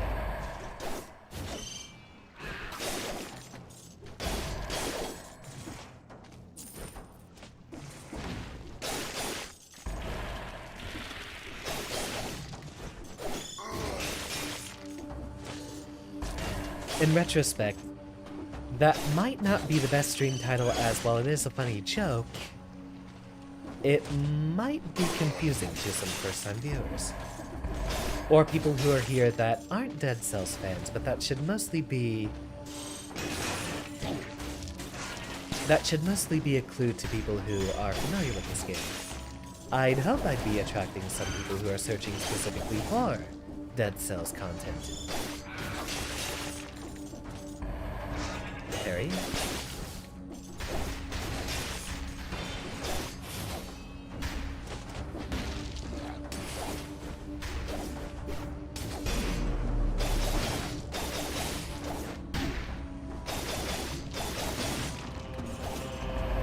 I shouldn't have fought him in such a small space, but since he was that specific type of elite enemy, there's no way we could actually have gotten him out of there.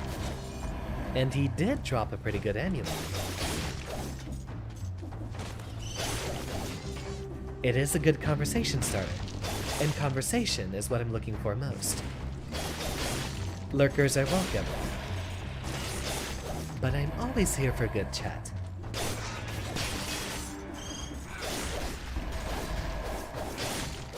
Then again, I understand the lurker's perspective, as I do that to a lot of other VTubers while I'm having, say, dinner or such.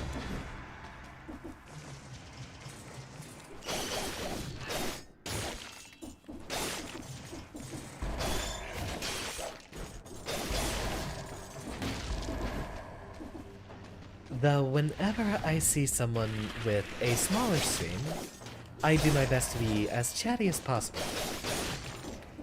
If you think loneliness is a reason to be watching a streamer, imagine the sort of loneliness a streamer gets when they stream but have no one watching. Now that is an ethereal experience. So we continue.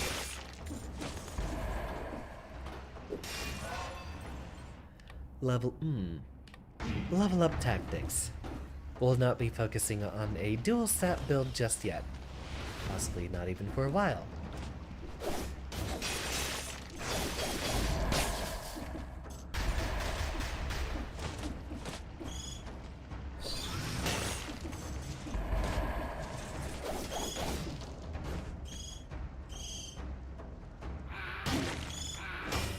You make very good conversation, Er. I'm always happy to see you because you always have something to say, something to discuss. And no, I don't mean chatty in any sort of derogatory manner. I prefer chatty viewers. At least up until I get to the point in which I have double-digit viewers, and then it becomes a problem trying to keep track of everyone talking at once. That might even be a lonelier experience. So what's worse, talking and having no one hear you? Or talking and having it be drowned out by everything else at once?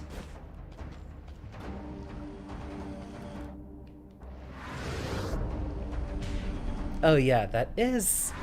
It's not quite a T-pose on the teleport, but he does spread his arms out.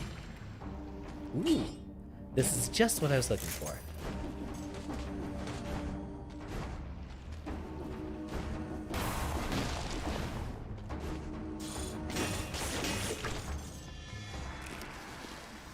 Although maybe we're not having a reason to use it yet, but there's not really any difference between a smaller face blast and a better one later on.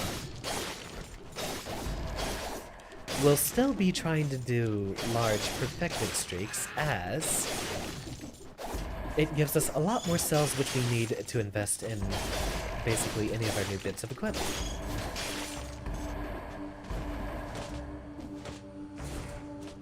We are not turning anyone into EXP error. Absolutely not. Good night, Kiki. I hope you had a wonderful debut. I'm sorry that I was actually asleep at the time that you began. And then, for the remainder of it, I had my own stream to tend to.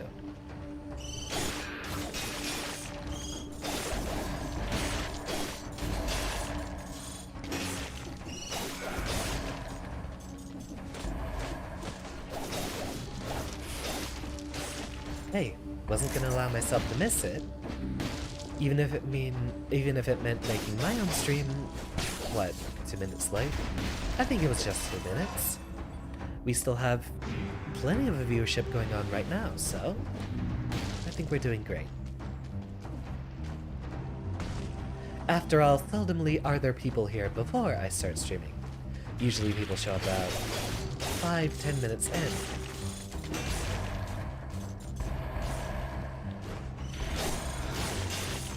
Ooh, that was a good one.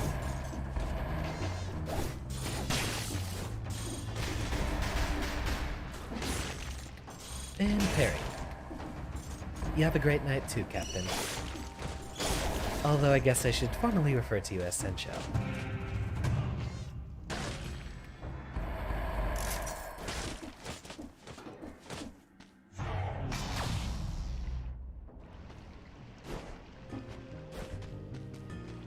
I look forward to your streaming era whenever it happens. I would love to see a workflow for those animations.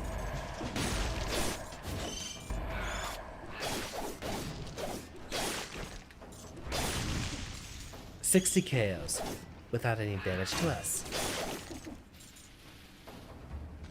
Sell that because we are not running a pet build right now. Neither of you are interesting. Funny that they made the broadsword no longer a brutality weapon. Used to be dual stat. Then they really wanted about that. Siphon, welcome. We've been having a very rough night. But I think this is the one.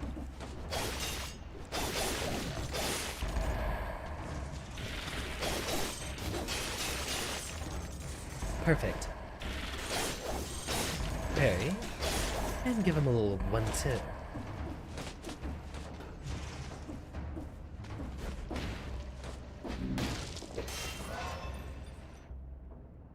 We will take survival. As always, we are focusing on the HP aside from our main stat. We are not heading to the ramparts. We are going to look for the ancient sewers, which will actually route us away from the legendary weapon in the fractured shrines. No, there should be one more door. There it is. On the other side of the platforming wall jump challenge.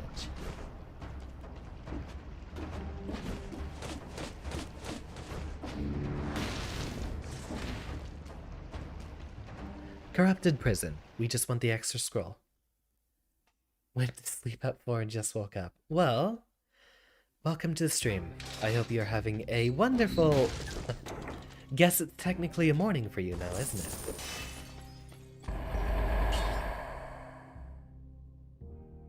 That's a slightly better face flask. We are not interested in any of the other items available.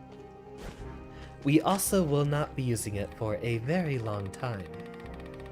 Or at least not until we've gotten our 60 KOs.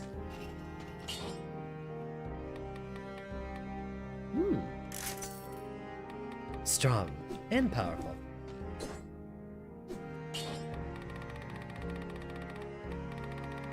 I want... We get bonus damage versus bleeding enemies, but...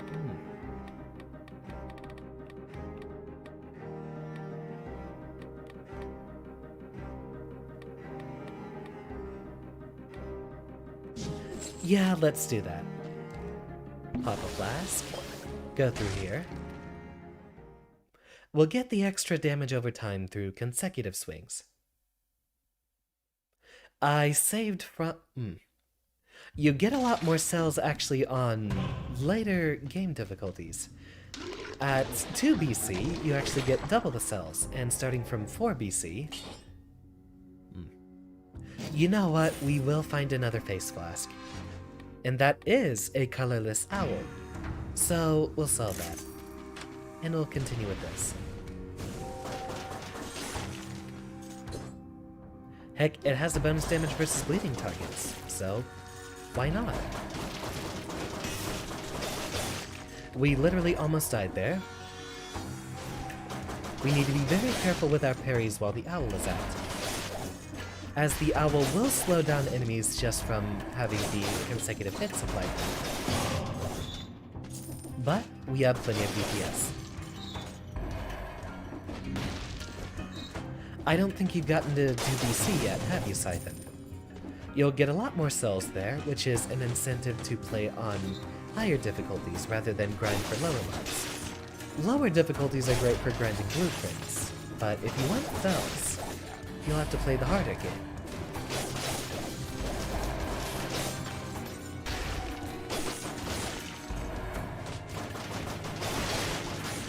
Time to shine, Owl. Okay, this build looks promising. We will have to make a couple of trades as we go further along.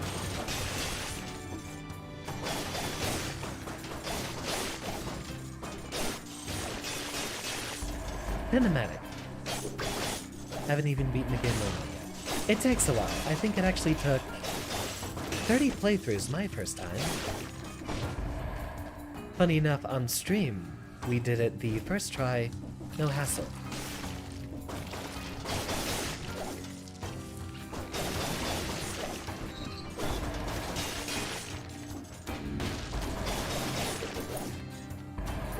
Okay, we're doing great. I think we have some promise here.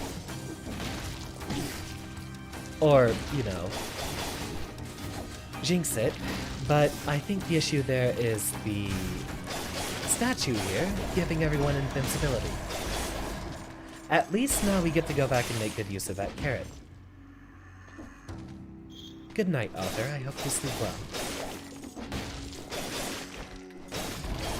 The first time I beat the game, it was a survival build, but it was also during the earlier phase of development, where it was a lot less balanced, though there were some other tricks that you could use which really made it a lot easier.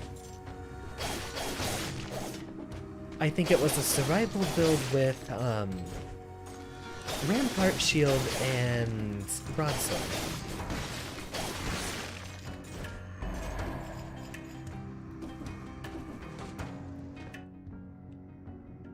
We'll want that carrot, that's really it.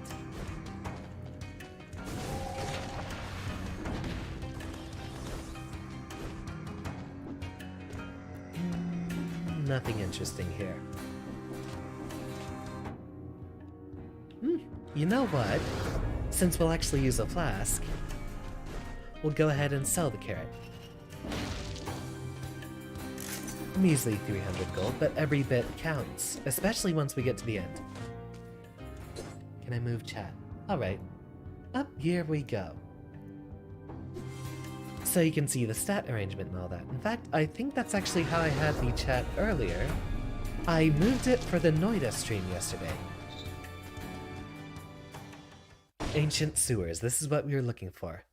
If we have the rampart here from any of the shield bearers, then we can unlock the best shield in the game.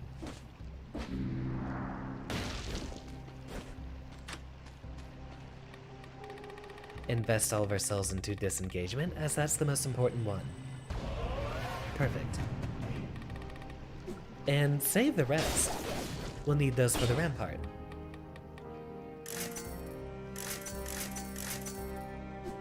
Okay, fine.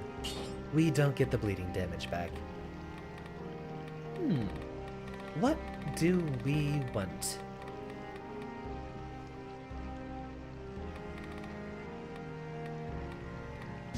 Let's go for no mercy, just keep things simple. That's always a good common denominator one to invest in.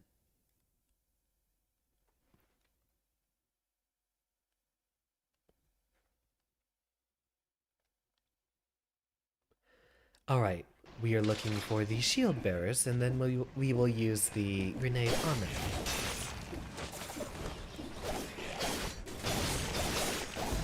Funny, the shield bearers used to be one of the few enemies that they actually kept from the beginning of the game, and had you fight later, though I guess they're actually replaced by the Oven Knights on higher difficulties. Because the Oven Knights showed up around the time that those guys disappeared.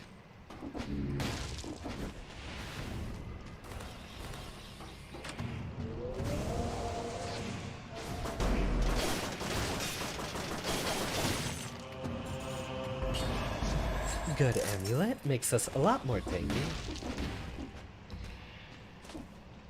I wouldn't eat a pie sitting around in the middle of the sewers.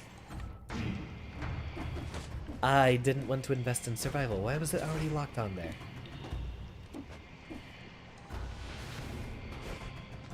Sometimes that happens.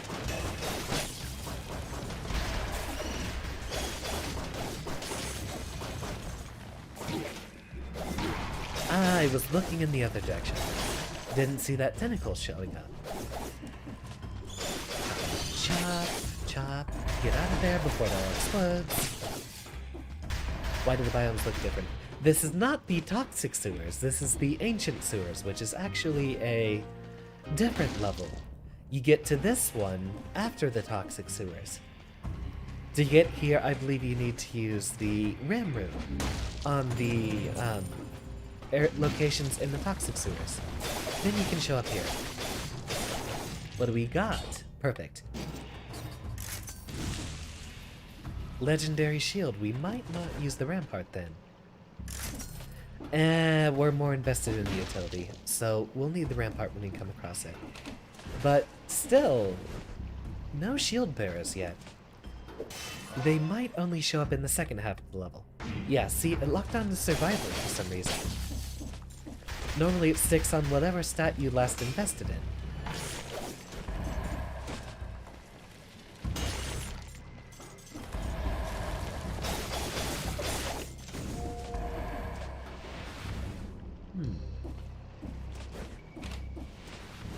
Nice little platforming challenge. There's the virulent zombies.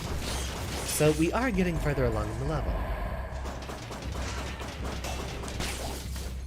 Luckily that parry window is huge. Yeah, see, it locked on to survival again. Why does it keep doing that?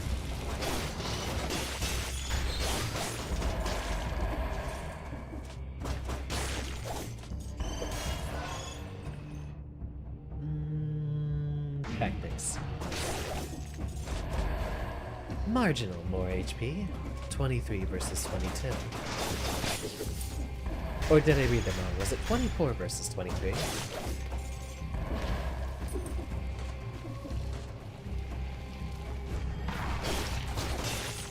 Gotcha.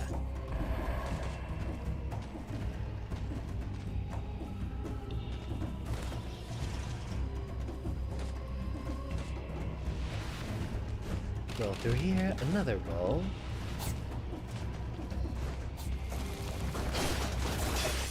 There's a lot of traps in this area.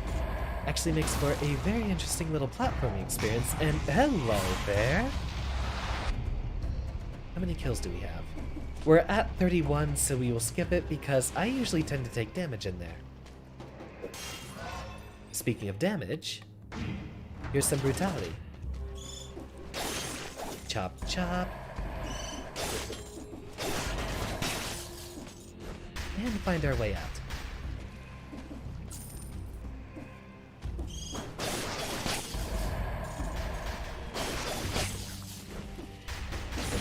So far so good, but there should be shield bearers around here somewhere. Unless the wiki was... Maybe I'll stop talking. Or maybe I should keep talking. There's a real speak of the devil going on here.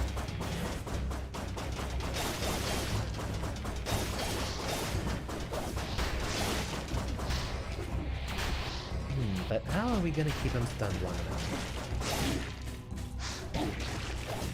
Well, then again, he's not a very mobile enemy. So now... There we go. The best shield in the game, in my humble opinion. Ah, yes. Sewer cheese. That's probably not actually cheese. Just something else yellow and squishy.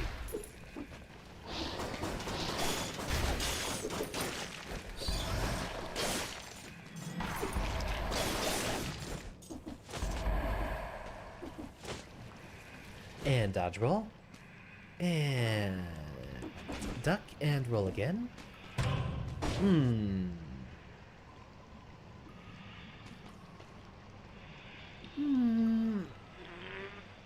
No. We are playing this as safely as possible, which is why we're going to switch to a rampart once we have it unlocked. Well, I know I'm going to use this one. And I know I'm going to use this one. Then we can probably get this. Swap those back around because I like using the right trigger. Take the elevator up and we will have... There we go. See if there's any more... There's a scroll down here.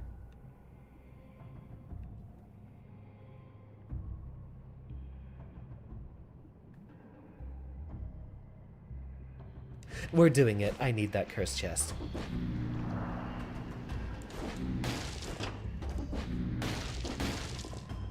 Hold on.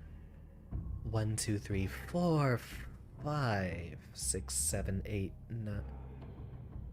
1, 2, 3, 4, 5. 6, 7, 8, 9. Never mind. I miscounted. I thought I counted 11. We would have done that if we still had enough enemies left in the level to KO. Sword and Sorcery is something I look to play when I actually get a VR headset. It would be very fun to do some VR chat related things, especially with VTubing. That's how a number of them got big. Isn't that what happened with Zentreya, I believe? At least I think I'm thinking about the same game that you are. The VR one, right?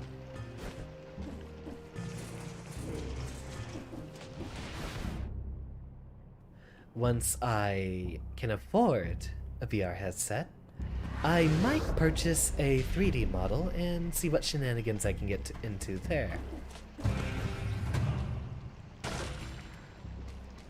Yeah, VR chat is very popular among a lot of V streamers. Any of them that have the budget to afford it.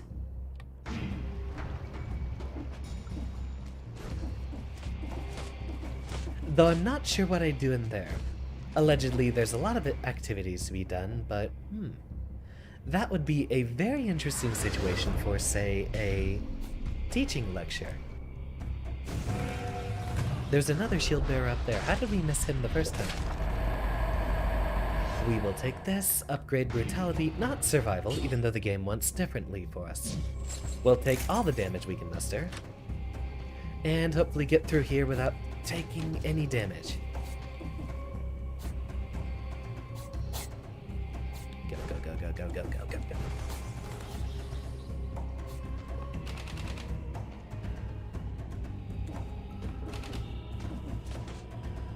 Gonna be playing while listening. I enjoy being background noise. A lot of people have complimented my voice, and so they seem to enjoy listening. Or not. I thought we would have been able to get through here and no damage whatsoever. You can let those maces just keep swinging so long as you parry them the time they swing around. Where are we looking? We have enough health that we can probably use the pie here and then sell our flask for a lot of extra money. Have a delicious bite here. And now we move on. Correct.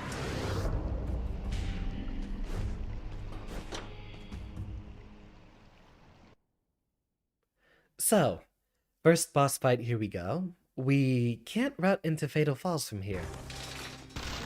So, we're gonna skip out on Legendary Weapon later, but we will get the much better stuff here first. And I do believe we already got an engagement, right? Alright, Tainted Flask. Since that's another good one much later.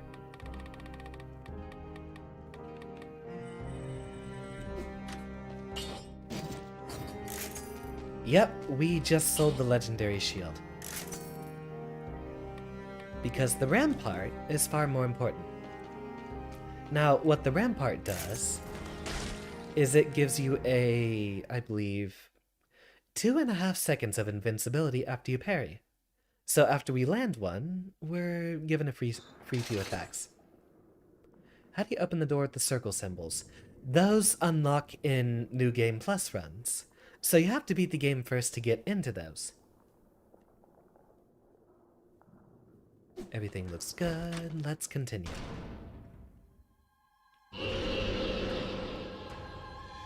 Owl.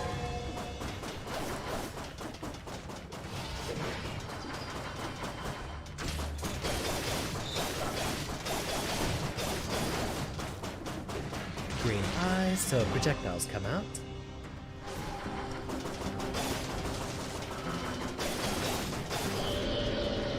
And here comes the hard part. But we get one parry. And we're allowed to do a couple of swings afterwards. Parry that, start swinging.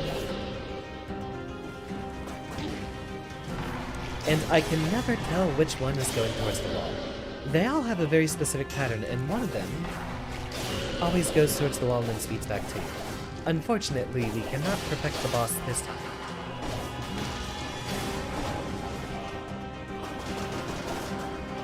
Get back here.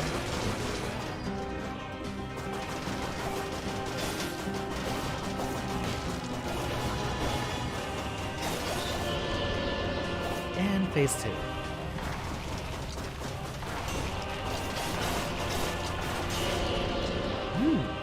We can probably parry and then go for a critical hit.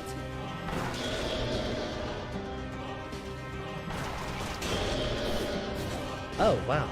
That did enough damage.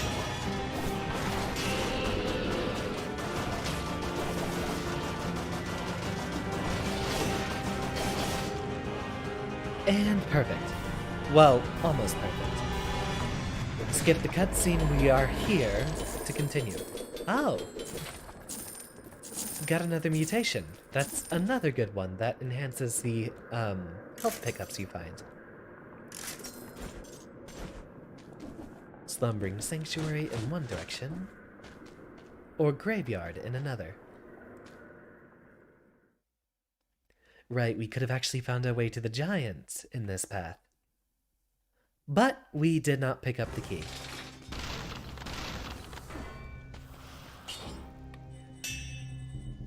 10% of the items will be better, thank you.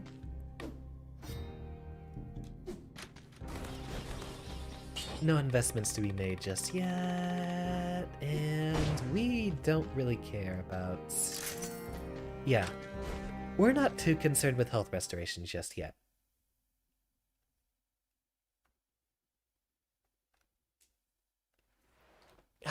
Posture check. Loading screen, take a drink.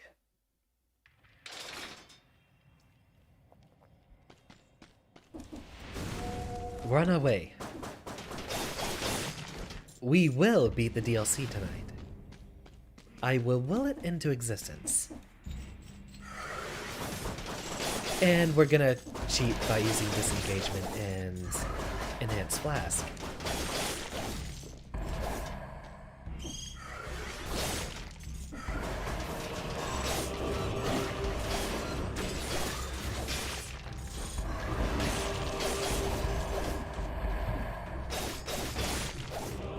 And bring me back my owl boy.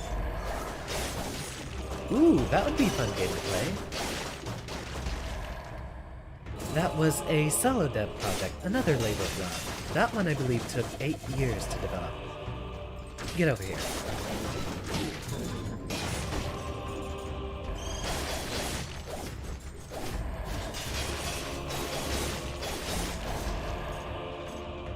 Little hard to see who all was in there. I think we have iframes while we're doing that patch, hopefully. You know, the Rampart actually pairs very well with the Katana. After you get a parry, you can set up one of the run-throughs. One of the critical hit attacks.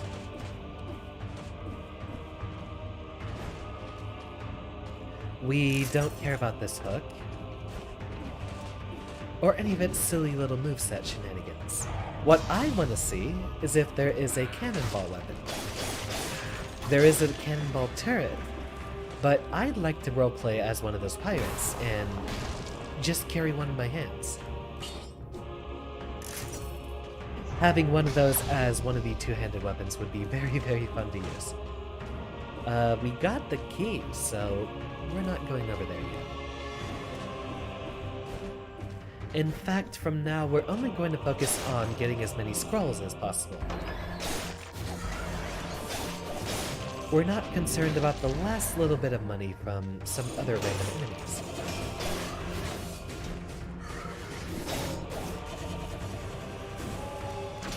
And get over here.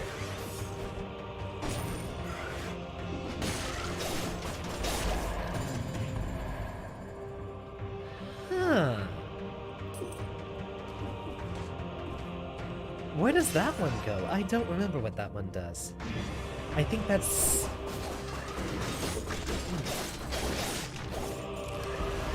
Well, we'll certainly see, won't we? You were supposed to get hit. I hate the rats.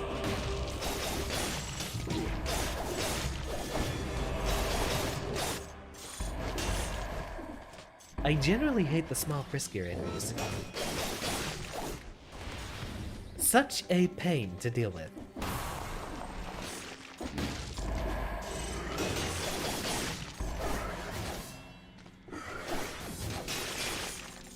Perfect.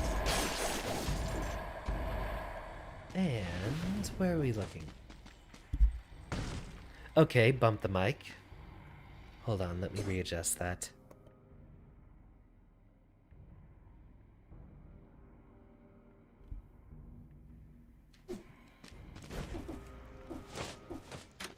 I might actually want to go back to the next box because that way my arms were kept below the table and I had a much lower chance of actually bumping the mic like that.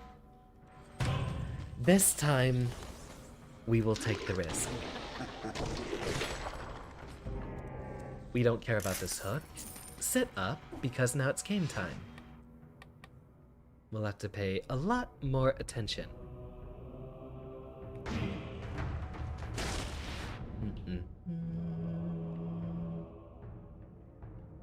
And with that, we'll actually head over here, as it's generally easier to fight the enemies on the top side of the level. rather than in the caves where half of them will be invisible. It's really nice seeing how a bunch of these levels sort of converge into similar level design patterns. The graveyard here always has a flat area up top and then a bunch of caves and crypts underneath.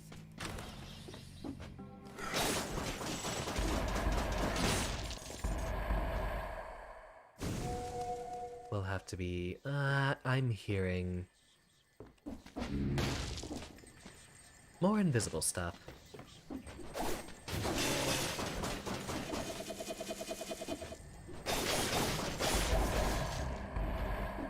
Easy. Curse dispelled. There. In fact, it's actually a lot easier since you don't have to worry about the extra enemies while you have alienation.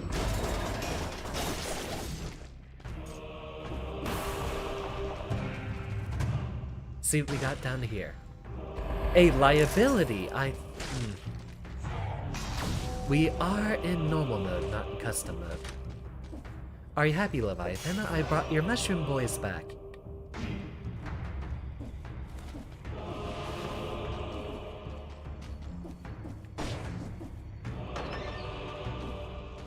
Right, that's how we get in there the first time. Alright, wonderful find. And then there's another one in there for a perk I have never ever used in my entire life. And probably never will.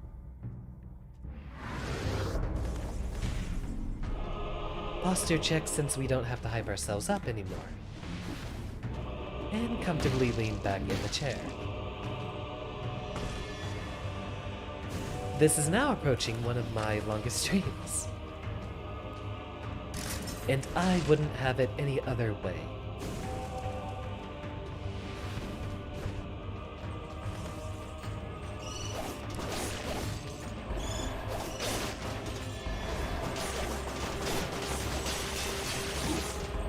Really?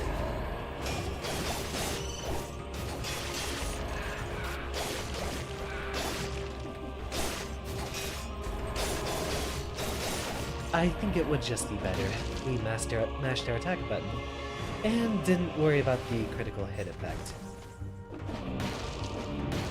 Oh, what's this? Another secret. Ah, right, we still don't have that unlocked yet. That is something we can only do in 3BC.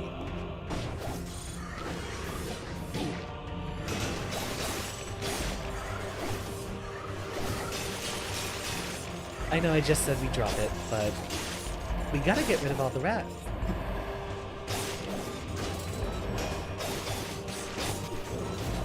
Maybe we'll just be more intelligent and only do it after a parry. Forgotten Sepulchre. Not a hard level.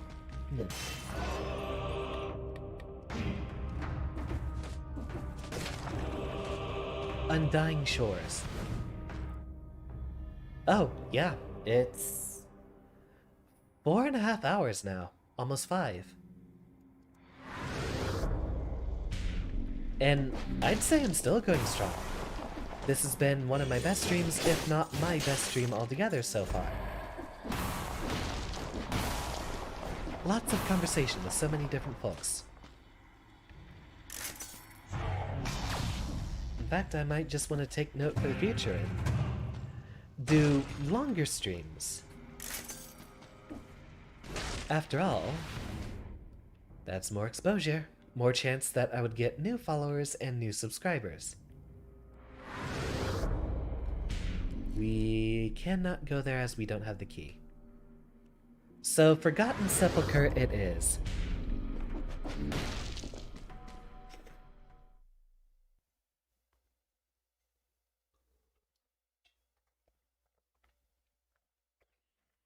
This is gonna work. We're gonna make this one work, I guarantee it. That one we will be spending the remainder of our cells in until we have it unlocked.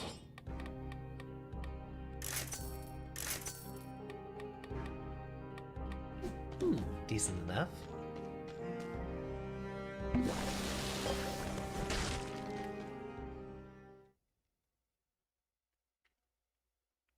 Haven't been here in a while, but we did get the Explorer rune, which I think was the last one we cared about. Unless the money enemies come with something new. I might have. In fact, it's likely after all this time, and for all the people who have shown up across the channel. We will not be taking that cursed chest.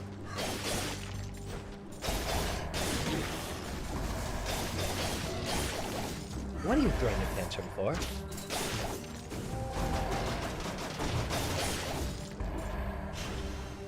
Now in this level we need to keep close to the light as much as possible. It's one of those levels in which the darkness around you can hurt you.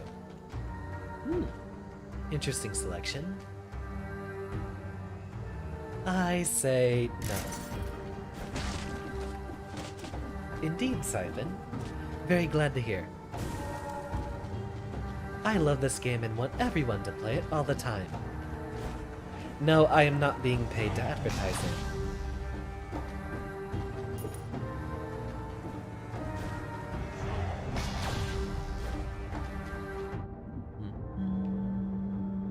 And we got the key.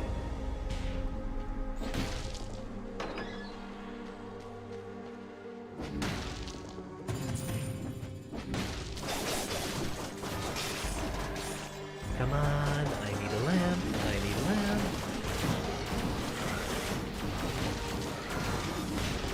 There we go.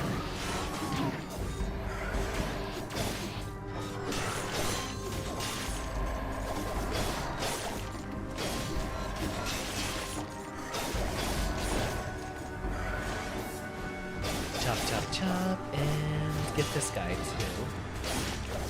We can use the hooks against them to stun them and prevent him from doing his very, very difficult to avoid attacks.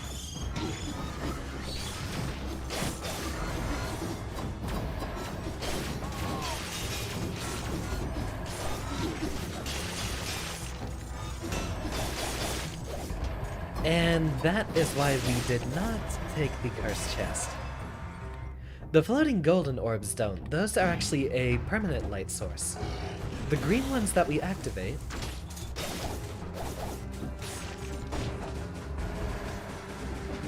mark that one down for the history books. We have a yellow into an executed.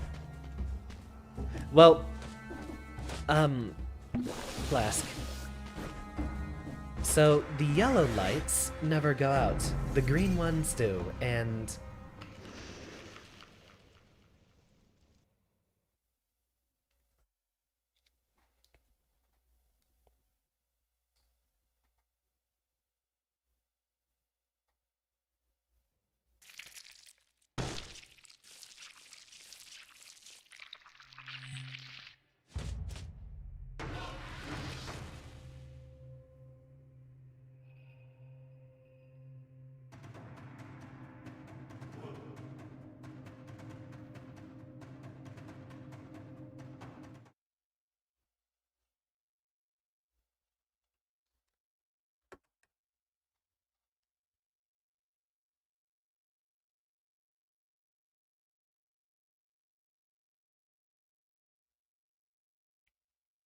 I hope to see you all for Guilty Gear tomorrow. We needed that run. Now that we have the Rampart, we have basically all the tools for our best potential runs. This has been one of my best streams so far, but I think it's a bit stubborn for me to be hitting my head against a wall. And after all this time, I'm definitely going to play worse. So, next time we're gonna beat the boss, then we unlock 3 BC, and then we continue from there. Thank you everyone for your attendance. This has been a wonderful evening, but I think... Real quick, what is a corrupted artifact? It is a large sum of money, 10,000 gold I believe. But if you pick it up, you are cursed for, I think, 10 to 20 kills. So you can get a lot of money, but you'll be in trouble. Yeah, more dead cells soon. That might even happen on Saturday. It's a gorilla stream, I don't know when, and I don't know what. Do inform me on the Discord or on Twitter if there's anything in particular you'd like to see. We can also play it up to whatever. We can do a variety stream on Saturday. Given that I've had such a wonderful experience now, who knows? Might go for a super long one on Saturday if I don't have anything else I'm doing. But thank you all. Thank you all for your attendance. Professor's gonna rage quit and eat dinner at 11 p.m. Good night, everyone, and thank you for your attendance. It's Guilty Gear tomorrow.